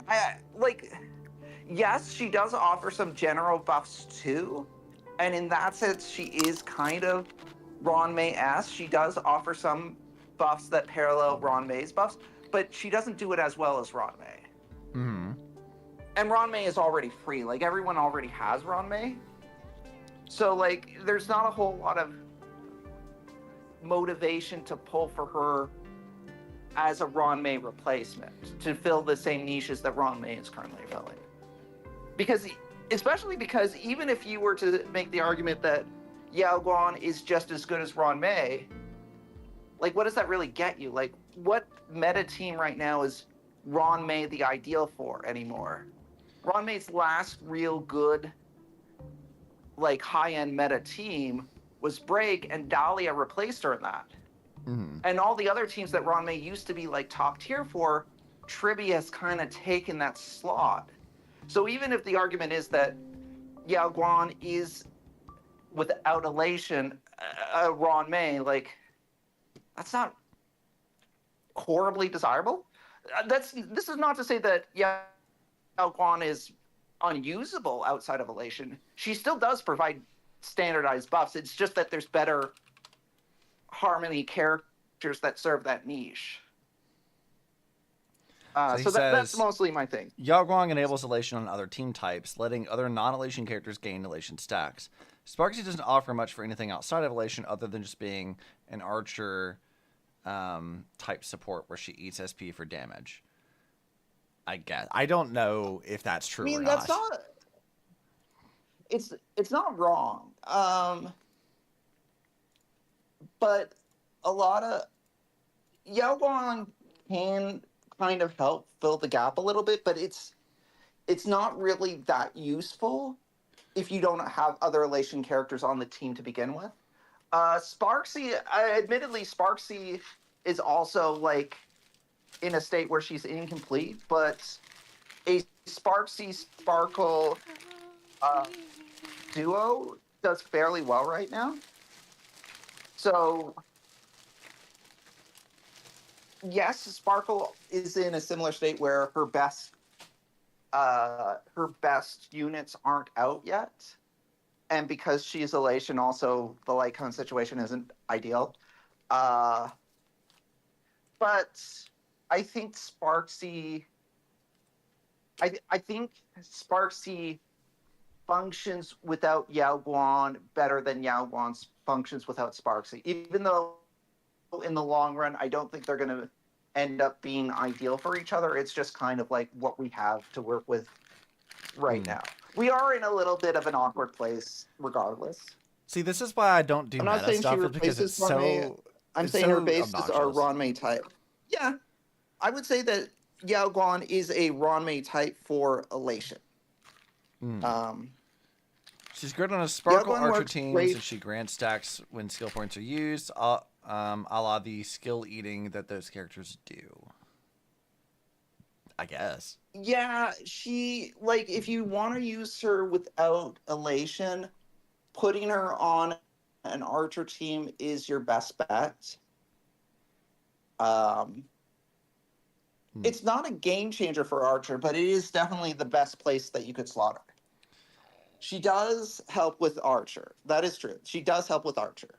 Mm-hmm. So if you want to use her right now, putting her on an Archer team is like the best slot you could do. And it is an upgrade. I'm not saying that it's useless or anything. It is an upgrade. It's just, I don't know. From what I've seen, it doesn't seem game changery. But I mean, it's not like it's unusable or anything. It's not. I just think that Sparxie would have made more sense. But I mean, it's kind of awkward either way. Really, because elation is has a lot of exclusive mechanics to it and exclusive damage multiplayers that want other relations to really synergize with.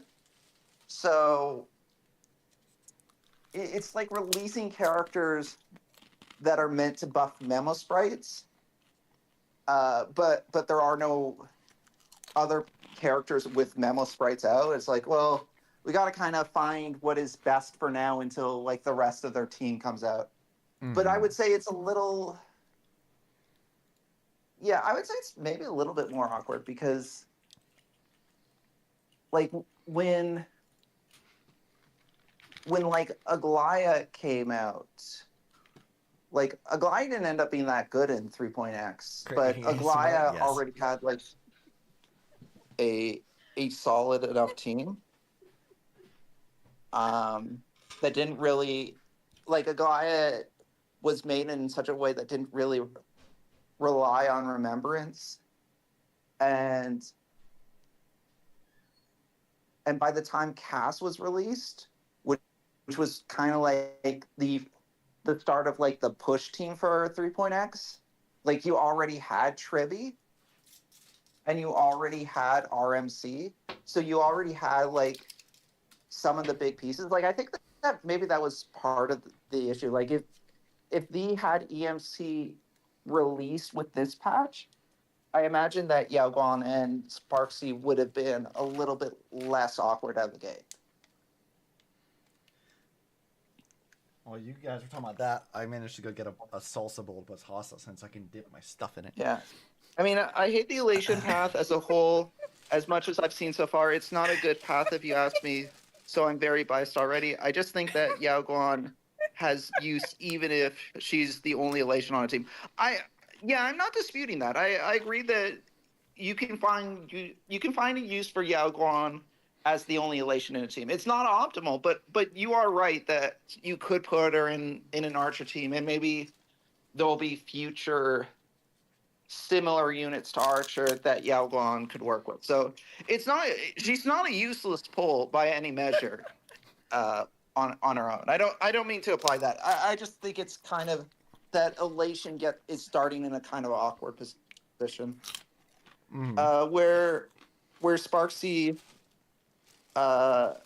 doesn't so much, since she requires Sparkle and needs help stacking those Elation stacks for damage. So I think the one thing that Sparxie has going for her, because you are right, she needs Sparkle, but I think what helps with that is that they did give everyone the option of getting a free Sparkle with this patch. Granted, not everyone took the free Sparkle because there was other options, but if you took the free Sparkle, then that makes Sparxie a lot more viable. I do agree that if you did not take the free Sparkle and you don't have Sparkle, Sparxie is very hard to build around because she is so SP hungry that I don't know how you could really operate her efficiently if you don't have Sparkle. Like, I think Sparkle kind of makes or breaks Sparxie right now. So that is an issue for Sparxie, yes. That is definitely an issue. That's on a total side note. Jay redeemed a random science fact a while ago. So is that why Jay is giggling because she's been waiting for the she's giggling because I got up and I went to go get like a bowl and some hot sauce and dip my food in. He's just eating in the jet while you guys are talking. It gets louder and louder as this goes on. Sorry. I'm talking about meta stuff, and I know Obsidian is very engaged in like, this meta yeah, totally. conversation. I just like just crunching the whole time. I'm sure chat loves that. The nom.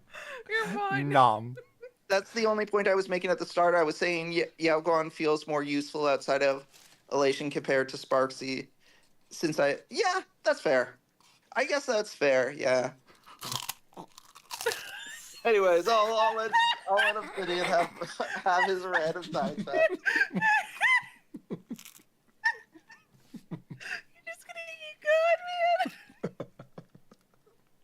I'm just gonna swallow, damn it.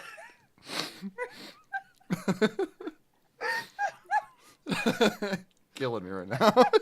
Yes. Oh man. Ah, shit. I think we can kill Obsidian if we continue this meta conversation. I don't know how many more of these chips you can eat like this.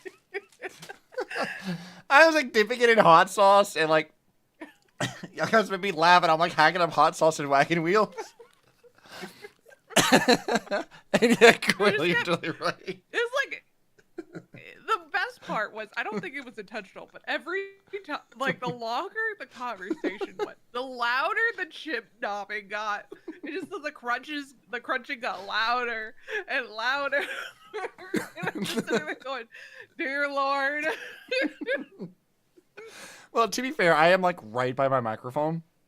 Like it's like a little bit away from my face, so like all I do is like lean just like a little closer and I'll be right next to the mic, so it picks up everything. Yeah, I just saw the media post that Krell has with the OBSI right now, yeah. As your crunch got louder too, your character started moving more because I'm guessing it's like picking up the movement of you chewing your food. Yes, so your she does. movements for chewing got bigger and bigger. When the meta commentary starts and he has to wait to continue. Exactly.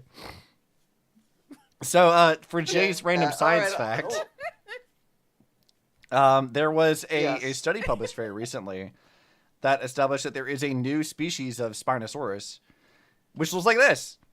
Look at his big pompadour crest. I saw someone talking about it. Yeah. He has like a Pokemon crest.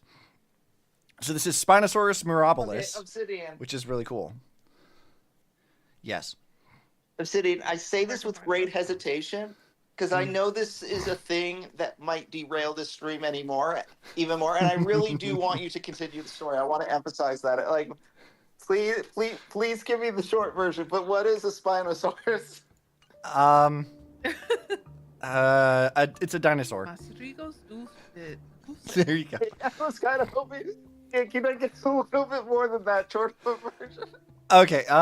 So Spinosaurus is like a really controversial dinosaur because it was originally described in like the early 1900s, and the fossil that was described based on was destroyed during World War II because it was housed in Berlin and it was bombed to shit.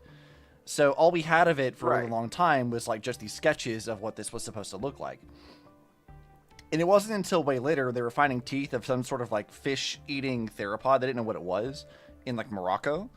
And then later they actually did find like a proper Spinosaurus skeleton. So there's a study published in 2015 that was a very controversial one because it was like our first real look at a Spinosaurus skeleton. Because before that came out, we were kind of guessing that it was something like a Baryonyx, which was like a sort of crocodile-snouted fish-eating theropod thing.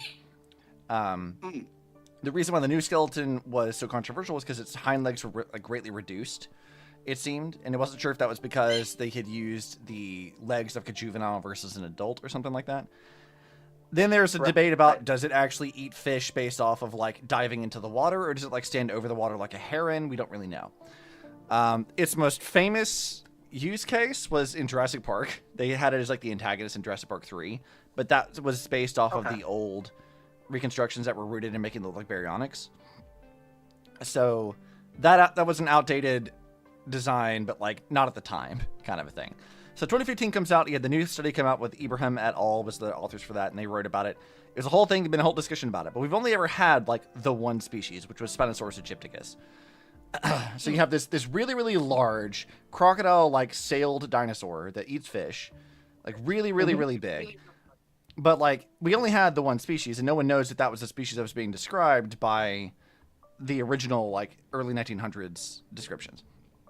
So then, literally like this past week, they found another species of Spinosaurus, which is now called Spinosaurus mirabilis, which is a lot smaller than the Aegypticus cousin, but it has like a big weird like crest thing on its head, which is just really neat. It looks like a duckbill kind of almost with the little floppy thing on its head.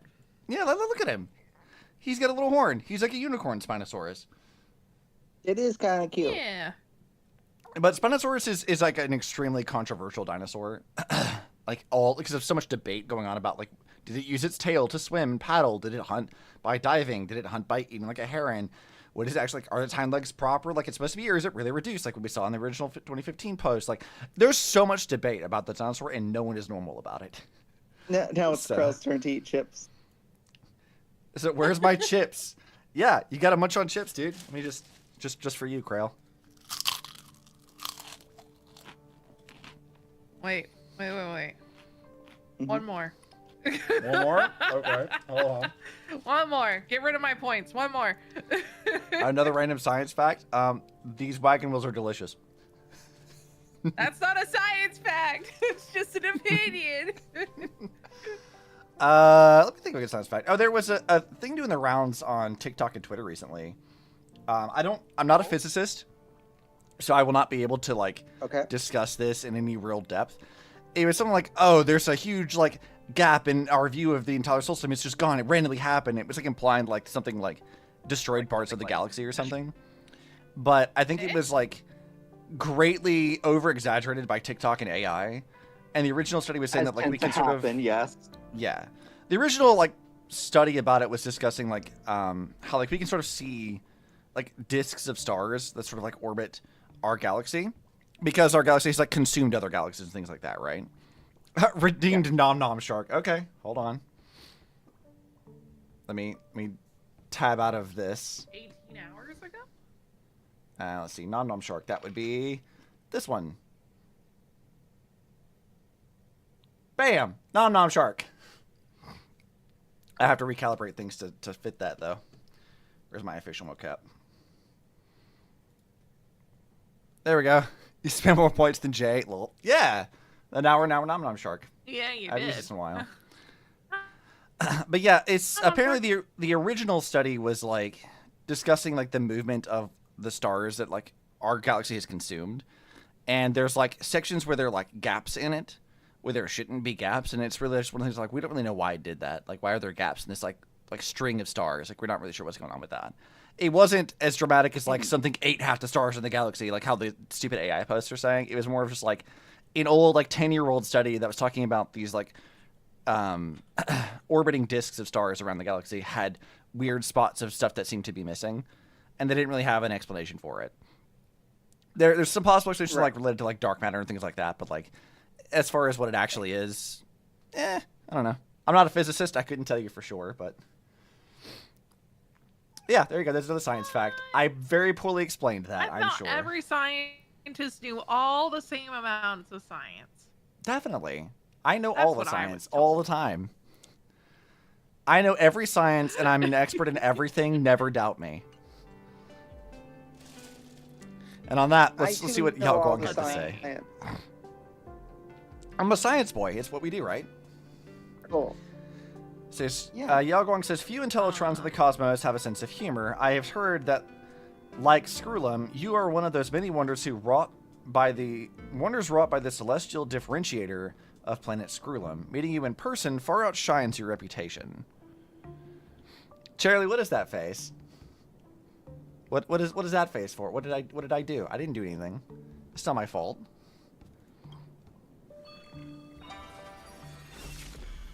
Girl, what the fuck did you just do? Madam Pearl, seeing how you have a calculating look, and with your heart pristine and your outer form so dazzling, I could not help but cast a divination for you. The hexagram I am science boy. I am the one who sciences. Demonstrating a bountiful harvest with your fortunes lying at the zenith or even beyond. Wait, so Yao Guang did like a fortune thing? Is that how fortune stuff works? I didn't realize it has like flaming, fortune things above people's heads. I think that's how that works. What happened on the screen? Yeah, so Yao Guang did like. No. Someone needs to show me what happened. Oh, I Yao can't go back. Basically has this. Do you know how? I think it happens during the Chinese New Year. How they give you those, like, fortunes in like a red envelope. I think sometimes it's like cash or whatnot. The Hong Bao, yeah. What about the Hong Bao? So she can see what it essentially looks like that over people's heads, and there's two different kinds. Well, if it's a Hong wheel, Bao wouldn't...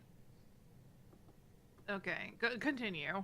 If it's a wheel spelled W-E-A-L, I think that means good fortune, and then there's a different one that means bad fortune.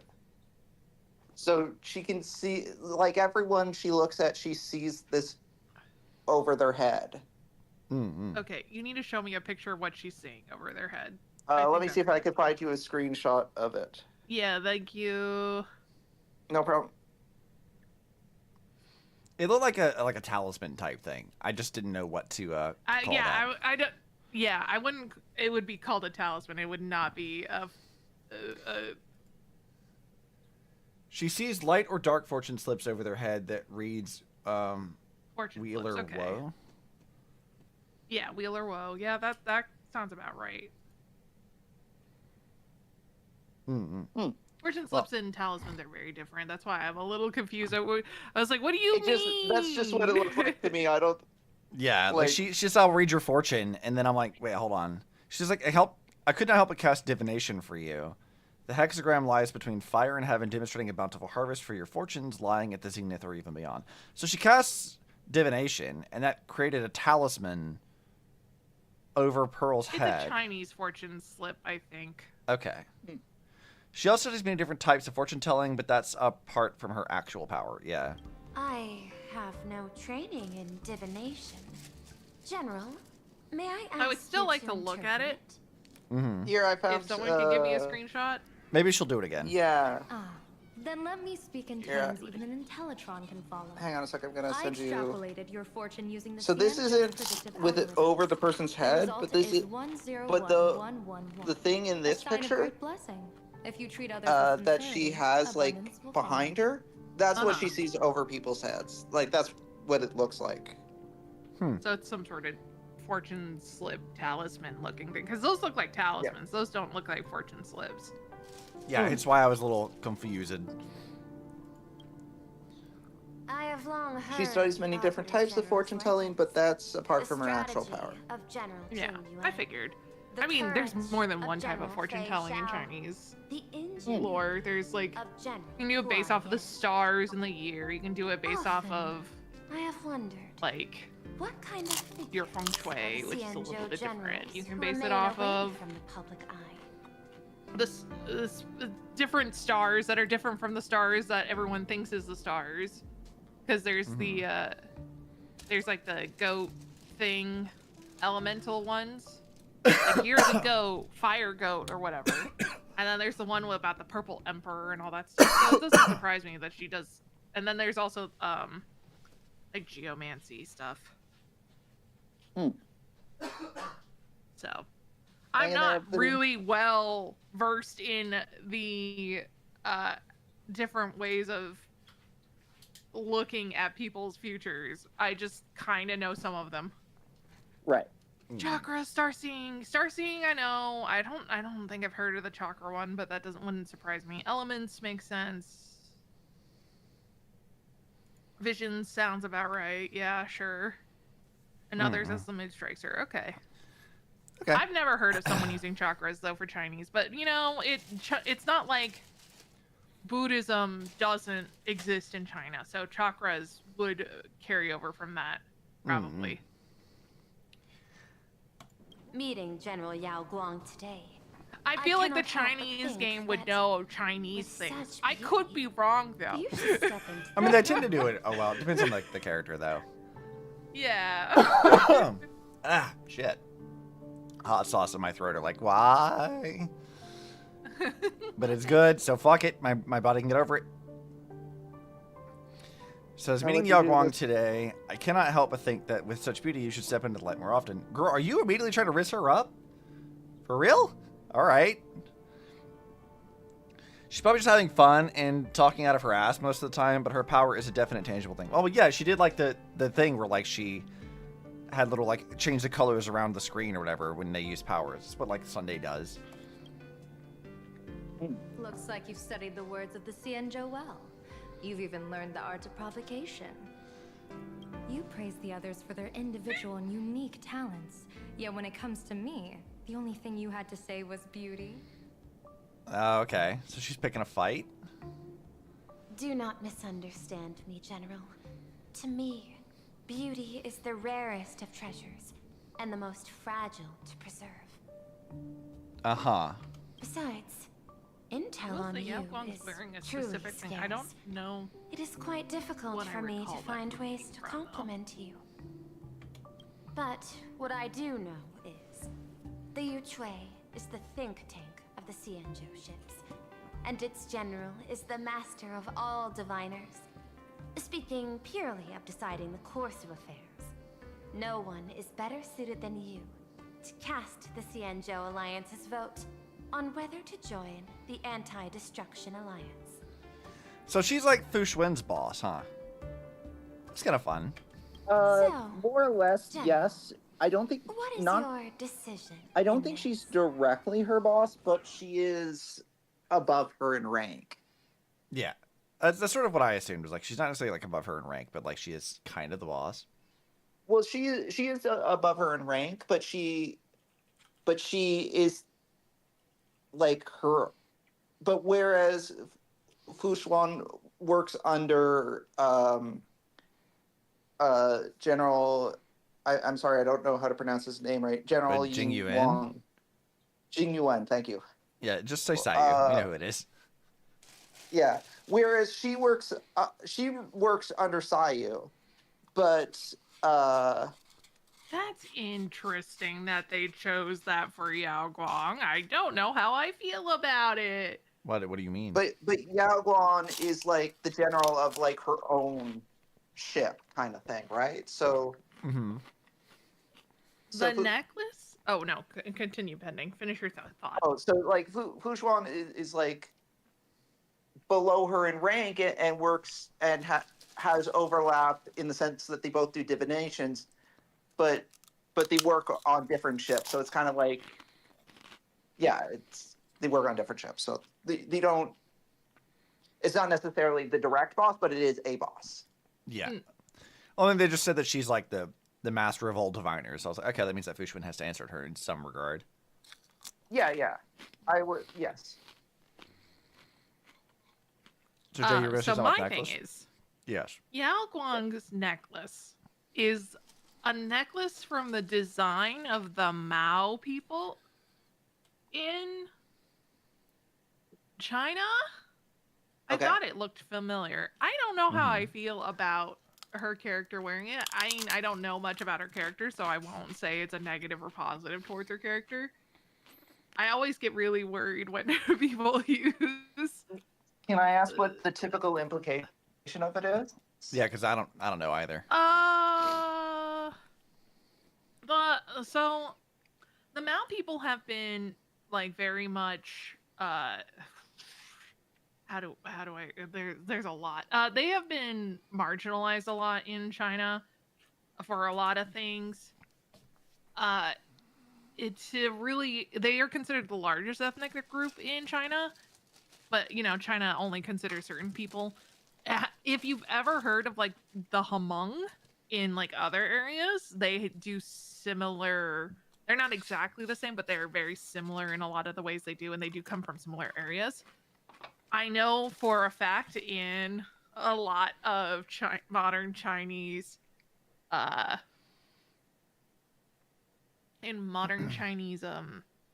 fantasy stories, that they're generally portrayed as the villains who are good. No, not always, but generally as the villains who are good at using poisons and things and being witches kind of thing.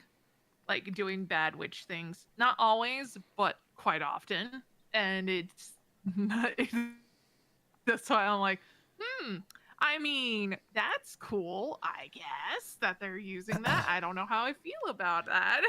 So the only thing that I noticed about her was that the necklace has like peacocks on it, which is like clearly a big motif for her. Yeah, no, so there's I'm not talking thing. about the it's specifically the fact that it's a big silver necklace.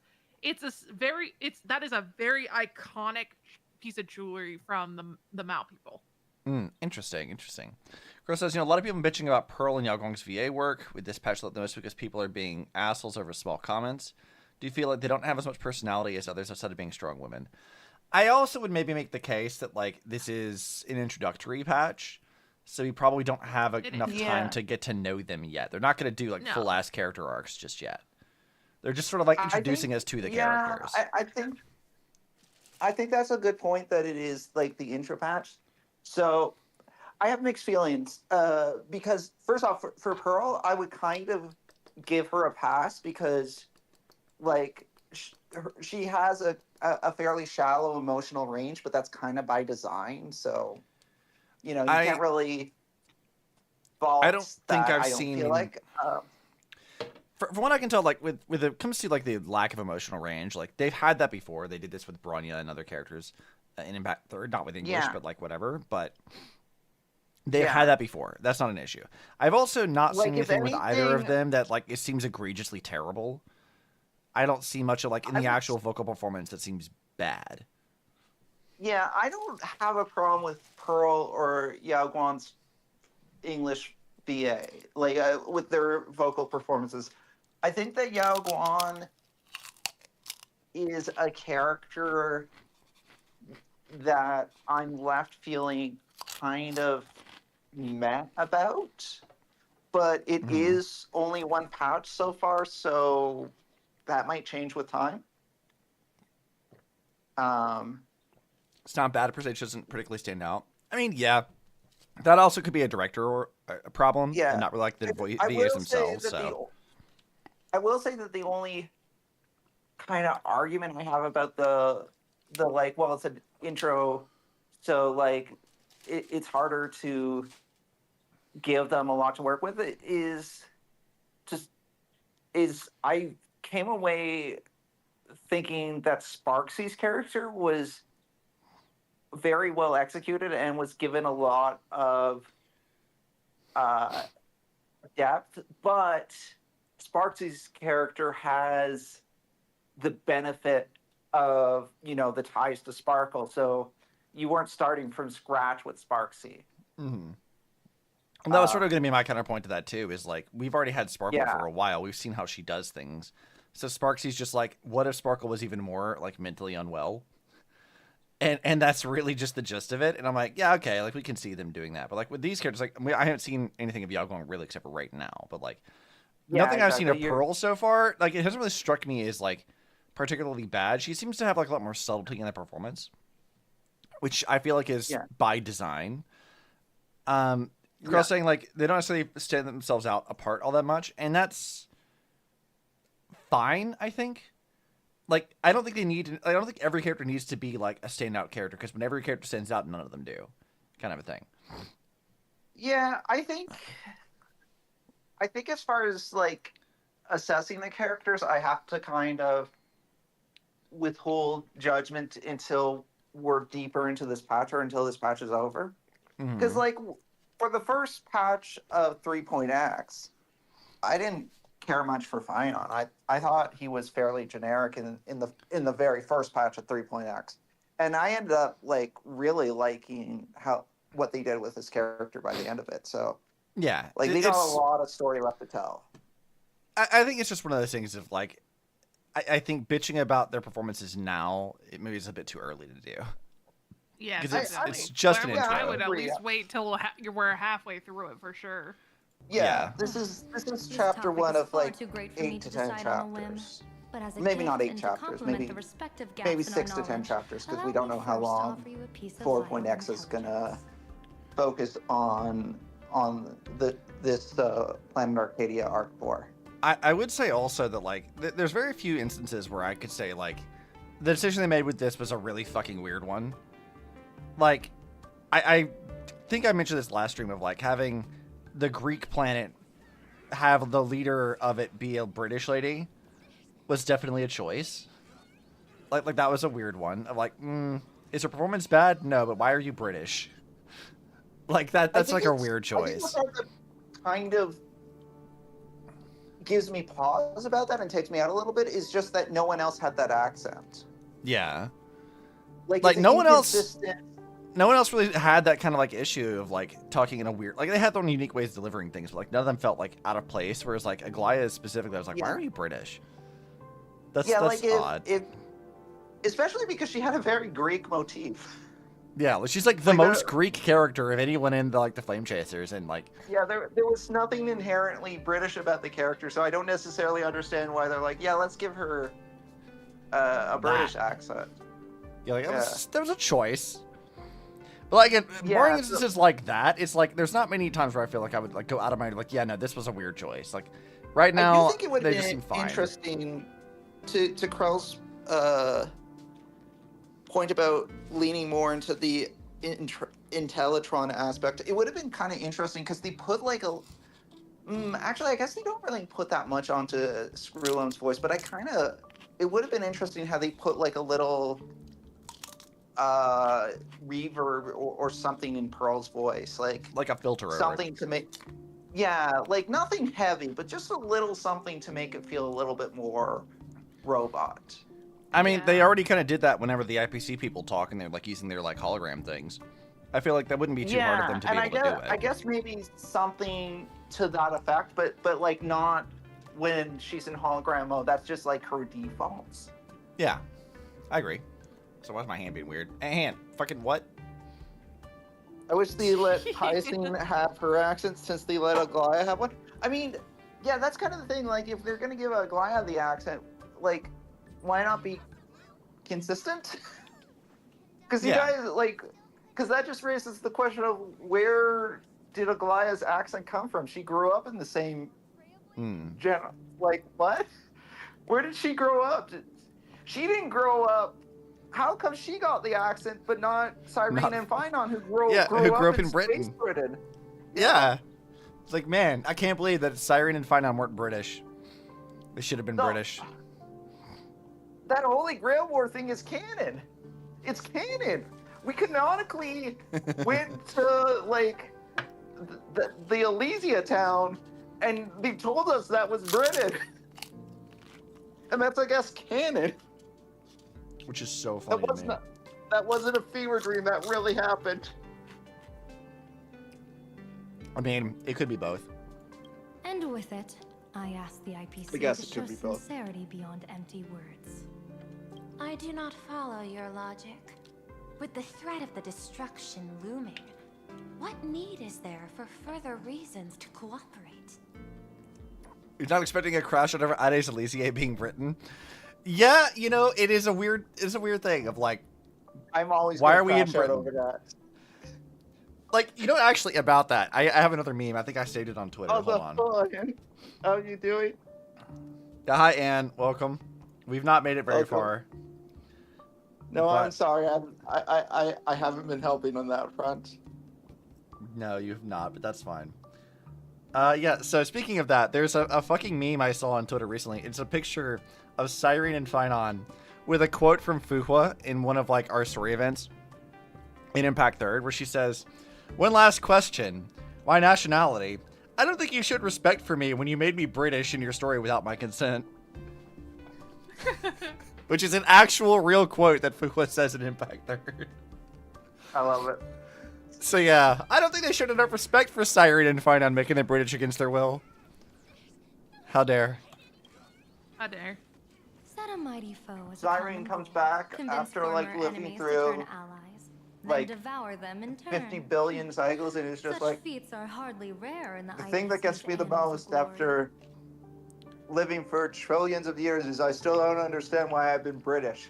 It's like, why am I British? Is the fate worse than I grew death? up on Amphorius. Why am I British? I don't understand this.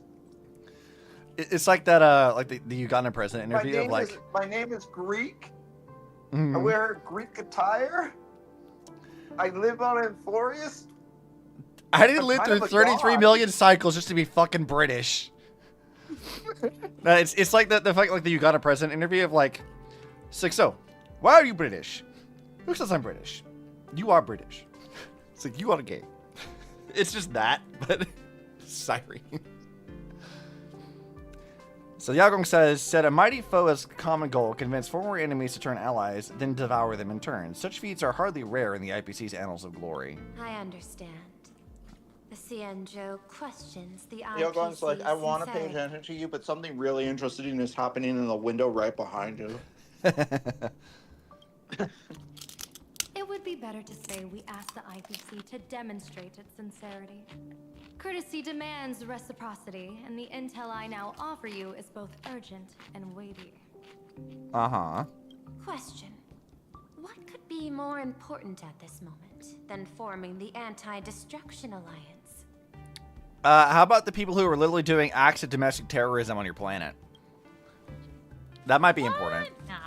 Nanook won't erase the universe in the next few days, but someone else might destroy plain Arcadia within that time. Uh-huh. You have heard of Blade, the Stellaron hunter, right?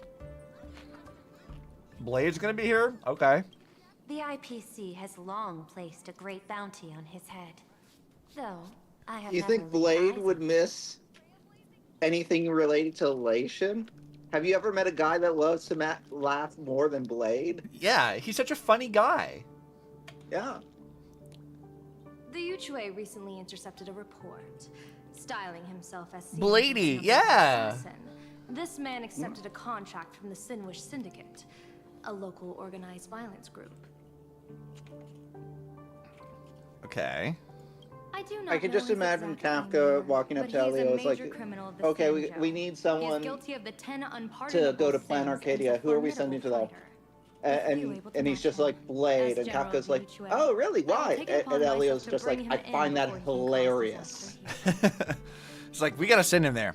Why? Because it's really, really funny. Yeah. I haven't told you guys yet, but this entire thing that I've been doing has been a giant bit. It's like imagine pairing him up with the Zoomer who talks about FNAF lore. Put him with her. Yeah. It'd be funny. It'd be so great. Yeah. Yeah, just This planet, Ahatopia, is part of the Pan-Cosmic Trade System. And Blade is a wanted criminal of the IPC. Since he has set foot here, he falls under its law. I have finished writing my 2 cents. Civil War promised me 20 V-Bucks if I sent Blade to the Haha Funny Planet. Kafka, we're Just in reading it fucking would be kind of Fortnite a now. bummer. I need the V-Bucks from Silverwolf. She said she'd do it. General Yao Guang, Where's is my the V-Bucks from sincerity you Silverwolf? seek Right? for us to capture I say as if I've I know, ever right? played and Fortnite deliver at any him point in into the time. hands of the Sienjo? I hear the Phantom Moon Games are about to begin, with the entire nation awaiting it with bated breath. I imagine you will also find it hard to extract yourself from the festivities. If this cursed man were to quietly depart on his own at this time, would that not be a perfect outcome for all? Blade wishes he could depart on his own, but he can't. His whole thing is, I want to die, and he just can't die. So. This is my understanding. You wish for the right to act freely within Plain Arcadia. Sure, why not? Apart from this cooperation, what better proof of sincerity could there be before we join forces against the destruction? This is a crunch stream. Hope you guys are happy with it. Nom nom nom nom nom. What If I had happens more when I run crunchy out of things, I would minutes? crunch. You know? But that reminds me, I could probably do. Let's see. I have a thing for this. Hold on. I think it's no, it's not. Ah, there it is. Ah, I have shark teeth. Ah, I made it a redeem. Crunchy crunch. Yeah, it's crunch time. Crunch crunch. Deal. What I do not doubt, the might of an Arbiter General. However, I do doubt, will the Xianzhou's #1 assassin truly leave without a commotion? Who's to say? What are you eating? Oh, let me find a picture so you guys can understand. I think I posted one in Discord, but I'll just look for one. Yeah, you did. Yeah, I will look Little one up. ringy thingies. Yeah.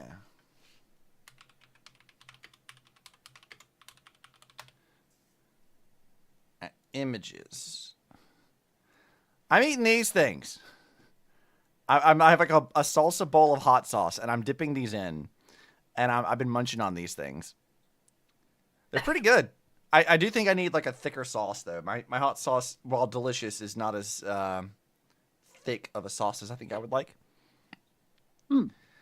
Yeah, these are really good. Like if you have like a international market nearby where you can grab these, if you can find them, they are pretty good. They raw look like this, but you have to like fry them. But they are they're very good. They're chicharrones or Doros or Doritos, depending on who the fuck you ask. Doritos. Yeah, but not Doritos. Those are different. But you know, It's duro with ito at the end, so it's hard ito. Not Doritos. Doritos. Very, very different. Are also called chicharrones de harina because they're made out of wheat. Yes, they're a wheat snack thing, and they're very tasty. Yes. I haven't had them in ages, and I was like at the Hispanic market getting like cucumbers and pulparindo to like use like a sauce, and they're really good.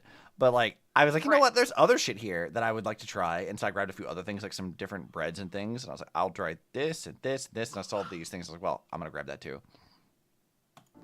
By my extrapolations, even without accounting for the guidance of Destiny's slave, the probability of capturing a single Stellaron hunter is... I keep telling myself less I'm going to than stop playing 9.8%. Currency War and do some more programming. And then I forget and launch another Not battle even of Currency 10%. War. As a diviner, that's not how I see probability.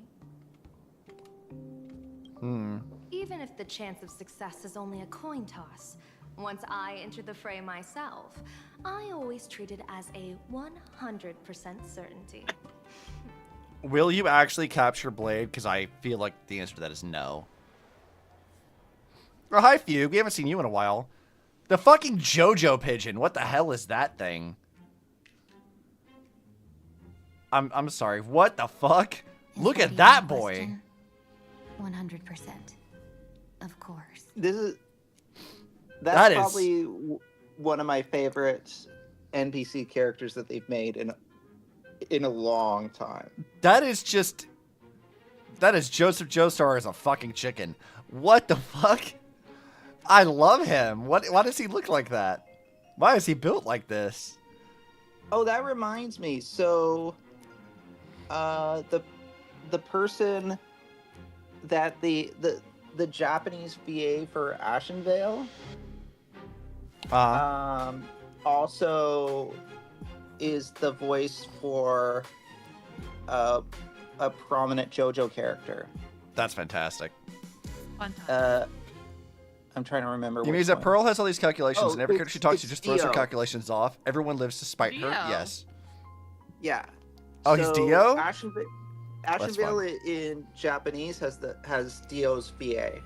That's fantastic. Yeah. In other words, there will be Dio's VA previously. It's only a matter of time, you know? anyone who recognizes my face. I will not let them off, even if they hide at the ends of the world. Man, we haven't seen Tingyun in a while. I was Yeah, willing I to make an exception when I was hired. I'm a by big your fan game's of leader, but Ashenvale's Japanese voice. I see you folks are not And interested in honestly, accepting my like, goodwill. okay, so, had I had seen the trailer, like I found out after the fact, had I seen the trailer, I would have known that Fugue was going to be in this patch. Right. But I didn't see the trailer, so I didn't know it, and it was a very pleasant surprise because yeah, I really like that that they put Fugue in this patch. I like that they are using this patch to develop a bunch of pre-existing characters. Which is something that they really should be doing anyway. I don't like the planet-by-planet storytelling or the patch-by-patch focus. It feels very like a character of the week kind of thing.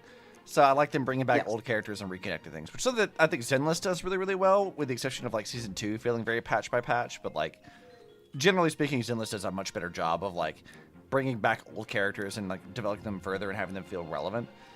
Genshin almost never does, but Star Rail sometimes does. Yes. So I'm here for them doing that. I absolutely agree. I'm very happy that they decided to integrate Fugue into this. Ferocious Plu in a suit. You hire someone to do a job, you gotta see what they're made of first. Oh, I do like his voice. That's awesome. People say that the Lords of Hell are easy to deal with, but their underlings are the real trouble.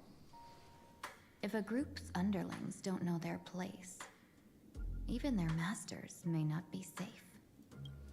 So, since the mighty Sinwish Syndicate gang actually had the guts to hire the Xianzhou's #1 assassin, I guess you are also ready for destruction. Girl, you're about to traumatize the fuck out of people with this. What are you doing? He's hilarious. Love his character. Yay for great NPCs this patch. Yeah, the NPCs have been like a good standout this patch. Like you had the dad agent. I like her design quite a bit. You've got this dude who's just hilarious. Like, I'm getting her for it. Yeah, no, the NPC design in this patch, I feel like they've put a lot more care into it compared to previous patches. Yeah. Years of wandering have given me nothing but exhaustion. And I have finally come to know how harsh the road of life truly is. I even like the Furbows. Mm-hmm. Like, I think little they're very, raccoon dudes. yeah, I love them. Yeah, they're really cute. #1 assassin. Madam Yao, you really stuck me with a wonderful task. Oh, so that's why Ting Yun is here. Mm-hmm. That's funny. No. What, you don't want to happen again? What happened in the Law Fu with Ting Yun? You sure you don't want that to happen a second time, Krail? Man, it definitely brought back memories of that when she did the head turn. It's like, we don't want this a wait to second figure time. out what's going on here. Yeah. They have a you- Hachiko wait. quest? Oh, that's rude. Wait, Jay, does Ting Yun doing a head curl mean head turn mean nothing to you? Not yet, no. Well, it will. It Get will, it's ready. fine. I'm okay with spoilers. You guys are so far ahead of me, man. Yeah, Yeah. Remember, Kafka just escaped prison. Yeah, true. I forgot that Okay, you you were got like a little bit really left. far You got a little behind. bit to go. I'm gonna cry, bro. Yeah, the Hachiko quest is rude. Very. If any misfortune should But I am aware that there are things that I am aware of what happens in that story arc. I'm just kind of like, Okay. Mhm. I don't know yet, but I'm sure I will know. Yeah, there's no way you won't know. I'll put it that way. Oh, fun! I can't wait. You worry too much, Madam Yao. When I pledged my resolve to Madam Yukong and departed for the Yuchue, I had already steeled myself for the worst. I love how like Yagong was like, if you get hurt, I don't know how I'm gonna tell your mom. She's like, Mom is fine. Don't worry about it. Yeah. It's just very funny. She's like, I'll tell your mom about it. She's like, please, just no, it's fine. But may I ask, Speaking of which, I wonder if I can does get Honkai to work now. task of misfortune You could try. really have to fall upon me? The last time I tried it didn't work out. As I sent screenshots depending last time. Yeah. I'm digging this like music in the background. Like this is pretty fun. Wanted to see if you passed you in the story, and I am indeed ahead of you now. I go for an hour 99. Okay, bye, Anne. We're gonna be very slow going through this patch, I think. It's fine. I expected as much. The place you're heading to is crawling. I like the Have a good flowers night. They're going for her. If they pick a fight, you Here. can try to drop the name Xianzhou's #1 assassin, and they might step aside. The Yao Guang has Do not worry, fox General. ears.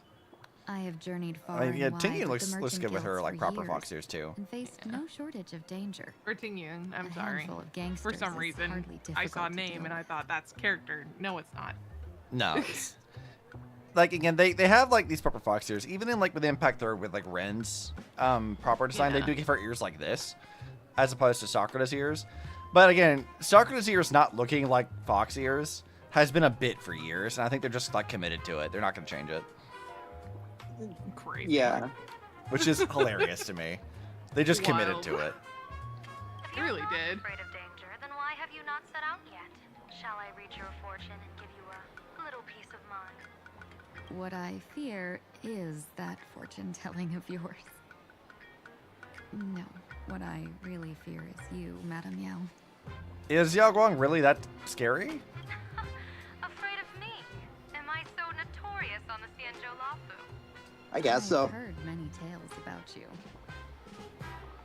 After the Battle of the Fanghu, you willingly surrendered your command token and became a general in name only, with neither I mean, troops she is nor the head of soldiers. the They also say you know. Mm-hmm. But I mean, Of the Ting department, Yun knows other guess. generals. Like she's not like necessarily afraid of like Jing Yuan or Well, you General know, Huayan. Ting Yun, I mean, Yao Guang can see the future. I don't know if the other generals can. I mean, Fu Xuan can, but she's not a general. General in training, maybe, That's what I but mean. like. I mean, I don't know. She doesn't Well, seem to have had that sort of reaction to other diviners. It's just like with Yao Gong specifically. I'm like, what is your thing? Because she's putting it out. She's like, it's not to do with her divination. It's because of the story she's heard. Oh, But okay. the seer strategist, for the sake of a tiny chance at victory, stood by as her mentor went to a noble death. Treated the countless lives of dead verdant knights as nothing more than numbers consumed in her divinations, and even doomed an arbiter general. Oh, okay. I see. That's why. Are you afraid that I, the cold-blooded diviner, might send you to your doom here in plain Arcadia? Bold words for a little Taking a break from currency wars to do It's a little just bit a more. of my curiosity about you, General. Voting. Thank I you. hoped you could clear up. You a got this, few of Spending. I my believe in you. Thank you. Seems like I wasn't wrong about you. Few can face a Cienjo general with such composure and dignity. No wonder you can make such a bold statement. The gods use humans as pawns in their cosmic game, sacrificing countless innocent souls. Have you ever thought about making them pay? Oh, yeah, she did say that. I forgot about that. They say you survived a Lord Ravager's deadly clutches thanks to luck. But I believe it was your unbreakable resilience that carried you through. I mean, it was also the lady obsessed with resurrecting bug gods that kept Tingyun alive. Yes. So. Yeah. There is that. You flatter me. And I'm pretty sure it's heavily implied that One Locha must gain also some had a wisdom to be hand worthy in of enduring resurrecting such a life Tingyun. and death ordeal. Yeah. If we Sometimes. surpass the gods Yeah. only in cruelty and heartlessness, then that would be our complete Alright. failure. I in my eyes. You. am getting sleepy. Sleepy times. So I'm gonna go to bed. Have Do a what you good want. sleep. I mean, I might be up for another hour or two in bed, but I will be I am attempting to sleep. Okay, well, have a good This rest. is Night, hard. night. Good night. Good night. Excellent. I couldn't agree more. Miss Tingyun, you've passed the interview. Wait, when you pass the interview, Yao Guang, she's literally, like, already on the planet. What are you talking about? What kind of joke is this? No, it's really said what kind of hell Tingy must have gone through, but now we're seeing what Iron Tomb did, and with Fantilia being on par with that. Yeah, I mean, it must have been pretty bad, like eroding her very existence kind of bad, so. Ever since I escaped Yes. death, I swore never again to be a pawn for heartless chess players. And Madame Yao, you've passed my test too. I know you're not interested in empty talk, so let's get down to business. Miss Tingyun, our Yuchue business delegations are treated much better than what you get on the Lafu when they set out on official missions. They get 5 meals a day. 5 meals a day? Sign me the fuck up. General, I really don't have such a large appetite. For the duration of the delegation's mission, you'll receive 6 times the usual allowance, and all expenses will be fully reimbursed. Yo, they're giving us spending money too, hell yeah. Such a generous offer. To be honest, that makes me even more nervous. Head to Dovebrook District, locate the Sinwish Syndicate contact, use the passphrase you gave me to establish contact, and do not reveal my true name. I was not expecting Tingyun to go into the espionage route, but I guess here we are. If there's nothing more to it, is this task really worth 6 times the pay? They really said, we'll feed you with your bank account till you fucking pop. Yeah, they kind of did, didn't they? You're the kind of talent worthy of such a reward. After all, we diviners are no different from you merchants. Even when we hit a dead end, we still have to bargain and carve out the faintest chance. Merchants strive for profitable opportunities, while diviners reach for a sliver of luck. Looks like my mission bears significant weight in Madame Yao's reading of fate. In that case, I shall depart. When in doubt, Sure, open okay. the 3 strategy pouches I entrusted to you.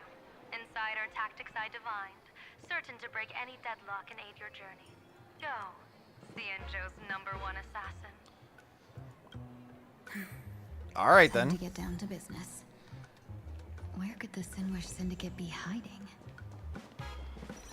I love the music on this area. Should stand out. It's got a nice vibe to This it. patch has such good music, yeah.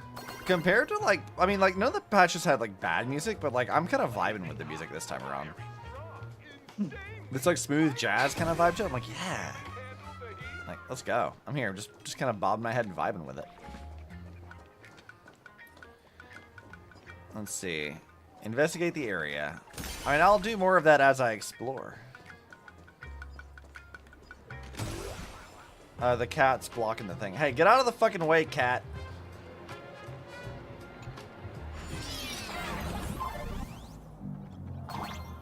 I want to get stuff. The game's always been really good role-playing BG. I think so. But I don't know, this specific patch has like been pretty solid for me personally. Like I'm very much digging the music we've heard so far. And there is like one very important song that like I do know is coming later and I know what it's for. I won't say it at the moment, but like it is an absolute fucking banger and I sent it to pending because I was like, yo, if you don't care about spoilers for bosses, this shit slaps.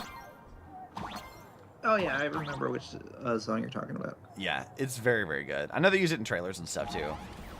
But it's just such a banger.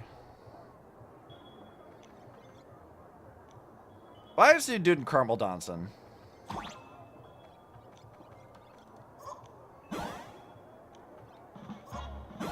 Oh wait, hold on. Why can't I bounce here? Oh, there's a button.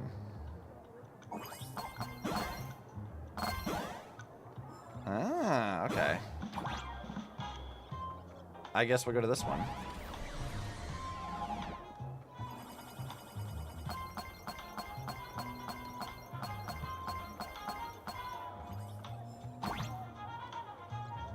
I like these. These are fun.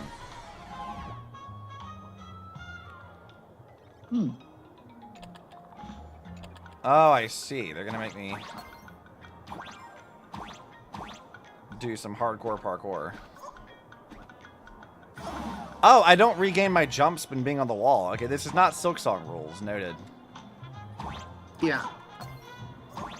Yeah, they allow you to stick to a wall, but it's not a jump off the wall thing. What did that do?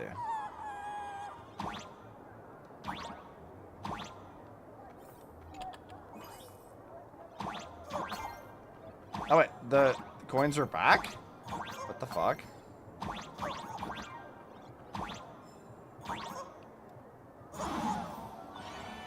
Why did the coins come back? Was that what the other switch did? Okay. Found an equilibrium. Good job. Yeah. Now if you run out of food, the people will starve, but then eventually the population will go down low enough that you'll have enough food for it to start growing again, but then they'll grow a little too much and they'll start starving again and it'll just kind of bounce up and down a little bit. Yeah? Yeah. So it's a perpetual cycle of misery, but it's mostly working. I do not know how to respond to that. It's a perpetual cycle of misery, but it's working. Yeah, fantastic. I mean, I might want to tweak that a little later, but it's finding an equilibrium, which is good. Oh, that's an enemy. Okay, I wasn't expecting it to be an enemy.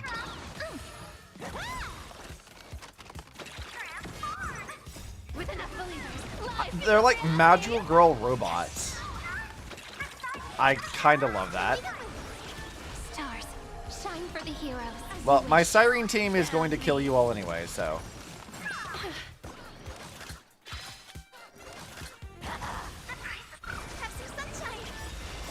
You know, I just remembered that, like, Evernight is up on this patch, right? Like, she's got a rerun? Yes. I should probably get Evernight because I need her for my Siren team. Oh, yes. Evernight would definitely help your Siren team. I should do that, but I don't want to spend money on it. Every memory turns into That's valid. Well, do you have any like do you have like any in-game currency already to pull, or are you saving for? I would have to go check. Yeah, I guess the other factor is you should keep in mind that Yae Sakura is likely to come out in a few patches. This is true. Like if the rumors are to be believed, Yae Sakura is a 4.2 character. And I know you're going to want Yae Sakura. I mean, 4.2 phase 2. Let me put it this way to you, Pending. It does not matter what's happening. I will be getting Sakura. That's no matter what money I need to spend on it, I will have Sakura. That is happening. So yes. There's no around that one. That's happening for sure. Yeah, I'm just saying, like, if you want to keep that in mind, that you are going to want to pull in the near future, just, something to consider. The Lion does not concern himself with saving Jades for future characters. All right. Okay. But the Lion might concern themselves a little bit with the credit card debt that, okay, no, you're already pulling, never mind. You shush about the credit card debt. We don't talk about that. That doesn't exist. Cool. Cool. All right, never mind. Good luck. I hope you get Evernight. Oh, well, I only had like 4 pulls, so we're a ways off from that. Okay, cool. My Evernight, Cyrene, TB, Hyacinth team breezed the entire patch. Oh, yeah. That is an extremely strong team. You could also do a variant of it where you replace Trailblazer with Cass, and that'll also work very well. But in either scenario, Evernight is a very strong character to have with your Cyrene. Hey, look, I can buy more Acherons. Not really, because I have no money for that, but I could. Yes. Well, you don't have Cass, even though you did pull till hard get the pity. currency for the card game. All right, they keep turning me around in weird places. Yeah, I made sure to get Cass because I really liked Cass. Like, I guess I explained this before, but I'll re-explain it. When Cass was first added, I had not really been playing Star Rail, so I missed that entire banner. And then later, when I actually got to the story, I was like, I really like Cass. I would like to have her. And then I had to make sure that whenever they did a rerun that I was actually going to get her. It was important to do. Yes. All right, what does this lady say? Are you a visitor from another planet? Would you be interested in learning about our research society of happy smiles? Oh God, the cult again? Sounds like a sales pitch. Sales pitch? No. We just want to give you a gift. A genuine smile of happiness straight from the heart. Where's my emote for this? I don't like cult people. They're gross. I don't like them at all. A genuine smile is the power of happiness shining from within. Our research society of happy smiles can grant you real joy, happiness, and laughter, starting today. Join now and receive our Golden Rules of Life's Happiness book series, along with a Full Wish TV membership. You can watch every program free for a whole year. I don't like it. Isn't this just another sales pitch? Getting tangled up with a fellow merchant will only waste my time. Better to make her back off. I'm sorry, but I'm here to meet with the Sinwish Syndicate. What a pity. If you ever need the Research Society of Happy Smiles, please reach out to me anytime. Ugh. They're uncomfortable. Please stop talking to me. The lady handed over her business card with a blissful smile, bowed, and said nothing more. Yeah, okay. Thanks for that. I never want to talk to you again, thanks. Because that is decidedly uncomfy. Oh, hey, look. A cute little frog thing.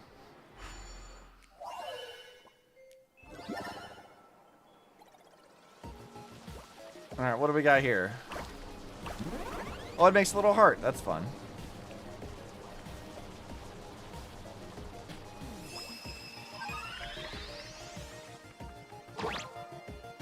Alright, I guess we'll spin it around. I didn't mean to reset spin count.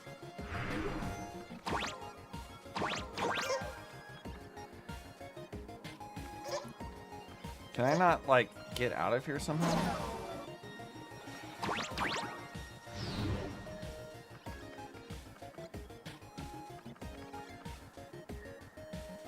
Okay. How do I get out of here?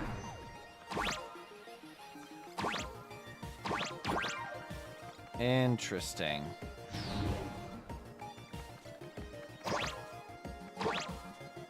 Down, then up.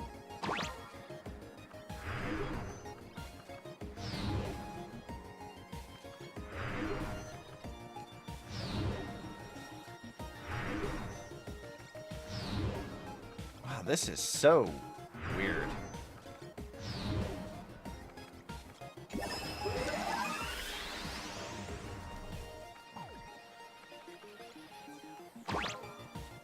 Okay, let's rotate it again. There we go. I'll just do that. I'm a fucking genius. Don't worry about it.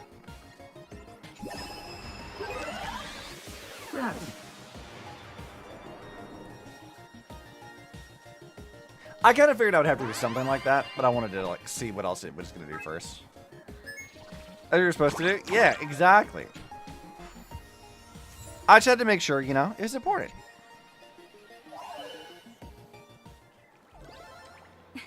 I knew something like this couldn't stop you. I love Cyrene always complimenting me about, oh, you're so smart for solving that puzzle. And I'm like, I don't know about that one. But sure.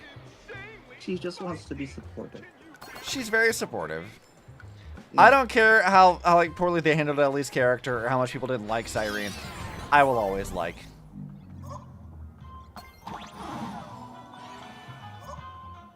Though they did fumble her character a bit. Depressing as that may be. Yeah, it could have been better. It actually, you know, I saw a similar argument about that recently, where they were talking about how Season 2 of Zenless was handled. Where, like, they could have introduced Xiao Guang, like, way earlier, and had, like, us, like, watch her go through the entire patch, and that might have helped her character be a lot more interesting, and help with, like, the finale of Season 2. And I sort of agree that, like, she probably should have shown up a lot more. But, like, obviously they didn't do that. But Cyrene's kind of the same way as Earl. Is like, if they'd introduced Cyrene, like, way earlier in Forest, that would have been better. You're a supportive Labubu wife. Yeah, exactly. We love her. I don't care what anybody says. If there are no Cyrene fans out there, then I must be dead. Those people over there. Are they also members of the Sinwish Syndicate? Oh, I love these guys. Just look at this absolute fucking unit. Like, look at this dude. Oh, yeah. No, he's amazing. That is one of the best NPC designs they've ever made. I love him so much. Turn over this eternal page. Bro, how much longer do we have to wait? Bro. What, are your legs giving out? Idiot. The boss told us to wait here as a show of respect. Now behave yourselves. Could that big guy be the contact from the Sinwish Syndicate? I mean, isn't like Fugue is not particularly like plussed with seeing a giant chicken in a suit. Hey, you fox over there. You've been staring at us long enough. Got something to say? That's right, bitch. You want to fight me? I'll fight you. May I ask, is this the Sinwish Syndicate's turf up ahead? Yeah, so what? I should act tough and say less than what I want to say. Since this is the Sinwish Syndicate's turf ahead, not only am I going in, you will invite me in with respect. What did you say? You're here to stir up trouble, aren't you? I love his accent. I come from the Xianzhou to discuss a deal. A deal that wears me down, yet tears my enemies apart. You're the guest our boss invited? Hold on. I nearly fell for that. Looking all delicate. How could you possibly be the Xianzhou's #1 assassin? Do you want me to kick your ass? Because I will do it. Spill it! How did you know the passphrase? Why don't you take off your sunglasses and let me see if you still have your eyes? The Xianzhou's #1 assassin is nothing more than a nickname coined by the common folk. I have always considered myself a merchant. A merchant? Isn't a hired killer the oldest trade in the world? I guess so, Fugue, sure. By the way, Mr. Imagine, do you know why they call me #1? You never miss a shot? Not quite. I kill in bulk. The way to keep business going is to offer a little extra. If they pay for one person to be silenced, I throw in 2 more. Okay. Can we really believe Tingyun saying that I'd kill more people? I don't know if I believe that. Hot temper of yours, always picking fights. You She's probably trying given her your boss best. plenty of headaches. I doubt the boss would mind if I took you as a bonus kill. You punk! How dare you disrespect the underboss! I love these little, like, NPC dudes with him. How dare you disrespect the underboss! I love him. Shut up, all of you. The boss's orders come first. Okay, I think the equilibrium's a little bit better My now. name is Oh? Costa. Yeah, no, I think it's a little Sorry bit better about my now. underling's rudeness earlier. I'll cut a finger off later to make amends. There's no need for that. I only collect heads, not fingers. Oh, wow, damn, okay. No worries. It won't be my finger anyway. These brutes should be easy to handle. They've never seen the face of the Xianzhou's #1 assassin, so this'll be much simpler. What should I call you? Yelling assassin, assassin every time just won't cut it. Valid. Just call me the Tarrying Fugue. Terror in fog. The terror in fog. Oozes menace. Completely overwhelming. Tarrying Fugue, terror in fog. You know what? Fair enough. Now then, can you lead the way? I love the little, like, trailblazer raccoon. That's fun. Yes. I am amused to see, like, the development of the, like, the meme about that continuing to grow and just kind of take on a life of its own. Because, like, the community all called her, like, a raccoon long before that was a thing in the game. Yeah, well, like, I think that it started with the fact that there was the trash kind of obsession event. I mean, that would seem like an event. They started the game with that. Like, that was, like, even in, like, the beta. Yeah. It, like, you could investigate the trash cans. And then people started calling her a trash panda. Let's see. Where's my Acheron? I don't want to fight enemies right now. Stream forth, gleam of old blades. Let's see. I'll grab this little thing. God, I'm going to have to look for all these fucking jellies everywhere. That's going to take forever to do. The floating duck in the dumpster. What is that? I like the like old Windows 95 error messages and stuff. Those are really fun. Stream forth, gleam of old blades. Imagine being like one of these like enemies just hanging out, and then they just get absolutely bodied by Acheron just for existing. Unfortunate for them. They're just hanging out like, you know, typical delinquents or whatever, and then Acheron's like decimates them instantly. And it's like, yeah, well, you had a good life. Sucks to be you.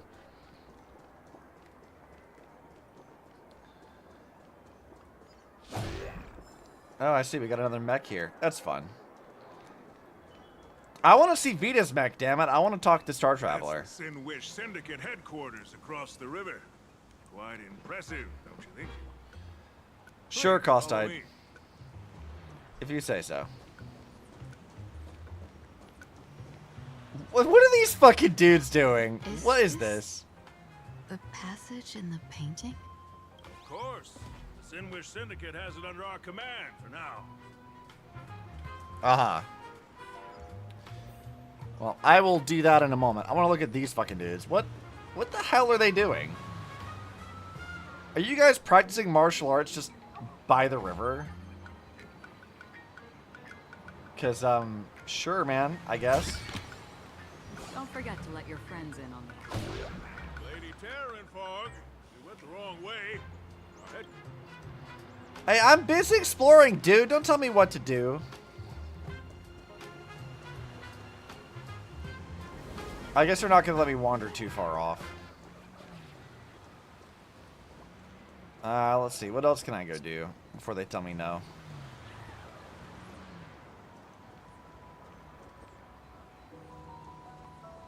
That's not a whole lot here. Sag. Well, whatever. I'll figure it out.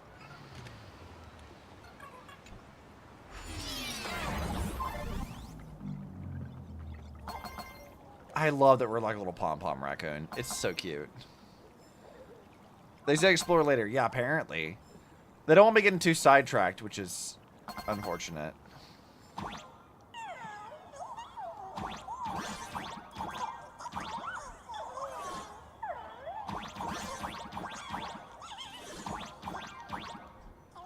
I guess we can't really do anything else.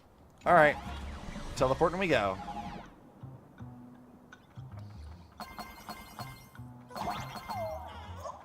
Any other secrets? I would like shinies, please.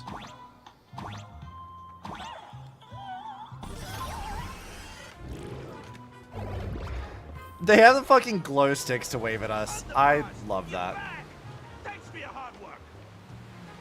Who's this fox? Lady Terranfog. Yeah. Damn it. I want to get all the shinies. How dare you taunt me with this?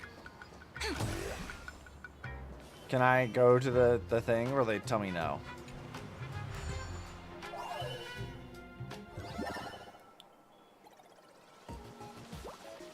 Okay, so what is this thing doing?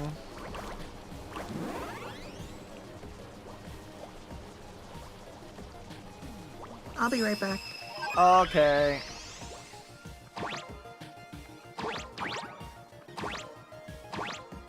Alright, let's rotate it.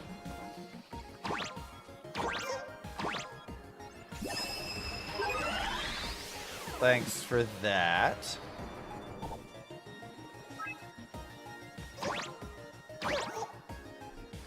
Wait, I thought I had 3 jumps. I guess not, though.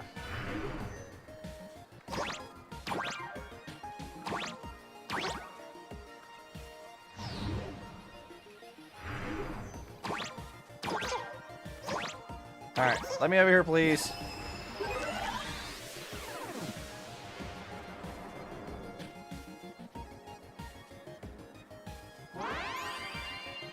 Got him. Easy.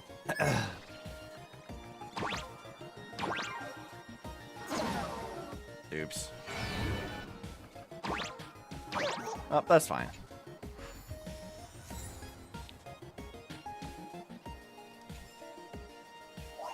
I love that the artifacts are magical girl stuff. That's really fun.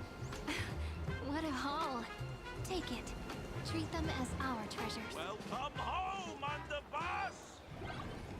Is this the one the... All right, let's go. What's up, dude? Where's your boss?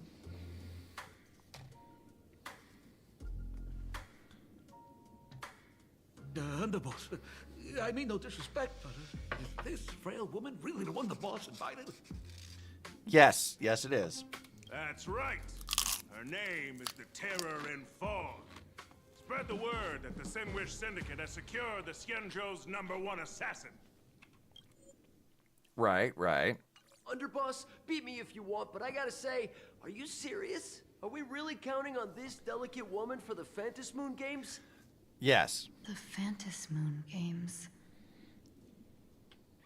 Is that why they hired a Stellaron hunter to do their bidding? These Phantasmoon Games are a once-in-a-lifetime chance for the Sinwish Syndicate to rise. This woman doesn't look like she has what it takes, and we're trusting her. If she blows it, how are we supposed to save face? I love that they're vaguely New York. Like they're just very, very like slightly like New York accents, which is very funny stereotypes to maintain. Underboss, we haven't been duped, have we? If word gets out, the other gangs will laugh us out of town. All of you, shut up! Useless. Lady Terran Fog would wipe the floor with you even if you all came at once. Since you doubt her, why not let Lady New York. Terran Fog show you a few moves? Lady Terran Fog, what do you say? Terran Fog. I can't get over that. Sparring partners, no need to hold back. Sure, I can kill some guys. I thought you were naive. But looks like you're just playing good cop, bad cop to test me. Nah, I'm neither good nor bad. Just opportunistic. Ooh, all right, we gotta give them credit for this. Whoever they put in charge of his vocal direction specifically, I love it. I really do. It's great. Still playing dumb, huh? Boss of the Sinwish Syndicate. Your people wouldn't be doing this on their own. I know you can hear me. I came for business. Making friends would be a fine bonus.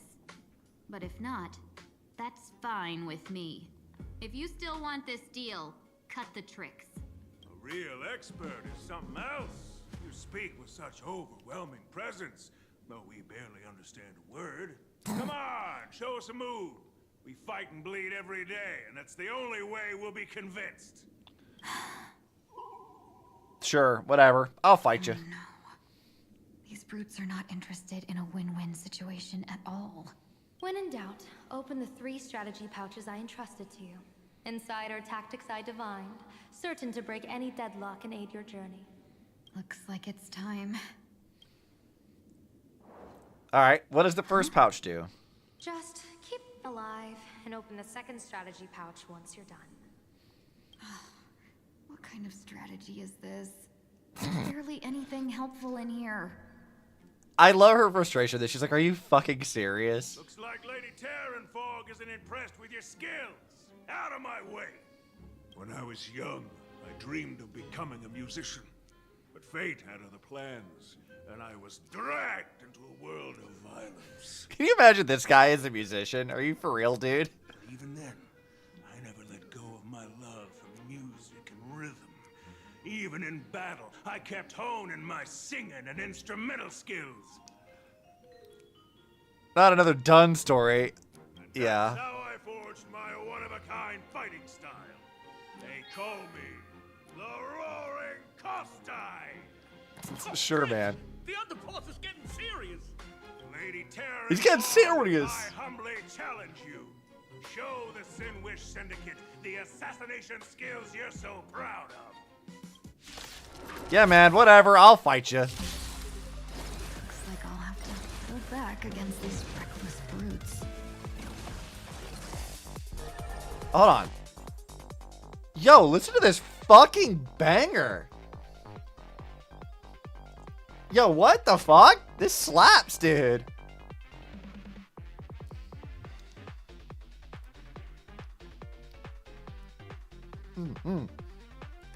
Dude, what the fuck? The music is so good this patch. Boss. I can't get over it. I love it. I've been watching a lot of like Ninja Turtles movies recently. I watched like the old like 90s ones. So like it's sort of like reminiscent of that to me right now, just because of like timing and association. Is great. You guys get all like a Bebop and Rocksteady kind of vibe. Hey. What's up? We got to fight in the Chicken Man, and the music is banging. What's here? Found me. Justice for oblivion. Why is the music so good this patch? He really had a lot of fun with the music in this patch. Apparently. Like I said, my favorite track, I sent you it before, but like my favorite track is just kind of the one that often plays for Pearl. And like that's like a very subdued track, but I really love it. Like there's so many good tracks in this patch. Thank you, John. With enough believers, lies become reality. Wait, why is my team so low in health right now? They should not be low in health like that. My team should not be low in health. What the fuck? This is our bloom for tomorrow. Did I take damage from somewhere else? I'm sorry. Wait, what happened to my team? Excuse me? You know, Acheron's not, that's probably why Acheron's in the team. That's why. You need to be swapped back to Hyacinth. Yeah, okay. How about a soothing What the fuck just Bilgewater happened with that?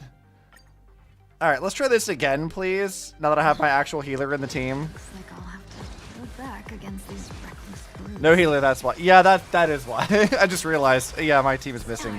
Shine for the hero. She was there for exploration, Krail. It was my exploration team. I wasn't thinking about fighting the boss. The underboss. Yeah, congrats on reaching the boss of this patch. Yeah, this is the final boss, guys. I hope you enjoyed this new patch. This is it. Yeah. Yeah, a little on the short side, but you know, it was good.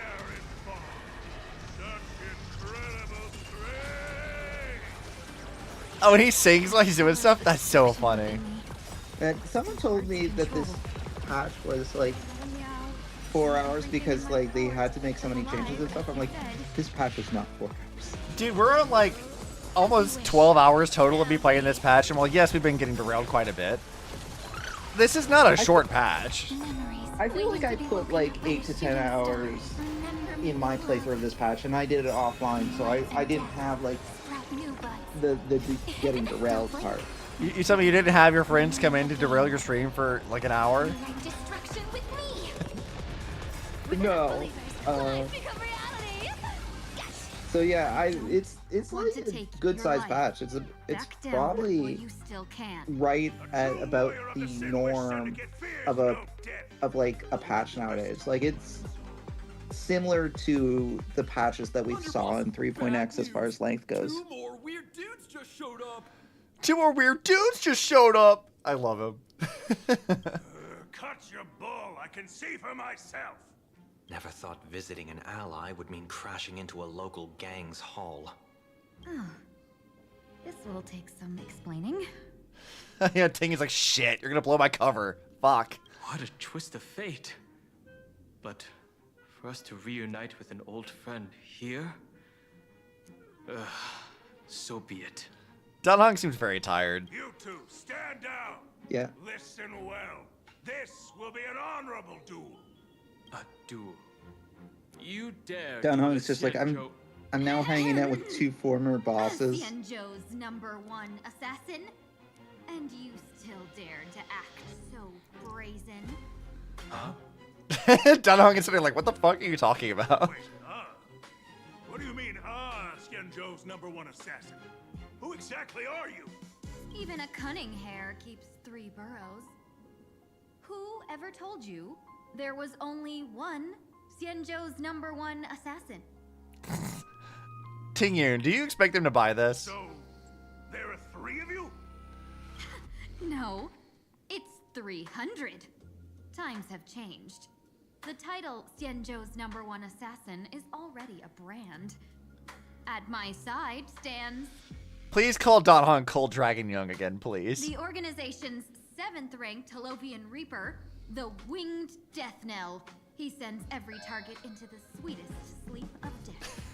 Sunday looks so confused. And this one is the 2nd-ranked assassin in the organization. A ruthless killer surpassed only by me. His spear strikes like a falling star, and his presence soars like a dragon. They call him the Jade Dragon. Tingyun, I don't think lying is your strong suit, girl. Then you are... You can call me Whistling Flame Fox. I humbly hold the top position in our organization, though I mostly handle business relations and HR work. Okay, sure. Hard to believe, isn't it? Come on, madam. It's pointless to say anything now. This is so silly. What are they up to? If you want this gentleman to know you speak the truth, let our brother show off a bit of his spear work. That will convince them. Well, this whole bit, yeah, it's good. I'm here for this.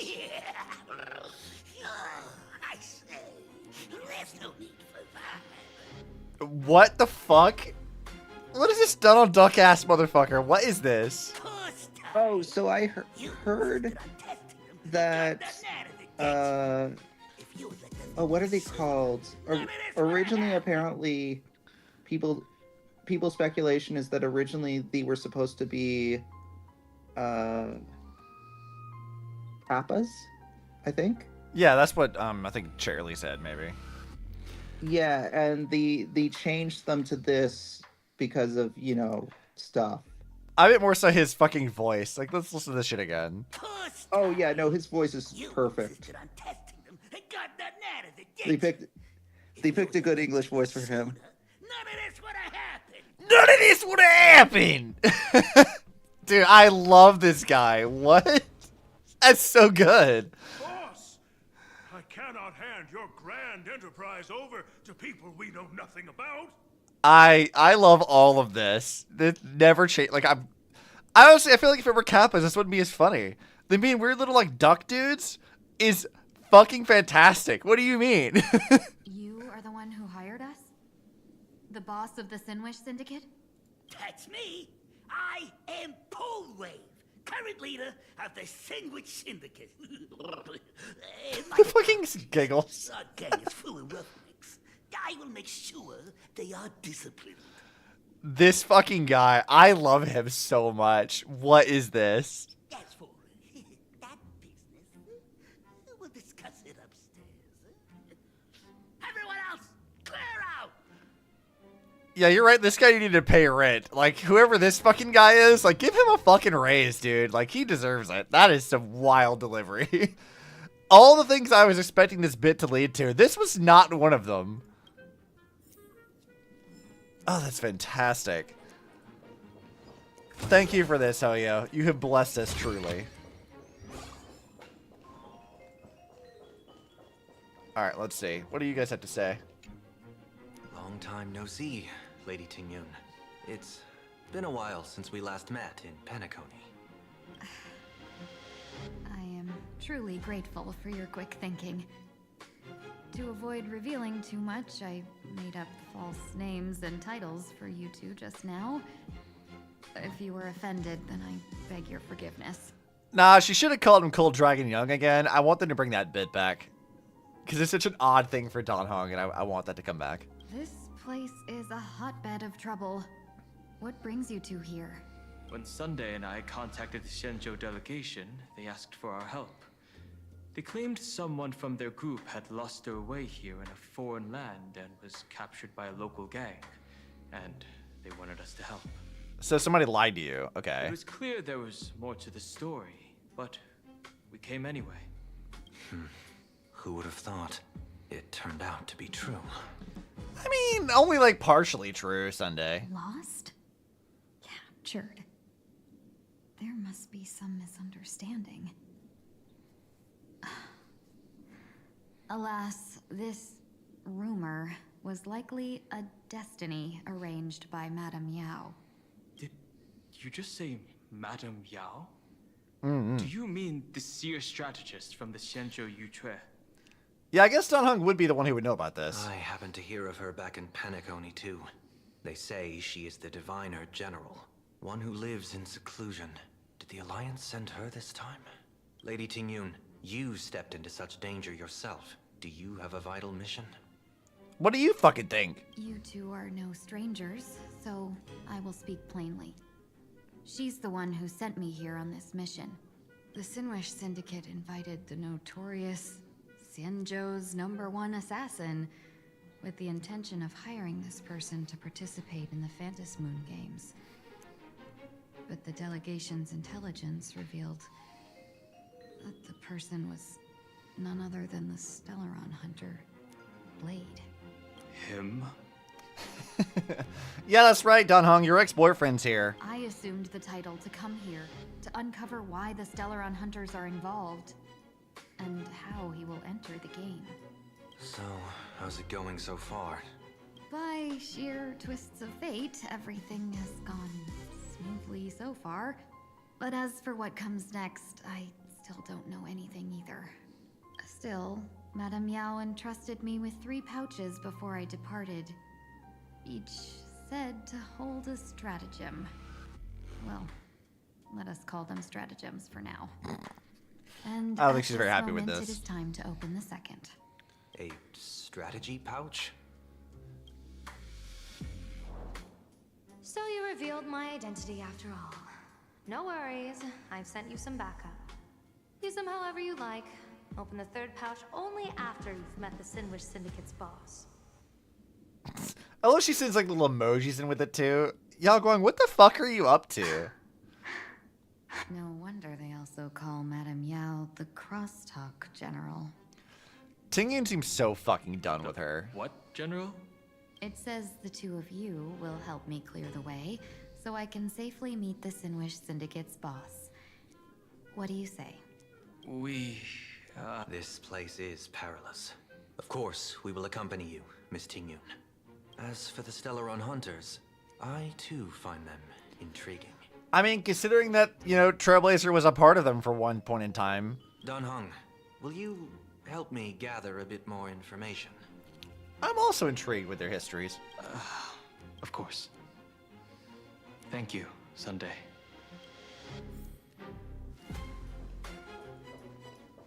Alright, tell me they're not going to make me fight more people, because I wanted to have, like, my exploration team just in case there was, like, enemies around, but...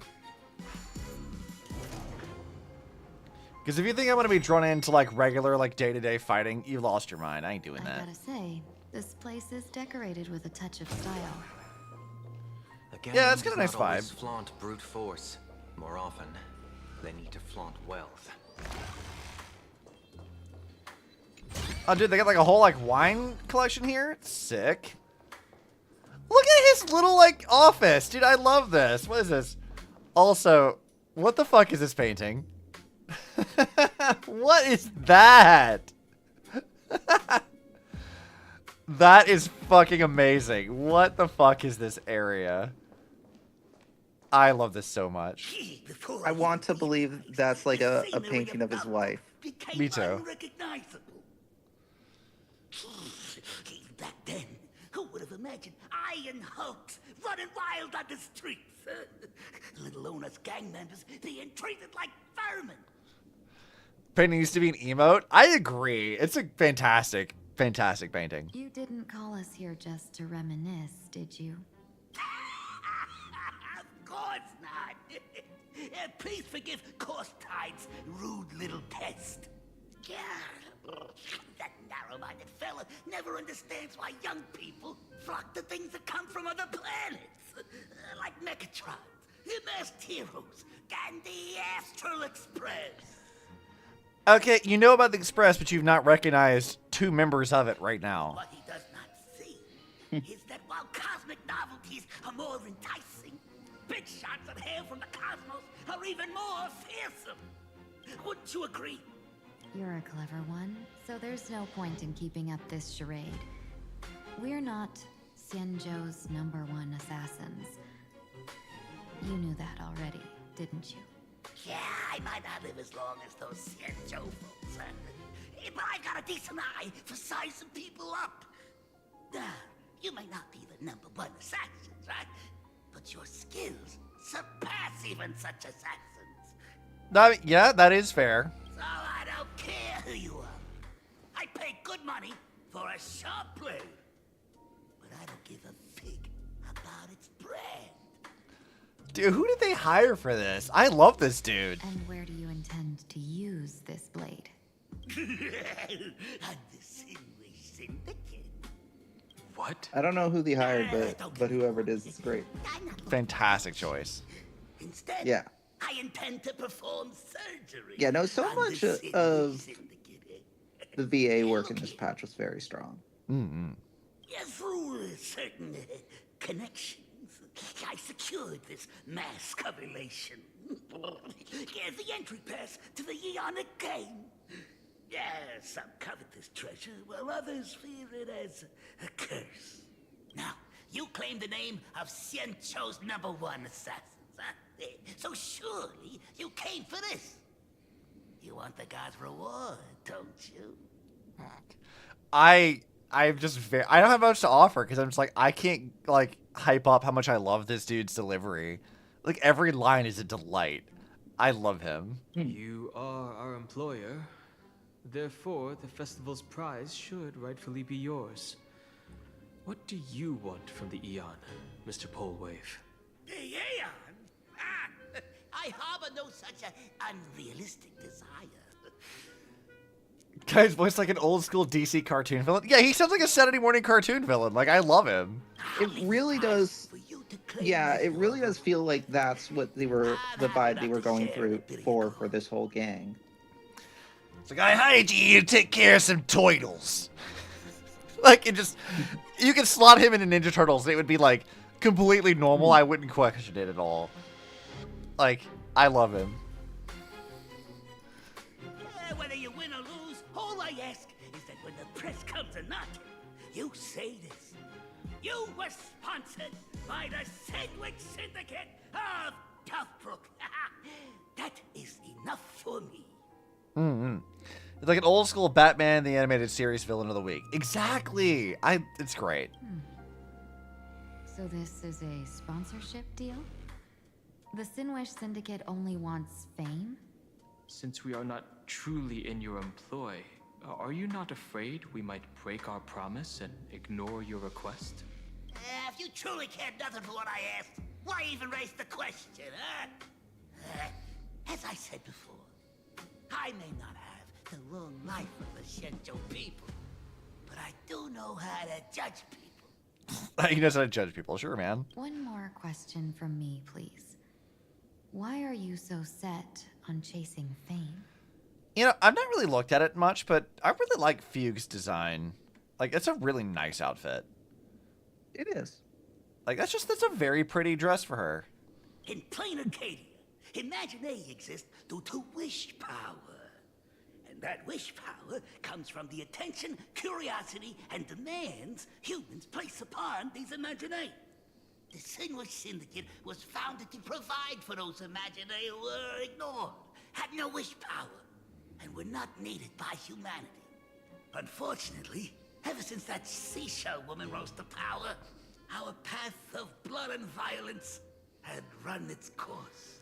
I am very amused at calling Pearl the seashell woman. That's why I want the Sinwish Syndicate to take on a new form. One that will draw more attention than ever before. The Sinwish Strangeling Pension Foundation, huh? What do you think of the name? Sinwish Strangeling Pension Foundation. Isn't Strangeling like a not politically correct term for you guys? It's a cozy and heartwarming name. Which term? Calling them, like, instead of like the Imaginary or whatever, calling them like Strangelings. That's the original term for them. But like they had a whole conversation at the very beginning how like that's sort of like not what they prefer to be called anymore. It's like a somewhat like not good term. Yeah, at very least the train didn't want to be referred to by the term Strangeling. Yeah. I don't know if any other Imaginary have objected to it, but you can't say it, it's their word. Yeah, I mean, maybe because it's more of a gang thing, like they use like rougher terminology. Maybe. I'm sure that'll go over well with people who don't want to be called that. Yeah. A moment later, somewhere in the Dovebrook district. Mr. Polewave's goal is surprisingly grounded. A gang leader won't survive this long by relying on bodyguards. It's about having a sharp instinct for survival. He wants to launder his gang clean, but that will not be easy. In my view, the underboss may not see eye to eye with his boss. Maybe they don't care because Strangeling is a term pushed by the IPC. Is it? I thought Strangeling was the original term for it, and like the Imaginary or whatever was like the new term that the IPC decided on. Is that not how that was? Did I read that wrong? I'm remembering that incorrectly. I don't remember. I feel like Strangeling was kind of. I thought Strangeling was an old term. I don't know if it had any association. I don't know if that term or Imaginary has any association with the IPC. I don't remember. Yeah, I knew that Strangeling was an old term.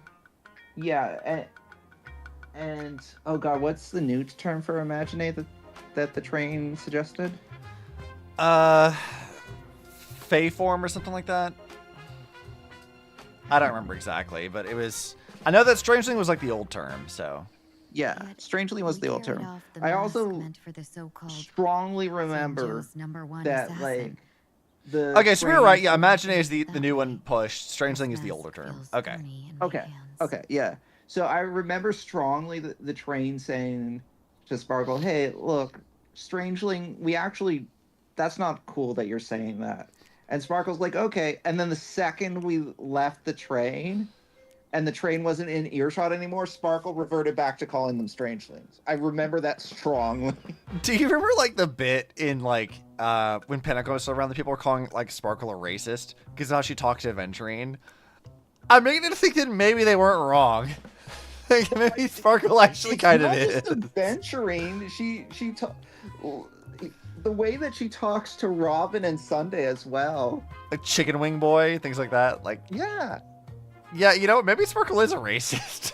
No, I kind of, yes. No, I think that is a thing that she is. It's a very amusing read of her character. Yeah.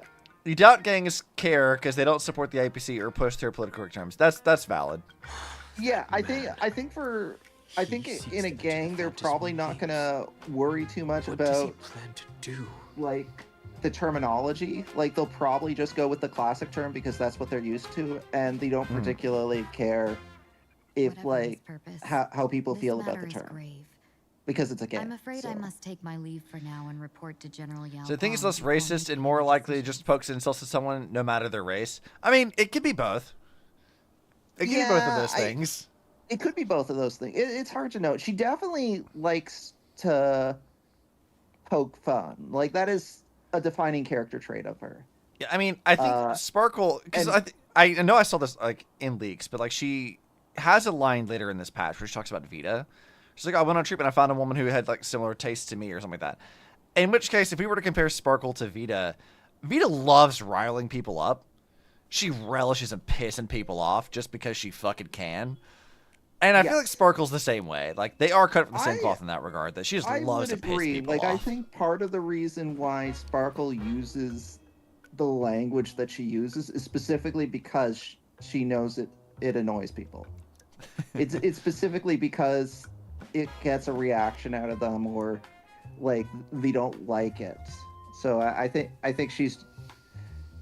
part of her motivation is getting under people's skin. Yeah, I would say so. That seems fairly accurate. No need for that. I've been waiting here for you all for some time. What's up, Yao Guang? Madam Yao, you came in person? Well, you see, I must admit I passed false information to the two behind you, sending them on a wild goose chase. I should personally ask for their forgiveness. As for why I am here, Miss Tingyun, you still have not opened the third pouch, have you? Oh yeah, we were supposed to open the third pouch. I forgot about that. True. Whatever they give you, just take it all and bring them to me. What kind of after-the-fact strategy is this? She seems so done. That's your point. It doesn't seem that she actually hates or particularly thinks less of any race. It's more just she's slinging insults and going for Easter eggs. Yeah, I mean, that's also fair. I mean, I feel like at the end of the day, it doesn't really matter what the motivation is. It still is kind of racist to even consider using that in the first place. So, like, I think that read on her character isn't wrong, but it's not racism fueled by hatred. It's just general malice to everyone. General, had you spoken plainly, Sunday and I would never have refused you. Why did you lie to us and claim that someone was lost and captured? I didn't lie. If not for the appearance of the former Vidyadhara High Elder and the runaway master of Penacony, Miss Tingyun would still be trapped in those brutes' endless probing. Her being lost and captured was exactly the future I divined. That feels like semantics, Yao Guang. I'm not racist. Fuck everyone equally. That's kind of exactly how I think Sparkle is. I also foresaw bloodshed awaiting the Sinwish Syndicate. Had it come true, it would have been because Miss Tingyun failed to restrain her strength during the clash. Yet, with you two here, the gangsters' lives were spared. You even foresaw the anomaly with my body. Sometimes even when fate is foreseen, it cannot be changed. Fortunately, things did not come to the worst. As for Mr. Sunday, I've heard so much about you. With my 1,000 feathered eyes, I had the privilege of watching the broadcast of your entire god-ascending feat in Penacony from far away. Truly magnificent. Interesting that she has a power similar to Vita's. The Eye of Isvara seems like it functions similarly. But I think Vita's has more limited range on it, but we don't know exactly how much more range she gained after like stealing Saw's powers, so. Let's not speak of that misstep anymore, General. My read on Yao Guang's powers. Yeah, I don't know what the range of it is. She says here that, like, with her power, she had the privilege of watching Sunday's broadcast of his god-descending feat in Penacony from far away. So we don't know how far away she was, but, like, we can assume it was a significant distance. Vita's, we haven't really, because, again, multi-planet space isn't really, like, a thing for her. We've not seen much of that in Impact Third, so, like, we've only seen her really use it in the context of, like, a small, bubble universe, as it were, like a small section, not like a huge, like, light years spanning distance kind of a thing. But also, after she, like, ascended by stealing the eyes of Bodhi from Saw's, like, corpse, we don't really know exactly, like, what kind of power she received from that, but we do know that she is still kind of spying around and looking at things, so I'm not sure if her power, like, people are saying, like, oh, well, surely Yao Guang must be Vita in disguise or something. I was like, and some people cited this specifically as one of those things, but I don't see necessarily any reason to suspect that that is the case. It's just a similar power under a different name. And we don't know what Vita's actual, like, limitations are for her Eyes of Bodhi thing. Also, I need to go to the bathroom. I will be right back. Okay.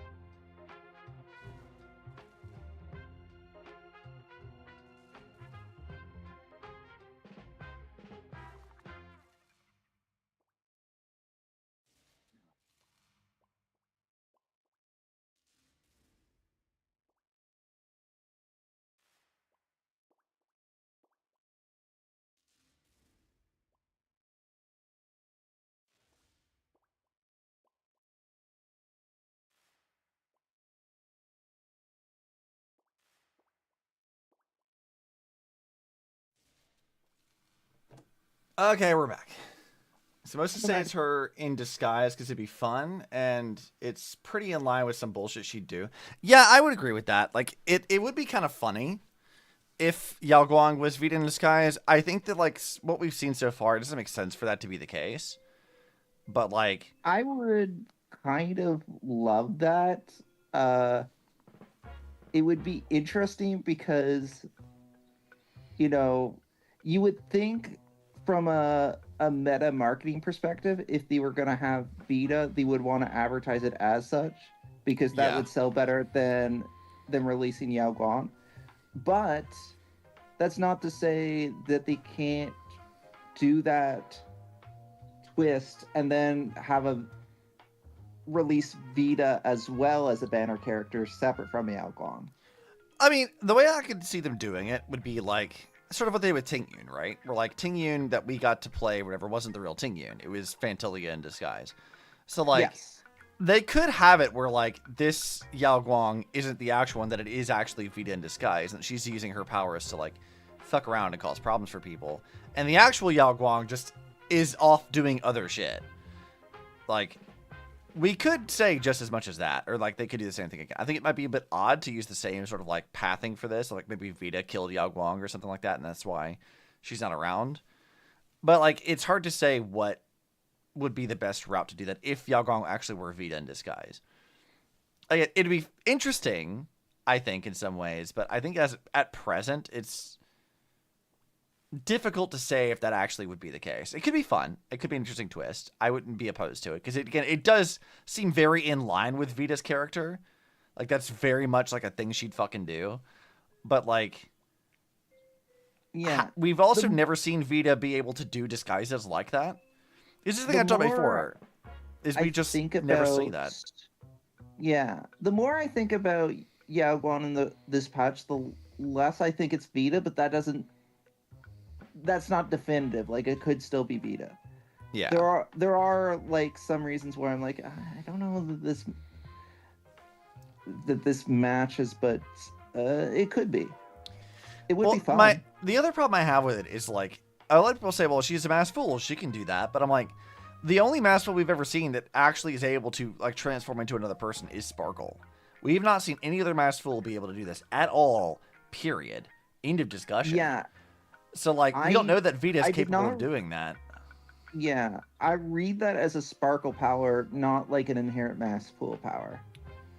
We've never seen a benefit Vita gets from her mask either, right? We've not. But again, we've also seen other masked fools, like Giovanni and Sampo. And they don't have the same powers that Sparkle does. We've met other masked fools, and they can't do the same thing that she does. So it seems to me that, like... At very least, if they can do it, they haven't. Yeah. Like... It seems to me that masked fools, like, their powers that they get from their masks seem to be unique to them. It's their own, like, interpretation of elation, as it were. So whatever Vita's is, I feel like would be very specific to her. Also, and I don't think just stealing Sparkle's power of transforming other people would be what Vita would really want to do. Yeah, also, I would lean towards saying that the mask itself is not actually a source of power. Yeah, it's more of like a thing that granted through the past writing or something. Like it's not necessarily doing much of anything. Yeah, like well, that's not to say that the mask has no power. It's just like, I don't know. Like the powers are not. Yeah, I don't know. I'm not sure.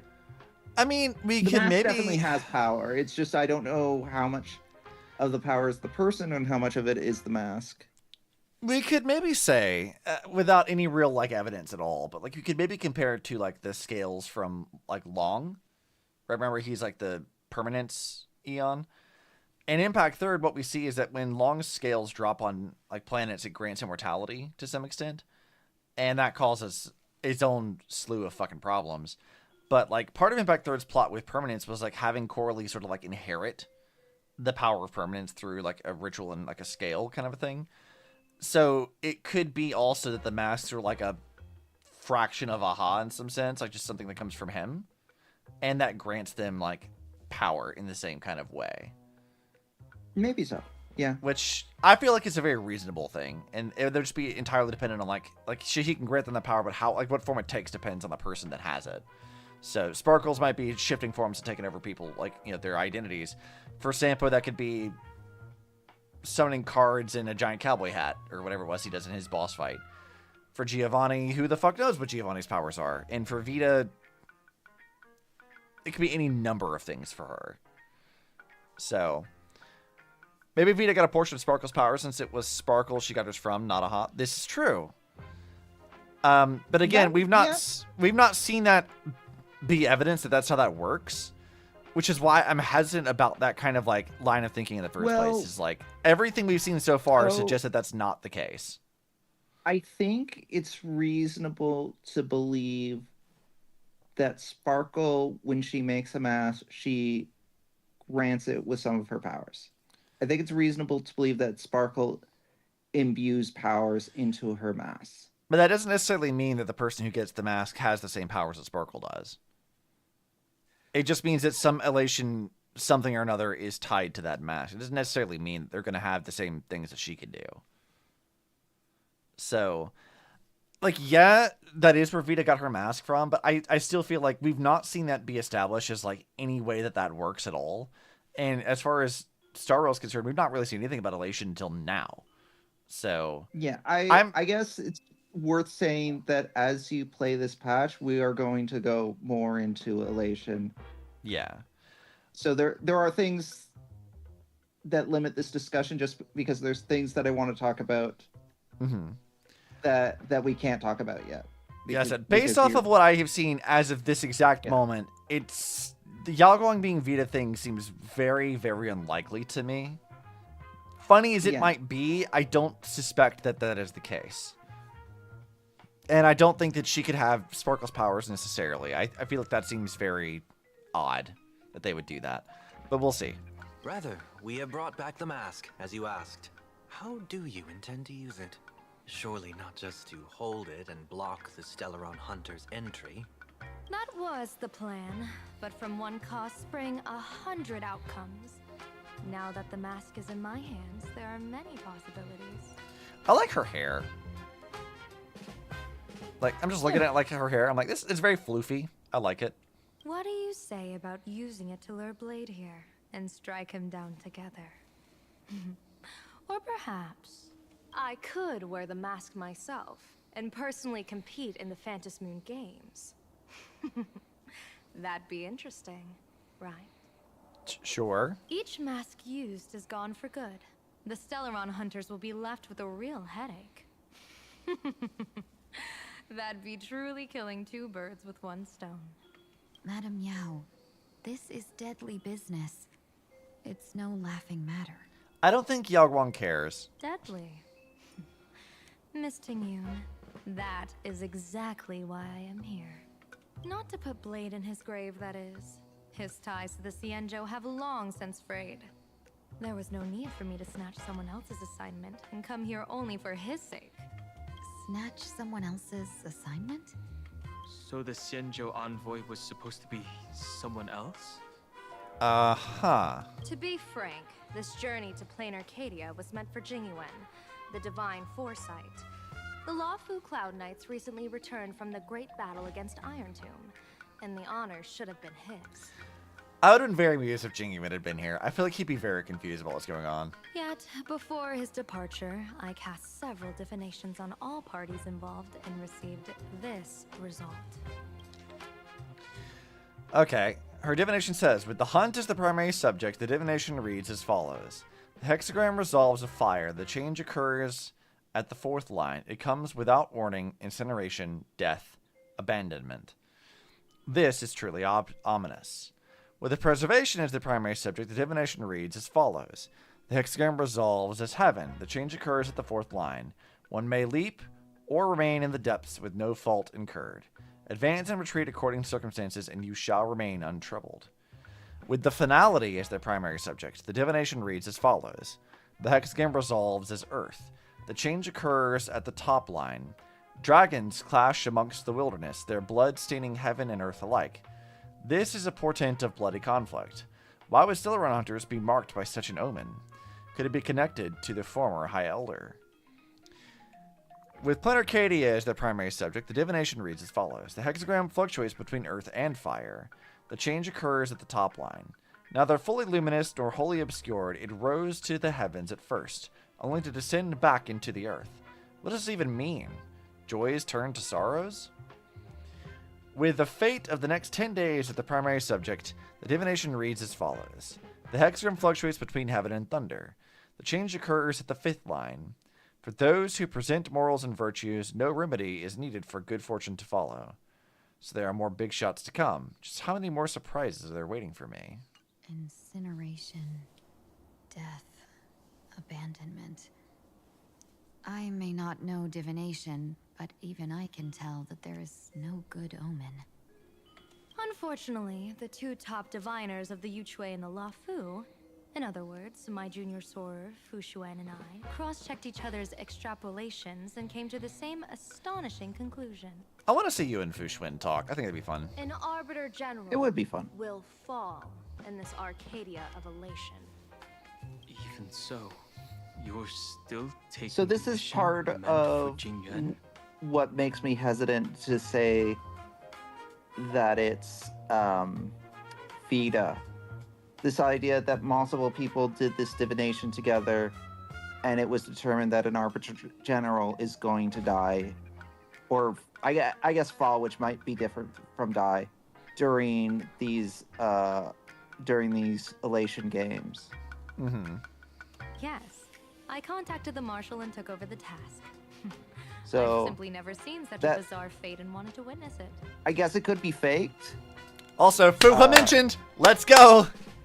Yep. But sorry, I was excited. You were saying? Oh yeah, I was gonna say I guess it could be faked, but this kind of makes it feel like this is all being set up in the sense of Yao Guan is on a path towards death. It's been 0 days since Marshal Hua mentioned. Exactly. Yeah. You know what? The other way you can interpret this is like, it says that an Arbiter General will fall. That doesn't necessarily mean that an actual Arbiter General will fall. You can maybe interpret this if you wanted to stick with the idea that Vita is Yao Guang, right? That she's a fake general, and a fake general will be exposed and by extent fall, and that would be it. So like, I mean that's a possible reading of it. Like, if you wanted to read it that way, I feel like either way you're kind of like twisting it to fit your narrative currently. Looking at this, I don't think there's enough evidence really to say that Yao Guang is Vita, because people keep saying this because of like a couple of reasons. The first being they cite back to the like crossover that we had, where Vita plays the role of an Arbiter General, like her and Sparkle both do, but also so does Welt. And I'm like citing that to say that Vita must be an Arbiter General in disguise. Just because the Genshin collab predicted Inazuma, and so they're thinking that the Star Rail collab must be predicting what's happening in the future for this, is a really weird thing to do. Because like that would also, like, if every character is meant to be the literal thing that they played, then Welt and Sparkle would also be that. And I think it's more likely they're just playing the role of characters. In which case, we could maybe look at Vita, who's playing the role of Yao Guang, and then Welt playing the role of Jing Yuan, and then Sparkle playing the role of, like, I don't know, General Wyan or something. Like, maybe that's an interpretation to read from that, but, like, that and the fact that, like, Yao Guang has, like, a peacock motif is, like, the only real reason people think that, like, she's supposed to be Vita. And I'm like, I don't think that's enough. I don't think there's, like, really any justification for that. Because you're also expecting that she can disguise herself in this way, which we've not seen her be able to do literally ever. So, on the maybe possible interpretation that maybe the mask she got from Sparkle gives her some of Sparkle's actual literal power to disguise herself physically, even though we've never seen that happen and it's never been discussed and it's never been said at all if that would differ in any way whatsoever. Like, that's a really weird stretch of logic that I just don't feel is, like, really justified. That might change, but, like, right now, based on what she's saying, like, she's talked with other, like, diviners. Vita doesn't have any divination history. She doesn't know anything about that. Like, she can be omniscient somewhat, but she can't see the future. So, I think you're right that, like, them specifying that here does somewhat count against it a bit. Unless Vita learned about it somehow and, like, decided that she was going to just, like, lie here to cover her ass. But, like, again, it just... It's a weird one. It's a weird way to read that. Even if it means your death? It's only death. If I can die in these Phantasmoon games to achieve a moment of godhood, then my death won't have sullied the Xianzhou's honor. Miss Tingyun, hand me the mask. Oh, this cutscene. Nice Vita face. So this is also a cutscene that I didn't see ahead of time because I'm told that this was in a trailer, but I didn't see that. I did see this. So, yeah, so the fact that she puts that mask on Sunday was not spoiled for me. That came to me as a surprise. Well done. That Sunday was actually going to be in these games. Another active and fulfilling day. So I was right not to watch the trailer because I actually Sorry, rather enjoyed that Sunday. surprise. My body instinctively sensed Because I danger. genuinely thought she was going to wear the mask. And then she does that. Fucking Guardian of the Express Don Hong. He's like, my body senses danger, dodges out of the way, lets another, like, member of the Express get hit with an attack. Yeah. Good like, job, Don Hong. Secret Service agent, you are clearly not. He's like, get down, Mr. President. Dodges out of the way of the bullet, lets him get hit. Yeah. Good job, Don Once Hong. the mask for joining the Phantasmoon games is worn, it binds tightly to the supplicant and manifests the shape of the wearer's soul. I read something like this in the Views of the Universe from a Star Skiff. It's confirmed now. This mask is indeed But genuine. that being said, I really love this part.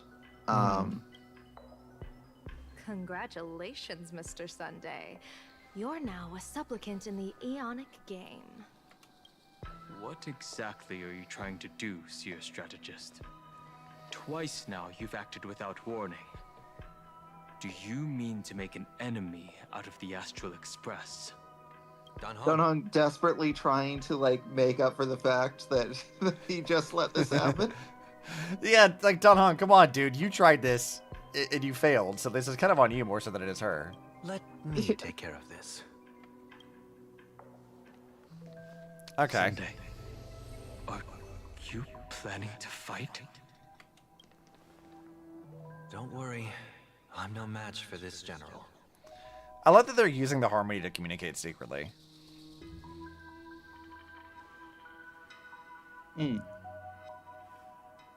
General Yao Guang, how do you pierce my thoughts? I ran a check with my tuning, and there were no signs of any outside intrusion. They say a diviner can't read hearts. I call that the excuse of mediocrity. Damn, Mr. okay. Sunday, you're fascinated by the Phantom Moon games. You even wondered, what if I wore this mask? Didn't you? You can even divine thoughts like that? No, I'm simply good at seeing using my eyes. Though Mr. Sunday never asked to examine the mask, he's glanced at it at least 3 times since we started the conversation. Okay, so she used her, like, omniscience powers or whatever to, like, monitor him while he wasn't paying attention. And she was able to, like, figure out what his motivations were. Given the character and Yeah. manners of someone But as I noble as really him, like that this is kind of a continuation motive of for this Sunday's action arc. but Like, genuine interest. I mean, he So, tried to ascend to godhood once before, so now giving him an opportunity to commune with a god is a choice. I don't know if it's bad. It's a choice. Sunday? well, I think Yao Guan was kind of amused by Sunday's attempt to become a god. I mean, she did kind of say that earlier. Like, what And I was her think, actual... oh, like- damn, we can't see it, but... I think it kind of like fits with her own philosophy. Like, she likes the idea of like a pawn becoming more than a pawn. So Sunday's desires are not so, they don't clash with her own philosophy. I guess that's fair. I can see that. Even if Sunday now regrets what he did, Yao Guan would maybe argue to him, it's like, no, you weren't on like a terrible track. Like, you should feel like, I think if anything, Yao Guan would probably tell Sunday, it's like, you should feel less guilty for what you attempted.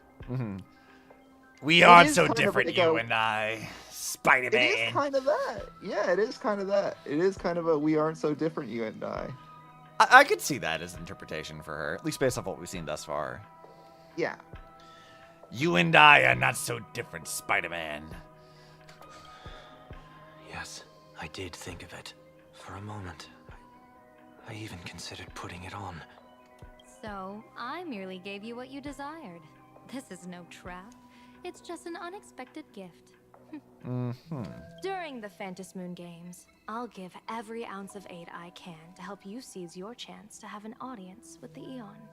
General Yao Guang, as far as I know, throwing out heavy profits first is usually a lure to make others lose. We've only just met. I don't understand why you'd go this far. Why belittle yourself? Every move I've made is to carve a sliver of possibility from the impossible. Okay. With my eye of Ishvara, I see you're the only one in this land who doesn't need to do a thing for me. Simply acting on your own will can bring change. She put a pause there that was really weird. She's like, simply acting on your own will can bring change. But it's like acting on your own will can bring about change. She put the pause on the wrong side of the word. Your own will. Indeed. Dan Heng, I do want to learn more about this world, because this world of elation fascinates me. Is plain Arcadia. truly a paradise? An Arcadia that its name claims. I once pursued a mistaken vision of paradise with stubborn resolve. Even now, I can't say for sure what a true paradise should look like. Well, I can tell you right now that Planet Arcadia, as it currently is, with the IPC running it, is decidedly not a paradise. Yeah, but this is also part of like what I was talking about, where it's like a continuation of his like journey, where like he's like I didn't know. I thought I knew what paradise was supposed to be. I found out I was wrong, and I look at this place and I'm wondering, could this be closer to like what the paradise that I seek? Like, what is it that I truly want now? Like, what is? Because I don't think he's given up on the idea of like seeking paradise. I think he just has come to the conclusion that his previous version of paradise was wrong. So this whole planet is interesting to him. I mean, yeah, I could see that. I wonder how long it's going to take him to realize that, like, paradise means something different to everyone. And he's going to have to find his own paradise, and he can't subject other people to his interpretation of it. Yeah. How long is it going to take him to realize that? I think that's hopefully the journey that he's on, that he has to learn to kind of let go of the idea that there is, like, a such thing as a universal paradise. That hopefully eventually he realizes that there is no one-size-fits-all. So then, as long as Mr. Sunday acts, that omen of death Madame Yao foresaw. Of course it would still come to pass. Did you think just a lavish gift could let you stroll out of Destiny's shackles alive? Tingyi looks so done. I don't think she's having a good time dealing with Yao Guang. Yeah. I think her, like, personally, she's like, ugh, why am I assigned to this? Pardon me for butting in, but does Tingyi the is like, Sanjo look, know about this? My normal job is as a greeter, man. It's like, dude, I'm like a merchant person. Why am I doing this espionage shit with you as my boss? So far outside of my pay grade. You have no idea. I don't know why you asked me here. I still don't know why you asked me here. You've been wildly unhelpful the entire time. Yeah. This is such serious I'm grasping at straws here, just trying to fit in and understand what's happening, and you are not making this easy on me. I'll line up a solid successor. She headed to the Yuchue on the day I left on this mission, just in case anything went wrong. There, with the other potential successors picked by the 6 charioteers, she'll train at the Omniscience Sapientia Academe in divination arts, war strategies, and civil governance. You mean Lady Fushuan? She'd take over the Yuchue after you? Oh, okay. So she set Fushuan up to be a general just in case she dies. Fushuan? What Fushuan? Oh, I guess I don't not. make it back from this trip. Maybe Qingchue from the Law Food Divination Commission could take the seer strategist position and command the Yuchue. She put Qingxue over there? That's so funny. No, I think she's joking about that part. I don't think QQ was actually in line to become a general. Oh god, I want her to be the one that she put over there for that, because, like, you know she'd hate it. That would be so funny. The only one that would be angrier, I think, is Fushuan. Yeah, because her wife got stolen from her, so, like, yeah. Well, on top of that, like, Fushuan's whole thing is, like, I want to be a general, like, Jing Yuan, retire so I can be a general. Yeah, Fushuan would have a fucking meltdown, you're right, Krail. Promoted over me. I just feel like Yao Guang would be like, you know what? You know to be funny. Yeah. And, like, I want to believe that that's what she actually did. Yeah, with my dying breath, I just want to troll Fushuan. She's like, I want to fuck with her. Let's do it. I could see that being how she, like, that would be so funny if that was the case. Qingchue and Yuchue. Fushuan's just like, I'm gonna resurrect her just so I can kill her again. Like, Fish would be so pissed. As for the details, shall we discuss this somewhere else? Oh, that's so funny. Come back here. We need to do that resurrection thing again. God, I need that. I need that to be what that is. Please have put her over there. That would be by far the funniest fucking thing to me. Yeah. Sometime later, in search of stolen items, an uninvited guest quietly slipped into Dovebrook District. Hey, Silverwolf. Hey, Silverwolf. Finally, a place where you seem like you should actually be here. Yeah. Well, Also, I just noticed that, like, Arcadia. if you look at the like the billboard thing above this like arcade thing, they have like a little like cat March and a cat Himiko in the background. Oh, Cat yeah, Don that's what they Hong. do. It's so cute. I still want more of don't. that. I still don't understand why the concept art for Planet Arcadia had a Cocolia doll in it. Oh, it had It's a weird. Cocolia. I forgot about that. It's straight up that Rania just comes here for vacation. She just looks just like, Mother? What? Mom? She just has like a like immediate panic attack just because of it. Yeah. Pearl just comes. It's like, oh yeah, I was skimming through the records of Bellabog, and I thought, oh, this looks like an interesting design, and I ordered someone to make a statue of it. What do you think? So what do you think? Yeah. So. Verbo, taking photos? You really can find anything in the land blessed by a hawk. Let's go ask for directions. You know, I've said this before, but it's been a while since I've talked about it. So, Silverwolf's like English VA is the same woman who voices Neptune in like the Neptunia games, and I can't hear her as like a Brawny variant. I just hear Neptune. I always will just vision Neptune in my head. I remember us talking about it before because, to me, she was also the VA for a character in Digimon Tamers, and that's what I hear. The VA that they got for Silverwolf is among the bigger names when it comes to English VAs. I would say so. She's done a ton of shit. Yeah. I guess they knew, like, right off the bat, like, hey, this is an intro character. This is a character that's going to be a big part of the game. We should get, like, a big name to voice her. I mean, I feel like the person they chose is a good fit for that, too. But, like... Yeah, no, her voice definitely fits. It's just not what I was... Like, I heard it, I'm like, that's fucking Neptune! What? Like, it just throws me. Melissa, I'm not sure if I pronounce her last name correctly. Fawn, F-A-H-N, is the VA. Yeah. There's a giant Cocolia and a giant engine of creation. They're a massive, wacky, waving, and float around flailing tube, man. Yeah. That's fantastic. Yeah, why they're there was never... It's never explained. Oh, look at the but little wolf welt. Oh, look at him. He's adorable. They give him his little cane, and then they have, like, the other one for Don. I love that. Yeah, no, this is great. The Himiko and Marshall. That's so cute. I love that so much. I can't say anything till the next patch. Oh, maybe it gets explained later. Okay. Verbo. If it, I'll wait then.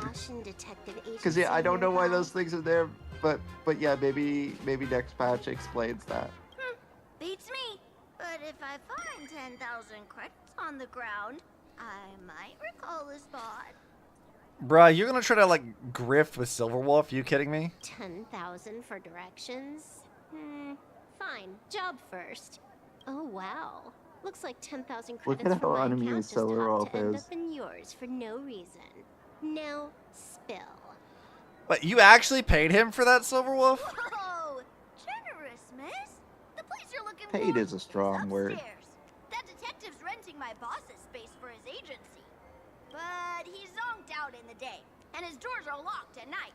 No clue how he earns any money. Maybe he's a vampire? He's a vampire? Okay. Closed? Then how do I meet this Ashen detective? Beats me. But if I find 50,000 Paid is very presumptuous. Yeah. You stinky Furbo, begging for a smack, scamming our guest! Time to go! He's just gone. Oh, god damn it! Not the fucking monkeys again!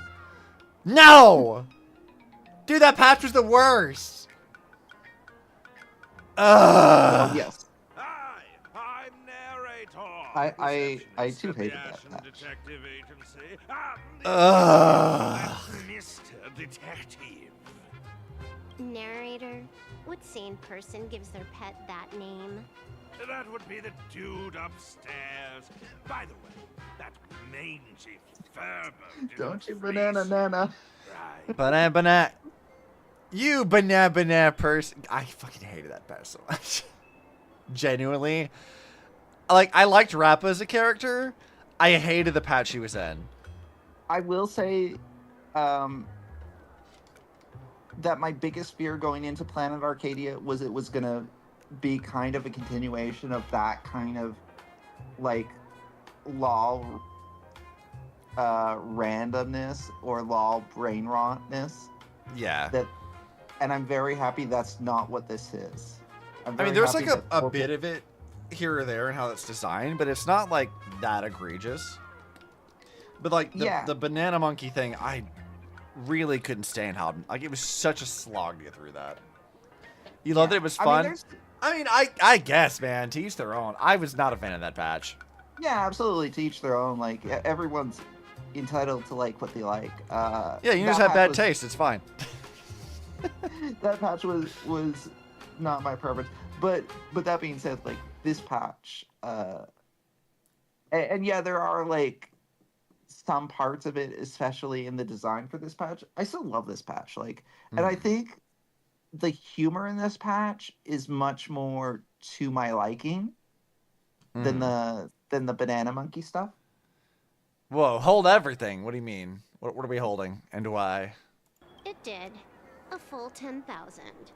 Do you want me to catch that sneaky furbo for you and get your money back? Nah, save your breath. Got it fixed. Money's back in my account, plus the last 26.5 credits from that guy's account balance. Wait, that stupid Furbo only had like 26.5 credits? And she stole that money too? Good shit. Wait. Corey Landis liked your Twitter meltdown about the stuff you hated in Fora. Who is Corey Landis? The VA of Welt. Or, well, the former VA of Welt now. He liked your Twitter meltdown? I gotta see your Twitter meltdown. Interesting. Oh, not bad, Punklordian hacker.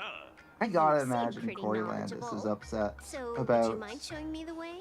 no longer being Welt. Especially because this patch had so much good stuff to voice. Like, it's a real shame that we didn't have a Welt voice in this patch. That's like my biggest knock on this patch is that they did not get a Welt VA in time for this patch. And as much as I do, as much as like, I do understand. That's interesting. Letting the Welt VA go, because it does sound like there was a lot there. Well, yeah, like I talked about this like with Rena last night. That like it really isn't like Hoyo's fault for this, but like I do understand why it's frustrating. Yeah, it was a really good voice for Welt. Like, I'm very sad. Like I like whoever is at fault aside, like just from a pure fan perspective, I liked the voice of Welt, and I miss that it's not. Go back there. Go back to the other side. Which side? Oh, yeah. Go back to the other side. The right way. Go right. Go right. Go right. Go jump over there again. There you go. You're giving me directions about things I already kind of figured out. So I'm just like, okay. what are we? Sorry, I'm delayed, so I can't see what you're doing. Yeah, I also see the thing. I was trying to point you in the direction of like the hidden room, but you got there. Yeah. There's also another thing up there. How do I get up there to it? No, I didn't want to leave. God damn it.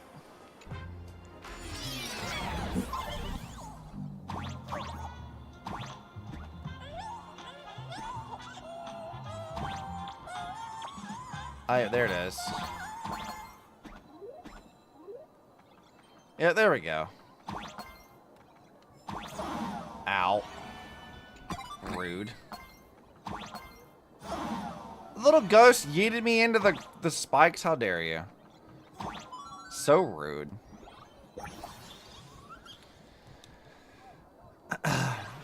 Alright. There we go. Now we got it.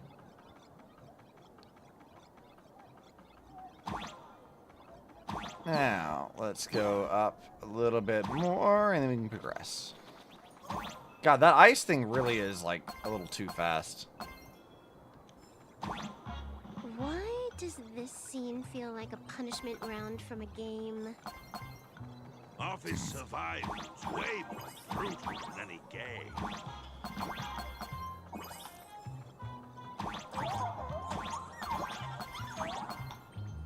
Oh, I didn't quite get it. Hold on. Oh, right. I could just use the fucking arrows. Why make this? Yeah, you can grab coins. Yeah, I figured that out immediately. I'm like, wait a minute. I can just use the arrows for I never this. figured that out. I'm like, when you said that, my mouth just kind of went slack. I'm like, I did it the hard way. I did it the hard way, and now I realize I didn't have to. Yeah. You know what? It happens. That happens to the best of us, Fending. Yeah.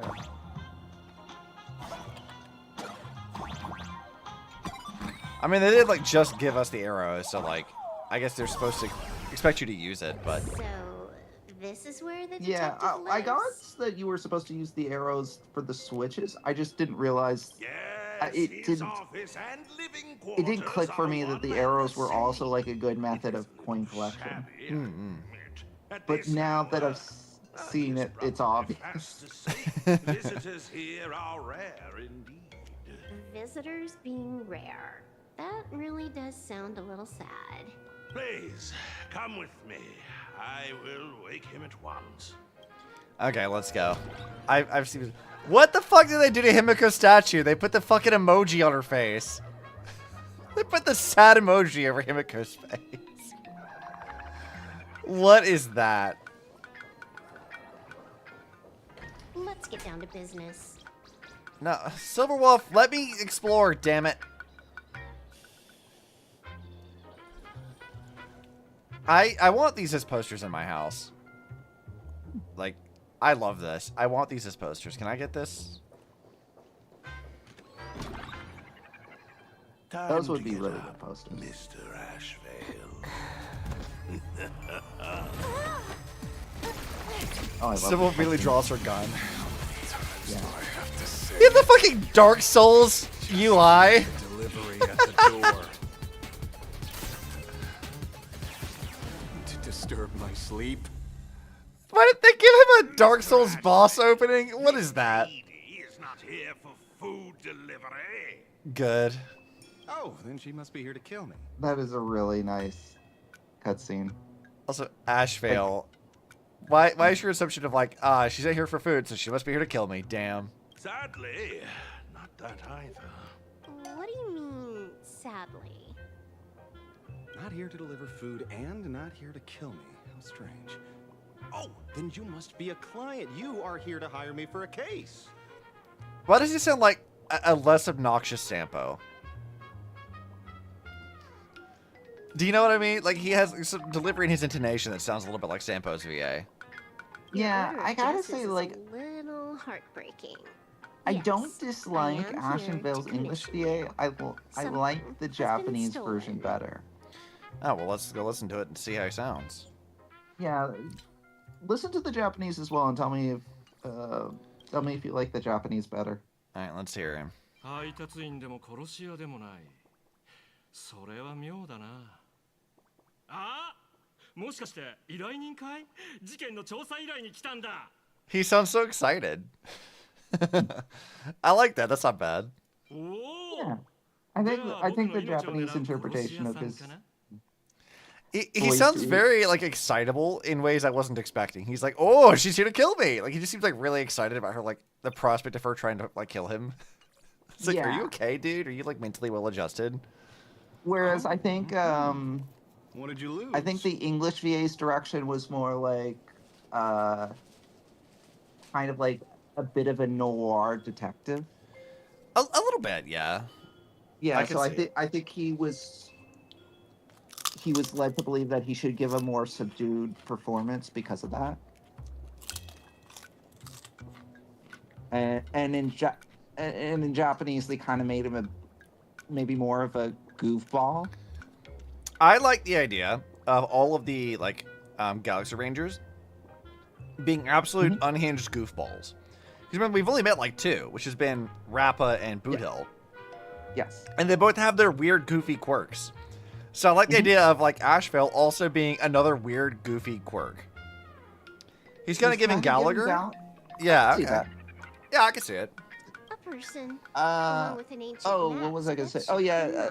I love how in Currency Wars, Acheron is also a Galaxy Ranger. Oh yeah, they do still call her that, even though she's not. Yeah, she's part of the Galaxy Ranger team, even though she's not. She became an honorary one, I guess. That's fun. Yeah. Interesting. Are you here to join the Fantasy Moon Games? At that moment, a cloud of suspicion rises in the detective's mind. Who exactly is this guy? I see why they have the monkey called narrator, because that really is the bit, isn't it? Yeah, that is what the monkey does. I kind of love that. That's so stupid. I'm fine Mr. with N, stop the monkey. voiceover Like when the monkey isn't really doing brain rot in this. It's kind of playing into the whole detective thing. I kind of love that. That's really dumb. Yeah, it is his job. His job is to narrate. Oh, stop.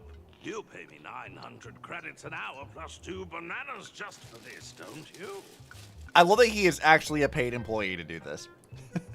Ashvale literally went out of his way to hire somebody just for this bit. You are a delightful little weirdo. Yes, but at least throw me a few clues while you work. Between a detective and their assistant, at least one of them should know a thing or two about deduction, right? A name flashed through the otherwise empty mind of the detective. This The otherwise empty mind. girl was in fact one of the top 10 most wanted terrorists on the IPC's bounty list. A Stellaron hunter. Kafka! What? It's Silverwolf! She is Silverwolf! Mr. Ashvale, did you get your head caught in the fridge door or something? He is a little dumb. No wonder this is like Boothill's boss. I feel like I need to wipe my personal data again. Silverwolf seems so unimpressed with this too. One of the Interastral Peace Corporation's most wanted fugitives with the highest bounties comes to commission a broke detective who... I have seen plenty of stories like this. Why is this their boss? So, the next thing would be me getting dragged into a massive conspiracy and forced to run Why for are my you life, boss? right? Like, I get that the Galaxy Rangers are a bit of a weird ragtag group, but like, they've talked about Ashvale like he is their boss. And this is what he does? What? I don't know if they've updated his kit since the beginning of beta, but given how insanely overpowered his B1 kit was, I can see how he's boss. Drop the paranoia. His, I came to you because I have at least in version 1 of the beta, again, I don't know if they've updated it since. Right, right. What I He is found was insanely shocking. powerful. In all those bizarre police cases, Like, not story-wise. This were isn't hired story-related. again This is and just, again. like, what his kit is. His kit is just really, really strong. the curious case of the Harmony Sect Communion, the mystery of the Ghost Bullet Worm Express, the serial ghost resurrection incident, the super non-serial locked room murders at Kooky House, you helped solve them all. What the fuck are these cases? You may not be the most famous, but you're probably the most capable detective around here, right? He is nothing private anymore. Whatever, tell me, how did you lose your mask? Today was supposed to be our meeting with the Sinwish Syndicate. All right, now let's talk about the commission fee. Wait, what the fuck? This kit felt mediocre to you when you used it? I wouldn't know. Excuse Oh, really? me. That's I interesting. haven't From even what I've finished my read about sentence his kit, he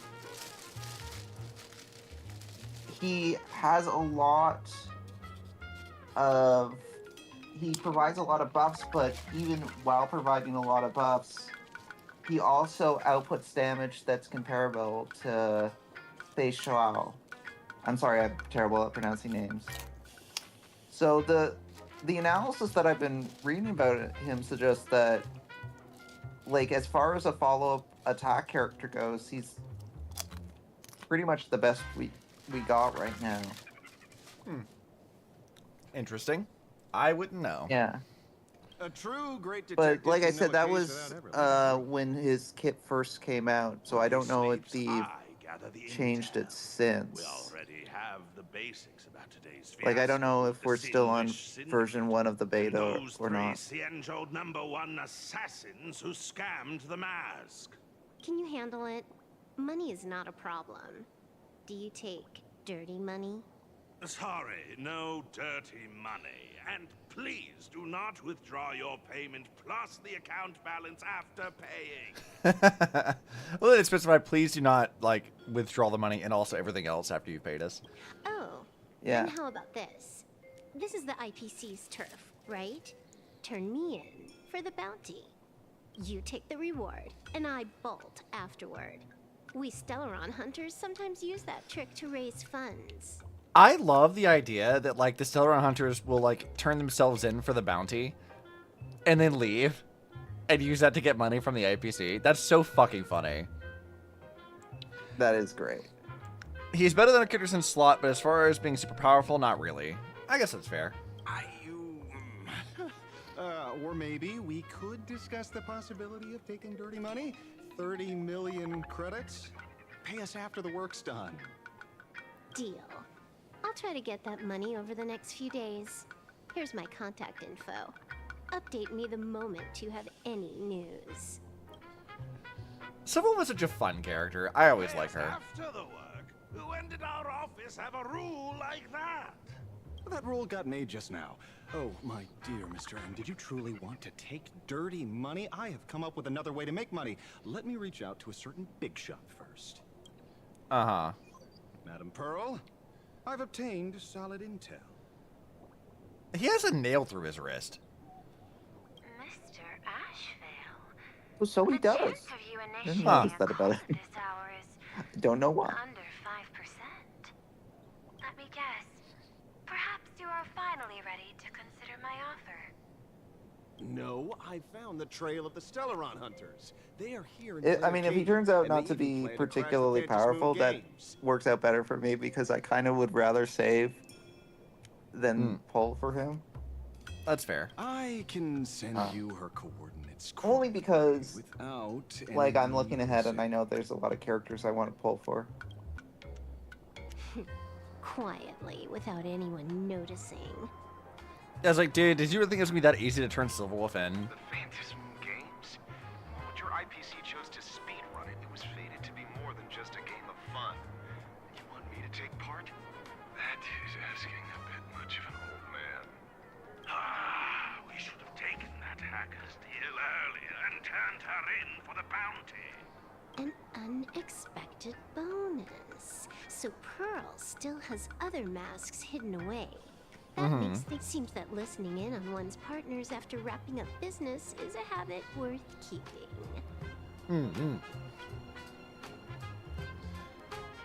Hey, lady, where are you? Blady. I love that she calls him that. Did you find the mask? Yeah. I also just realized But that I got forgot in the lead. to... We might have lost one mask, I so I just need to hopefully find it's not another. too late. Question, Obsidian. Answer, pending. If, like, I guess like 6 hours ago now, I put clothes in the wash, is it too late to put them in the dryer? Well, that's a question of how hot is it in your house? Well, they've been in the they've been sitting in the washing machine, so, like, I don't know, like, they've probably been sitting in like 20 degrees Celsius. I mean, you could give them a sniff. If they smell gross, just wash them again. Okay. I don't have to wash them again. Hopefully. It's probably fine, but, like, I would just check it again. You don't want them to be stinky. Yeah, no, that's true. Actual buffs those teams, but how much use can you really get out of making a moderately more powerful team? I mean, I couldn't tell you. Yeah, that's kind of the thing. It depends on if follow-up attack gets more support going forward. Like Xianzhou's #1 assassin. It doesn't smell stinky. Okay. By the way, can you tell me what script Elio gave you this time? I think this is okay. I think I can put this in the dryer still. Oh, Boot Hill's thing was a blank page? Or not, fucking Blade. Not Boot Hill, what the fuck? Yeah, Blade just... He has a blank got page. a blank page. Sort of like what happened with Firefly and Penacony, kind of. No, Firefly and Penacony got a lot she had, like... The actual script was like, you'll experience 3 deaths, but that was kind of it. There wasn't anything else to it. There was also parts about the Trailblazer. Mm-hmm. Or maybe I'm thinking of, like, what they said about, like, other characters during Penacony. Because I remember that being a thing of, like, there was other people who had basically nothing in the script. So, like, outside of, like, the few small things of, like, you'll experience death or whatever, there was, like, no other real, like, directions of what to do. Yeah. I rather liked that Blade's script for this was a blank page. I thought that was interesting. Yeah, he can do whatever the fuck he wants. It's fine. Yeah. That was just a typical case of the idiogenerative imaginate phenomenon. It gains sentience of its will. Yeah, you could say that according to the old superstition. Modern science believes that when something receives excessive attention, it would suddenly gain life and becomes an imaginate due to the accumulation of too much wish power. What kind of modern science is that supposed to be? Still a shock at this. Plain Arcadia's modern science, of course. Girl, you literally are on a planet with, like, you know, sentient emojis and shit. Why is this any, like, weirder to you? Outworld visitors might find this kind of thing strange, but it's not exactly rare around here. Certain historical eras had imaginate popping up non-stop like mushrooms after a shower. Things are different now, but if you're not careful, you might still find characters from popular comics suddenly show up in the flesh. That's kind of fun. And ideogenitive. Sorry. Used a bit of jargon there. Ideogenitive here means something born of chance and circumstance. Sure. These imaginae arise from incidental events. That's quite different from progenitive imaginae, which reproduce by having artists draw their offspring. Weird. So where are you heading out? Heading out? Where to? Oh, you mean going to Graphia Academy to arrest this illegal imaginate? We can't. I just received notice from the Department of Aberration Defense. The first supplicant of these Phantasmoon games has revealed herself, and she's none other than Miss Sparxie, the one you mentioned. Although you're honored guests of the Astral Express, you seem completely unfamiliar with the laws and customs of this world. During the Phantasmoon games, we do not traditionally interfere with supplicants' actions. That's their privilege. That seems like a weird oversight of, like, yes, the supplicants can do whatever the fuck they want. What? That seems like not a good decision. In other words, since she's a supplicant, Yeah, I mean, it's not a good decision, but it is kind of in keeping with the path of elation. Yeah, I guess so. She's super dangerous, okay? You say she took a school hostage, but the intel I have says otherwise. Oh, right. The news broadcast is about to start. Here to watch? Sure, I guess. What's going on? Hello, everyone. Welcome to Full Wish Oh God, TV's what the special fuck? news segment, Arcadian Morning Report. Oh, I love this. I love this part. Hi, everyone. I'm your host, Snowy. You don't look like Finon. What do you mean your name is Snowy? That's illegal. We've entered year 1999 of the Arcadian calendar. What an exciting time. Just one more year until the new millennium. We're in 1999. What? We're in the 90s? No wonder he sounds like a cartoon fucking Saturday morning villain.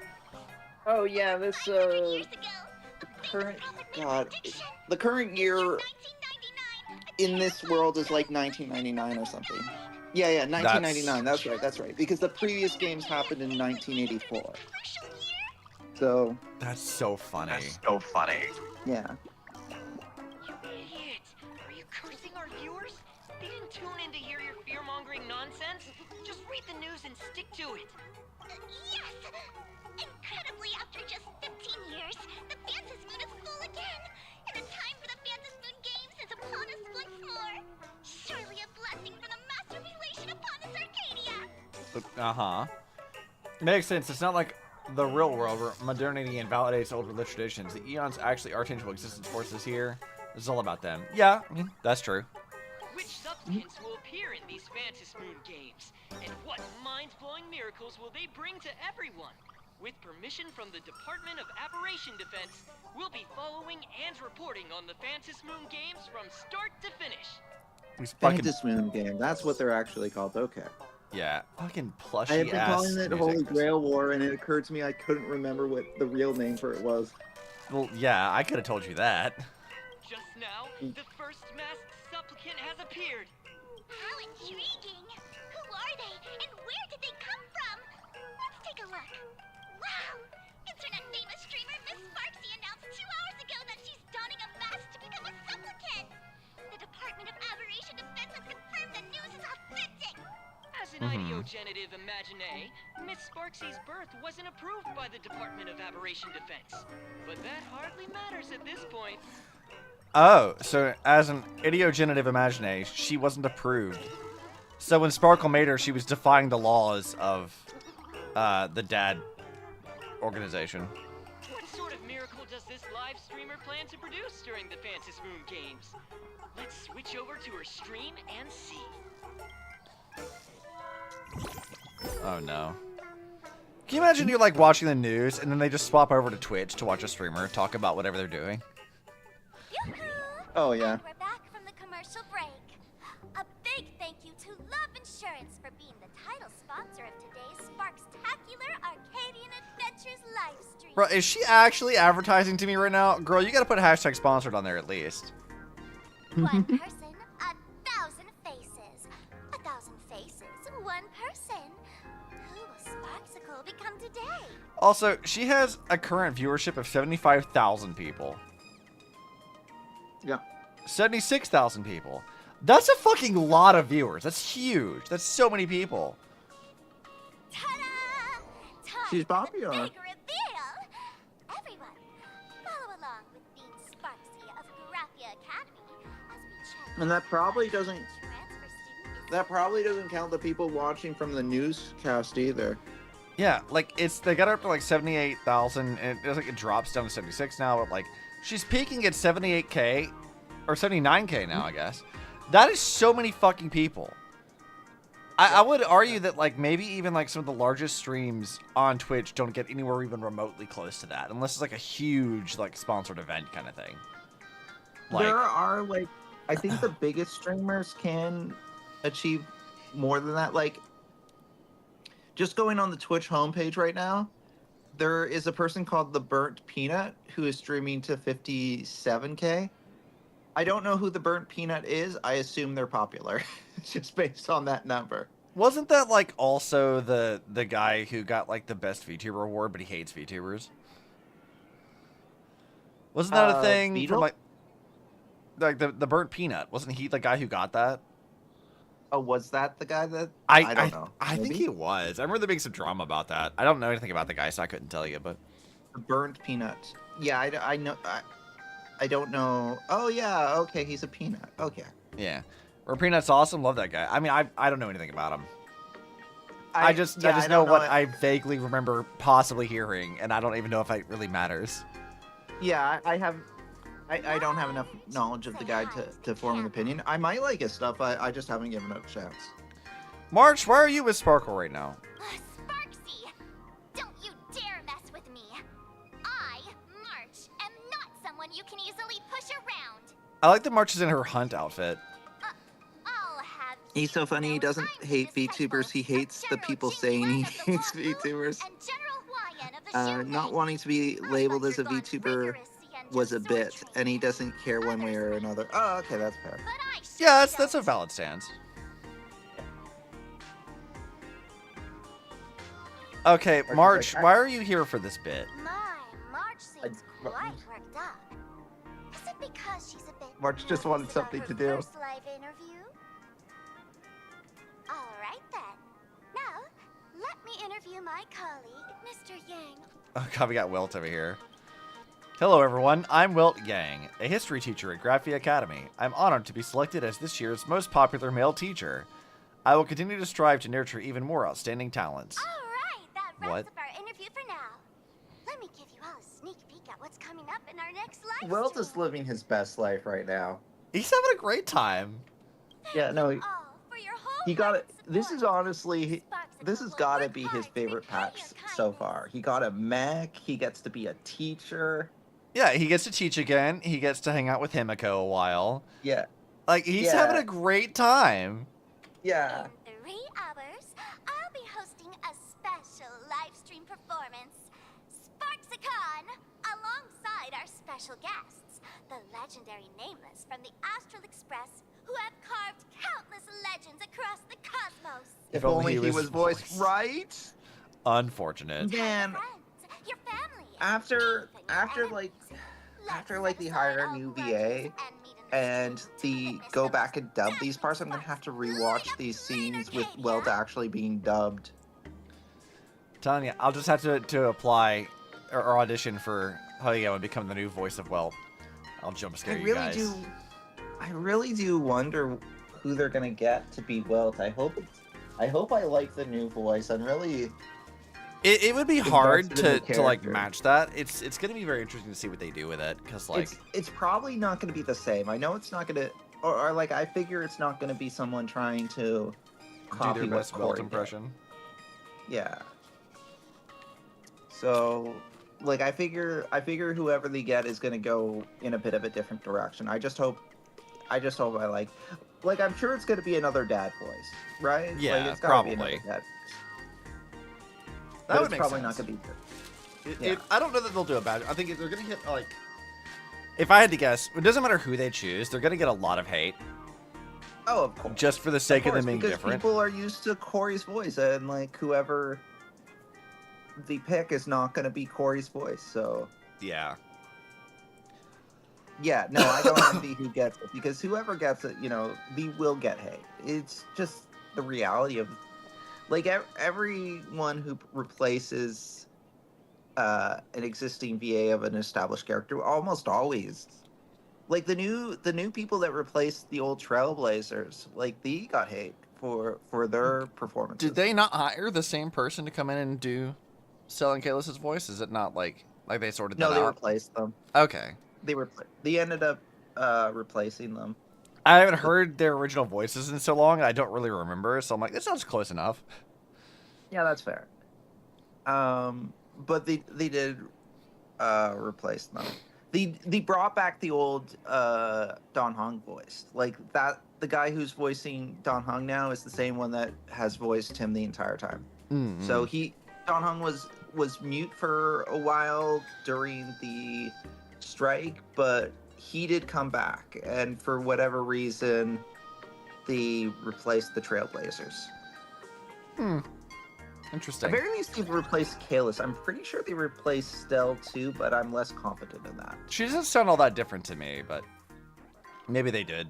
Now, see, Miss Sparxie I'm not- was just doing a program I'm not with your 100% friend. It's fine, really. What kind of program is this? Have you seen shows like that before? You know, where celebrities go somewhere to do everyday jobs, like those reality shows where they trade places with regular people. The loading thing looks a little bit weirder from a side view. A little bit, They yeah. replaced both of them? Okay, yeah, they replaced both of them. Okay. That's I wasn't sure if they did or not. Yeah. So going on, yeah, a little bit. We probably won't be going for too much longer because we are at like 7 hours. I'm sort of like waiting Yeah, for a stopping point. It's 3 a.m. Around here, like after this cutscene kind of thing is probably a valid stopping point if you wanted to stop here. Yeah, I'm just waiting for them to like stop talking so I can have like free range of moving my character again. Yeah. Yeah. Naturally. So these are the nameless of the Astral Express? That's hilarious! I liked the old ones, especially because like the old Kalis voice, I've seen him in like streams and stuff, and he seemed like such a nice guy. So it. Yeah, I mean, he from that popped in with like perspective, it's Molly hard and to stuff a few see, times, like, I think. Yeah, exactly. So I am sad that he's no longer voicing the Trailblazer, because it went beyond just like it was a nice voice for the Trailblazer. It was also just like, oh, I like the guy who used to voice him as like an entertainer in a more general sense. Yeah. Start to talk about, because talking about who you like more sounds like who you're shitting on, the other one you don't like. Yeah, it's definitely a delicate situation to be in. Yeah, I mean, that is the tough part, where like it's me liking the old voice is not to say that I hate the new voice or that I dislike the person that is behind the voice. It's just like, oh man, it's sad to see like the VA that I had gotten accustomed to with this character, who I had listened to voicing this character for like a couple of years, get replaced. Yeah. I mean, well, this is my channel in my house, and we actually talk about nuance here, so it's fine to have a little bit of a nuanced opinion. This isn't Twitter. We're like, oh, you said you didn't like this thing, you must hate all of these things. It's like, no, okay, look, we're not doing that here.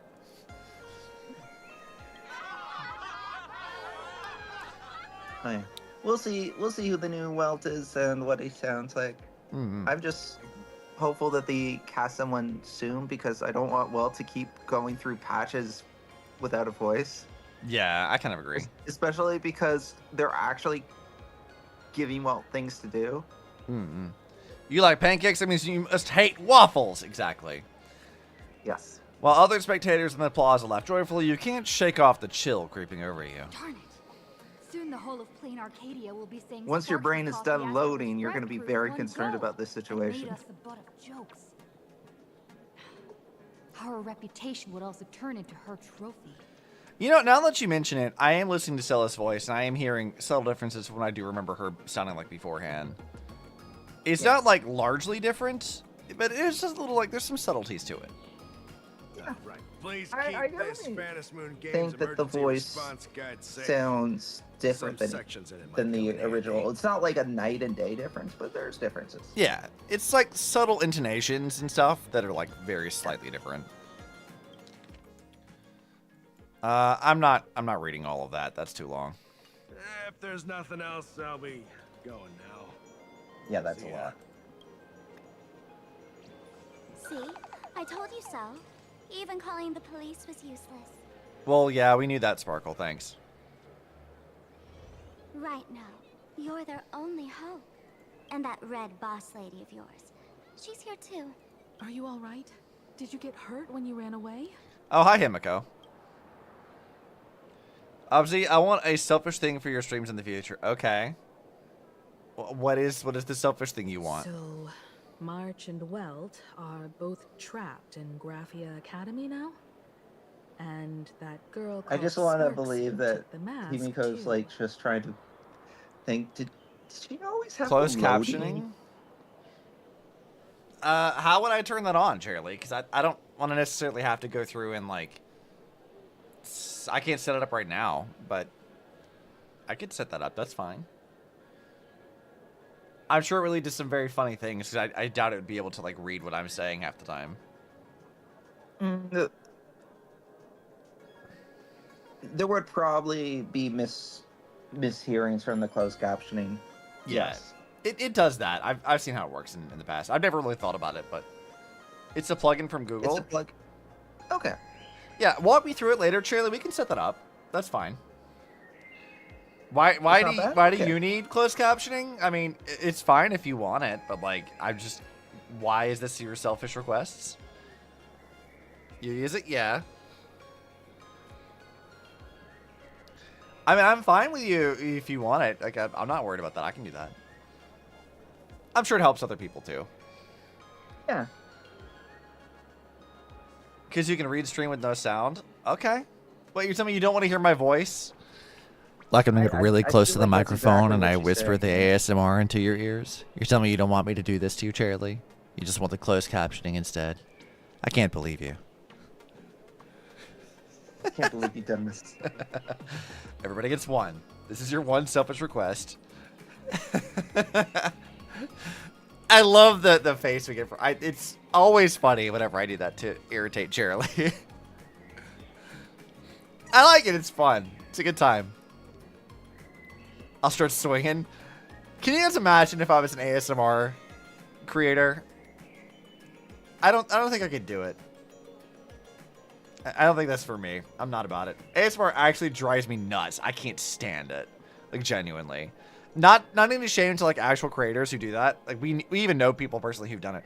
It's like, for me personally, I feel like you're, like, way too close to my fucking ear. And I'm like, no. You were in my space. Stop. No. It makes me, like, deeply uncomfortable in a way that I have difficult, like... I have a difficult time explaining exactly why. It's like, no, I don't like this.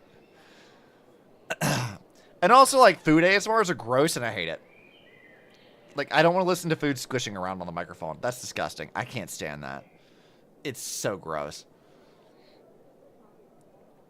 I wasn't strong enough, Himiko. No, I'm sorry. It's not your fault. I underestimated the complexity of the situation behind these games. Coming back to my homeland was meant to be a relaxing vacation for everyone. And I also wanted you and March to experience the atmosphere of elation in this world. Himiko really does sound like a lot more subdued than I remember her being. Like, she sounds like she's speaking a little bit more softly, a little bit more quietly. Like, she doesn't sound like how I remember her talking. It's not like a huge difference. It's like a very subtle thing. Like, she just feels more tired now. Throughout the history of the Phantom Moon games, there have been many instances of cooperation between supplicants. But this time, forces from across the cosmos have turned this into their own high-stakes poker table. Rather than honoring the elation, these players are far more eager to savor victory for themselves, itching to knock everyone else out of the game. Okay. Sparxie is one such troublemaker. I like that she says, like, Sparxie's a troublemaker while looking dead at Sparkle. She's like, you fucking made this problem. You caused this. And I'd smack the shit out of you, but, like, you're kind of the only person we can rely on to help right now. We can't let her get away with this. It's dangerous to rush back to school on courage alone when we don't know what Sparxie has done and what she's planning to do. For every supplicant, there are 3 key acts that must be completed once the Phantom Moon games begin. Okay. The roll call, the miracle, and the promotion. Sparxie has completed the roll call. She took the mask and declared her entry into the games, drawing everyone's attention to the news that the first supplicant has appeared. Next, she must strive to make a miracle happen, bear the people's wishes, and answer with a great feat. Huh. If I'm not mistaken, Sparxie is waiting for us to walk right into her trap. For her, there couldn't be a better opponent than the Astral Express for this first battle between supplicants. What could be more earth-shattering than defeating a renowned cosmic hero on a battlefield of her own meticulous design? I guess that's fair. So here's the question, Sparkle. Based on what you know about this imposter, what's her real agenda for joining the games? Simply toying with and defeating the Express crew alone won't be enough. What kind of world-shaking miracle is she after? Sure, she's a fake.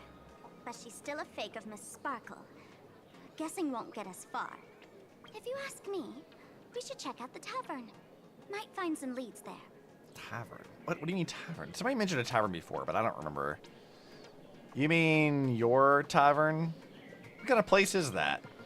The Masked Fool's headquarters. Are you asking for an No, answer as to what the I'm tavern reading is? the text. Okay. That's right. Okay. How could we pull off something this insane without Miss Sparkle's prized collection I've been hoarding all these years? Okay, so we get to go to their tavern. This should be fun. Must have known this well. Yeah. Before this operation, she definitely went to the tavern. using my name. Most fools can't tell I the will say difference that between you and that imposter. just so Or you know, maybe they just don't care. the section in the tavern is quite long. So And which treasures I stole from if my like you're collection looking of for we'll naturally figure out what that a imposter jumping is off up point, like you can jump off during the section in the tavern. There's going to be lots of places where you can take a break, but just know that it's not realistic to expect to get through the tavern tonight. No, yeah, I expected as much. That's a good plan, but I can't let you act alone. Can you take both of us into the tavern? Take this business card. The address of the tavern is printed on it. However, you'll have to find your own way to the tavern. That's been the rule since it was established, and there's nothing I can do about it. Since there's still time, I'll head out first. You two can come over when you're ready.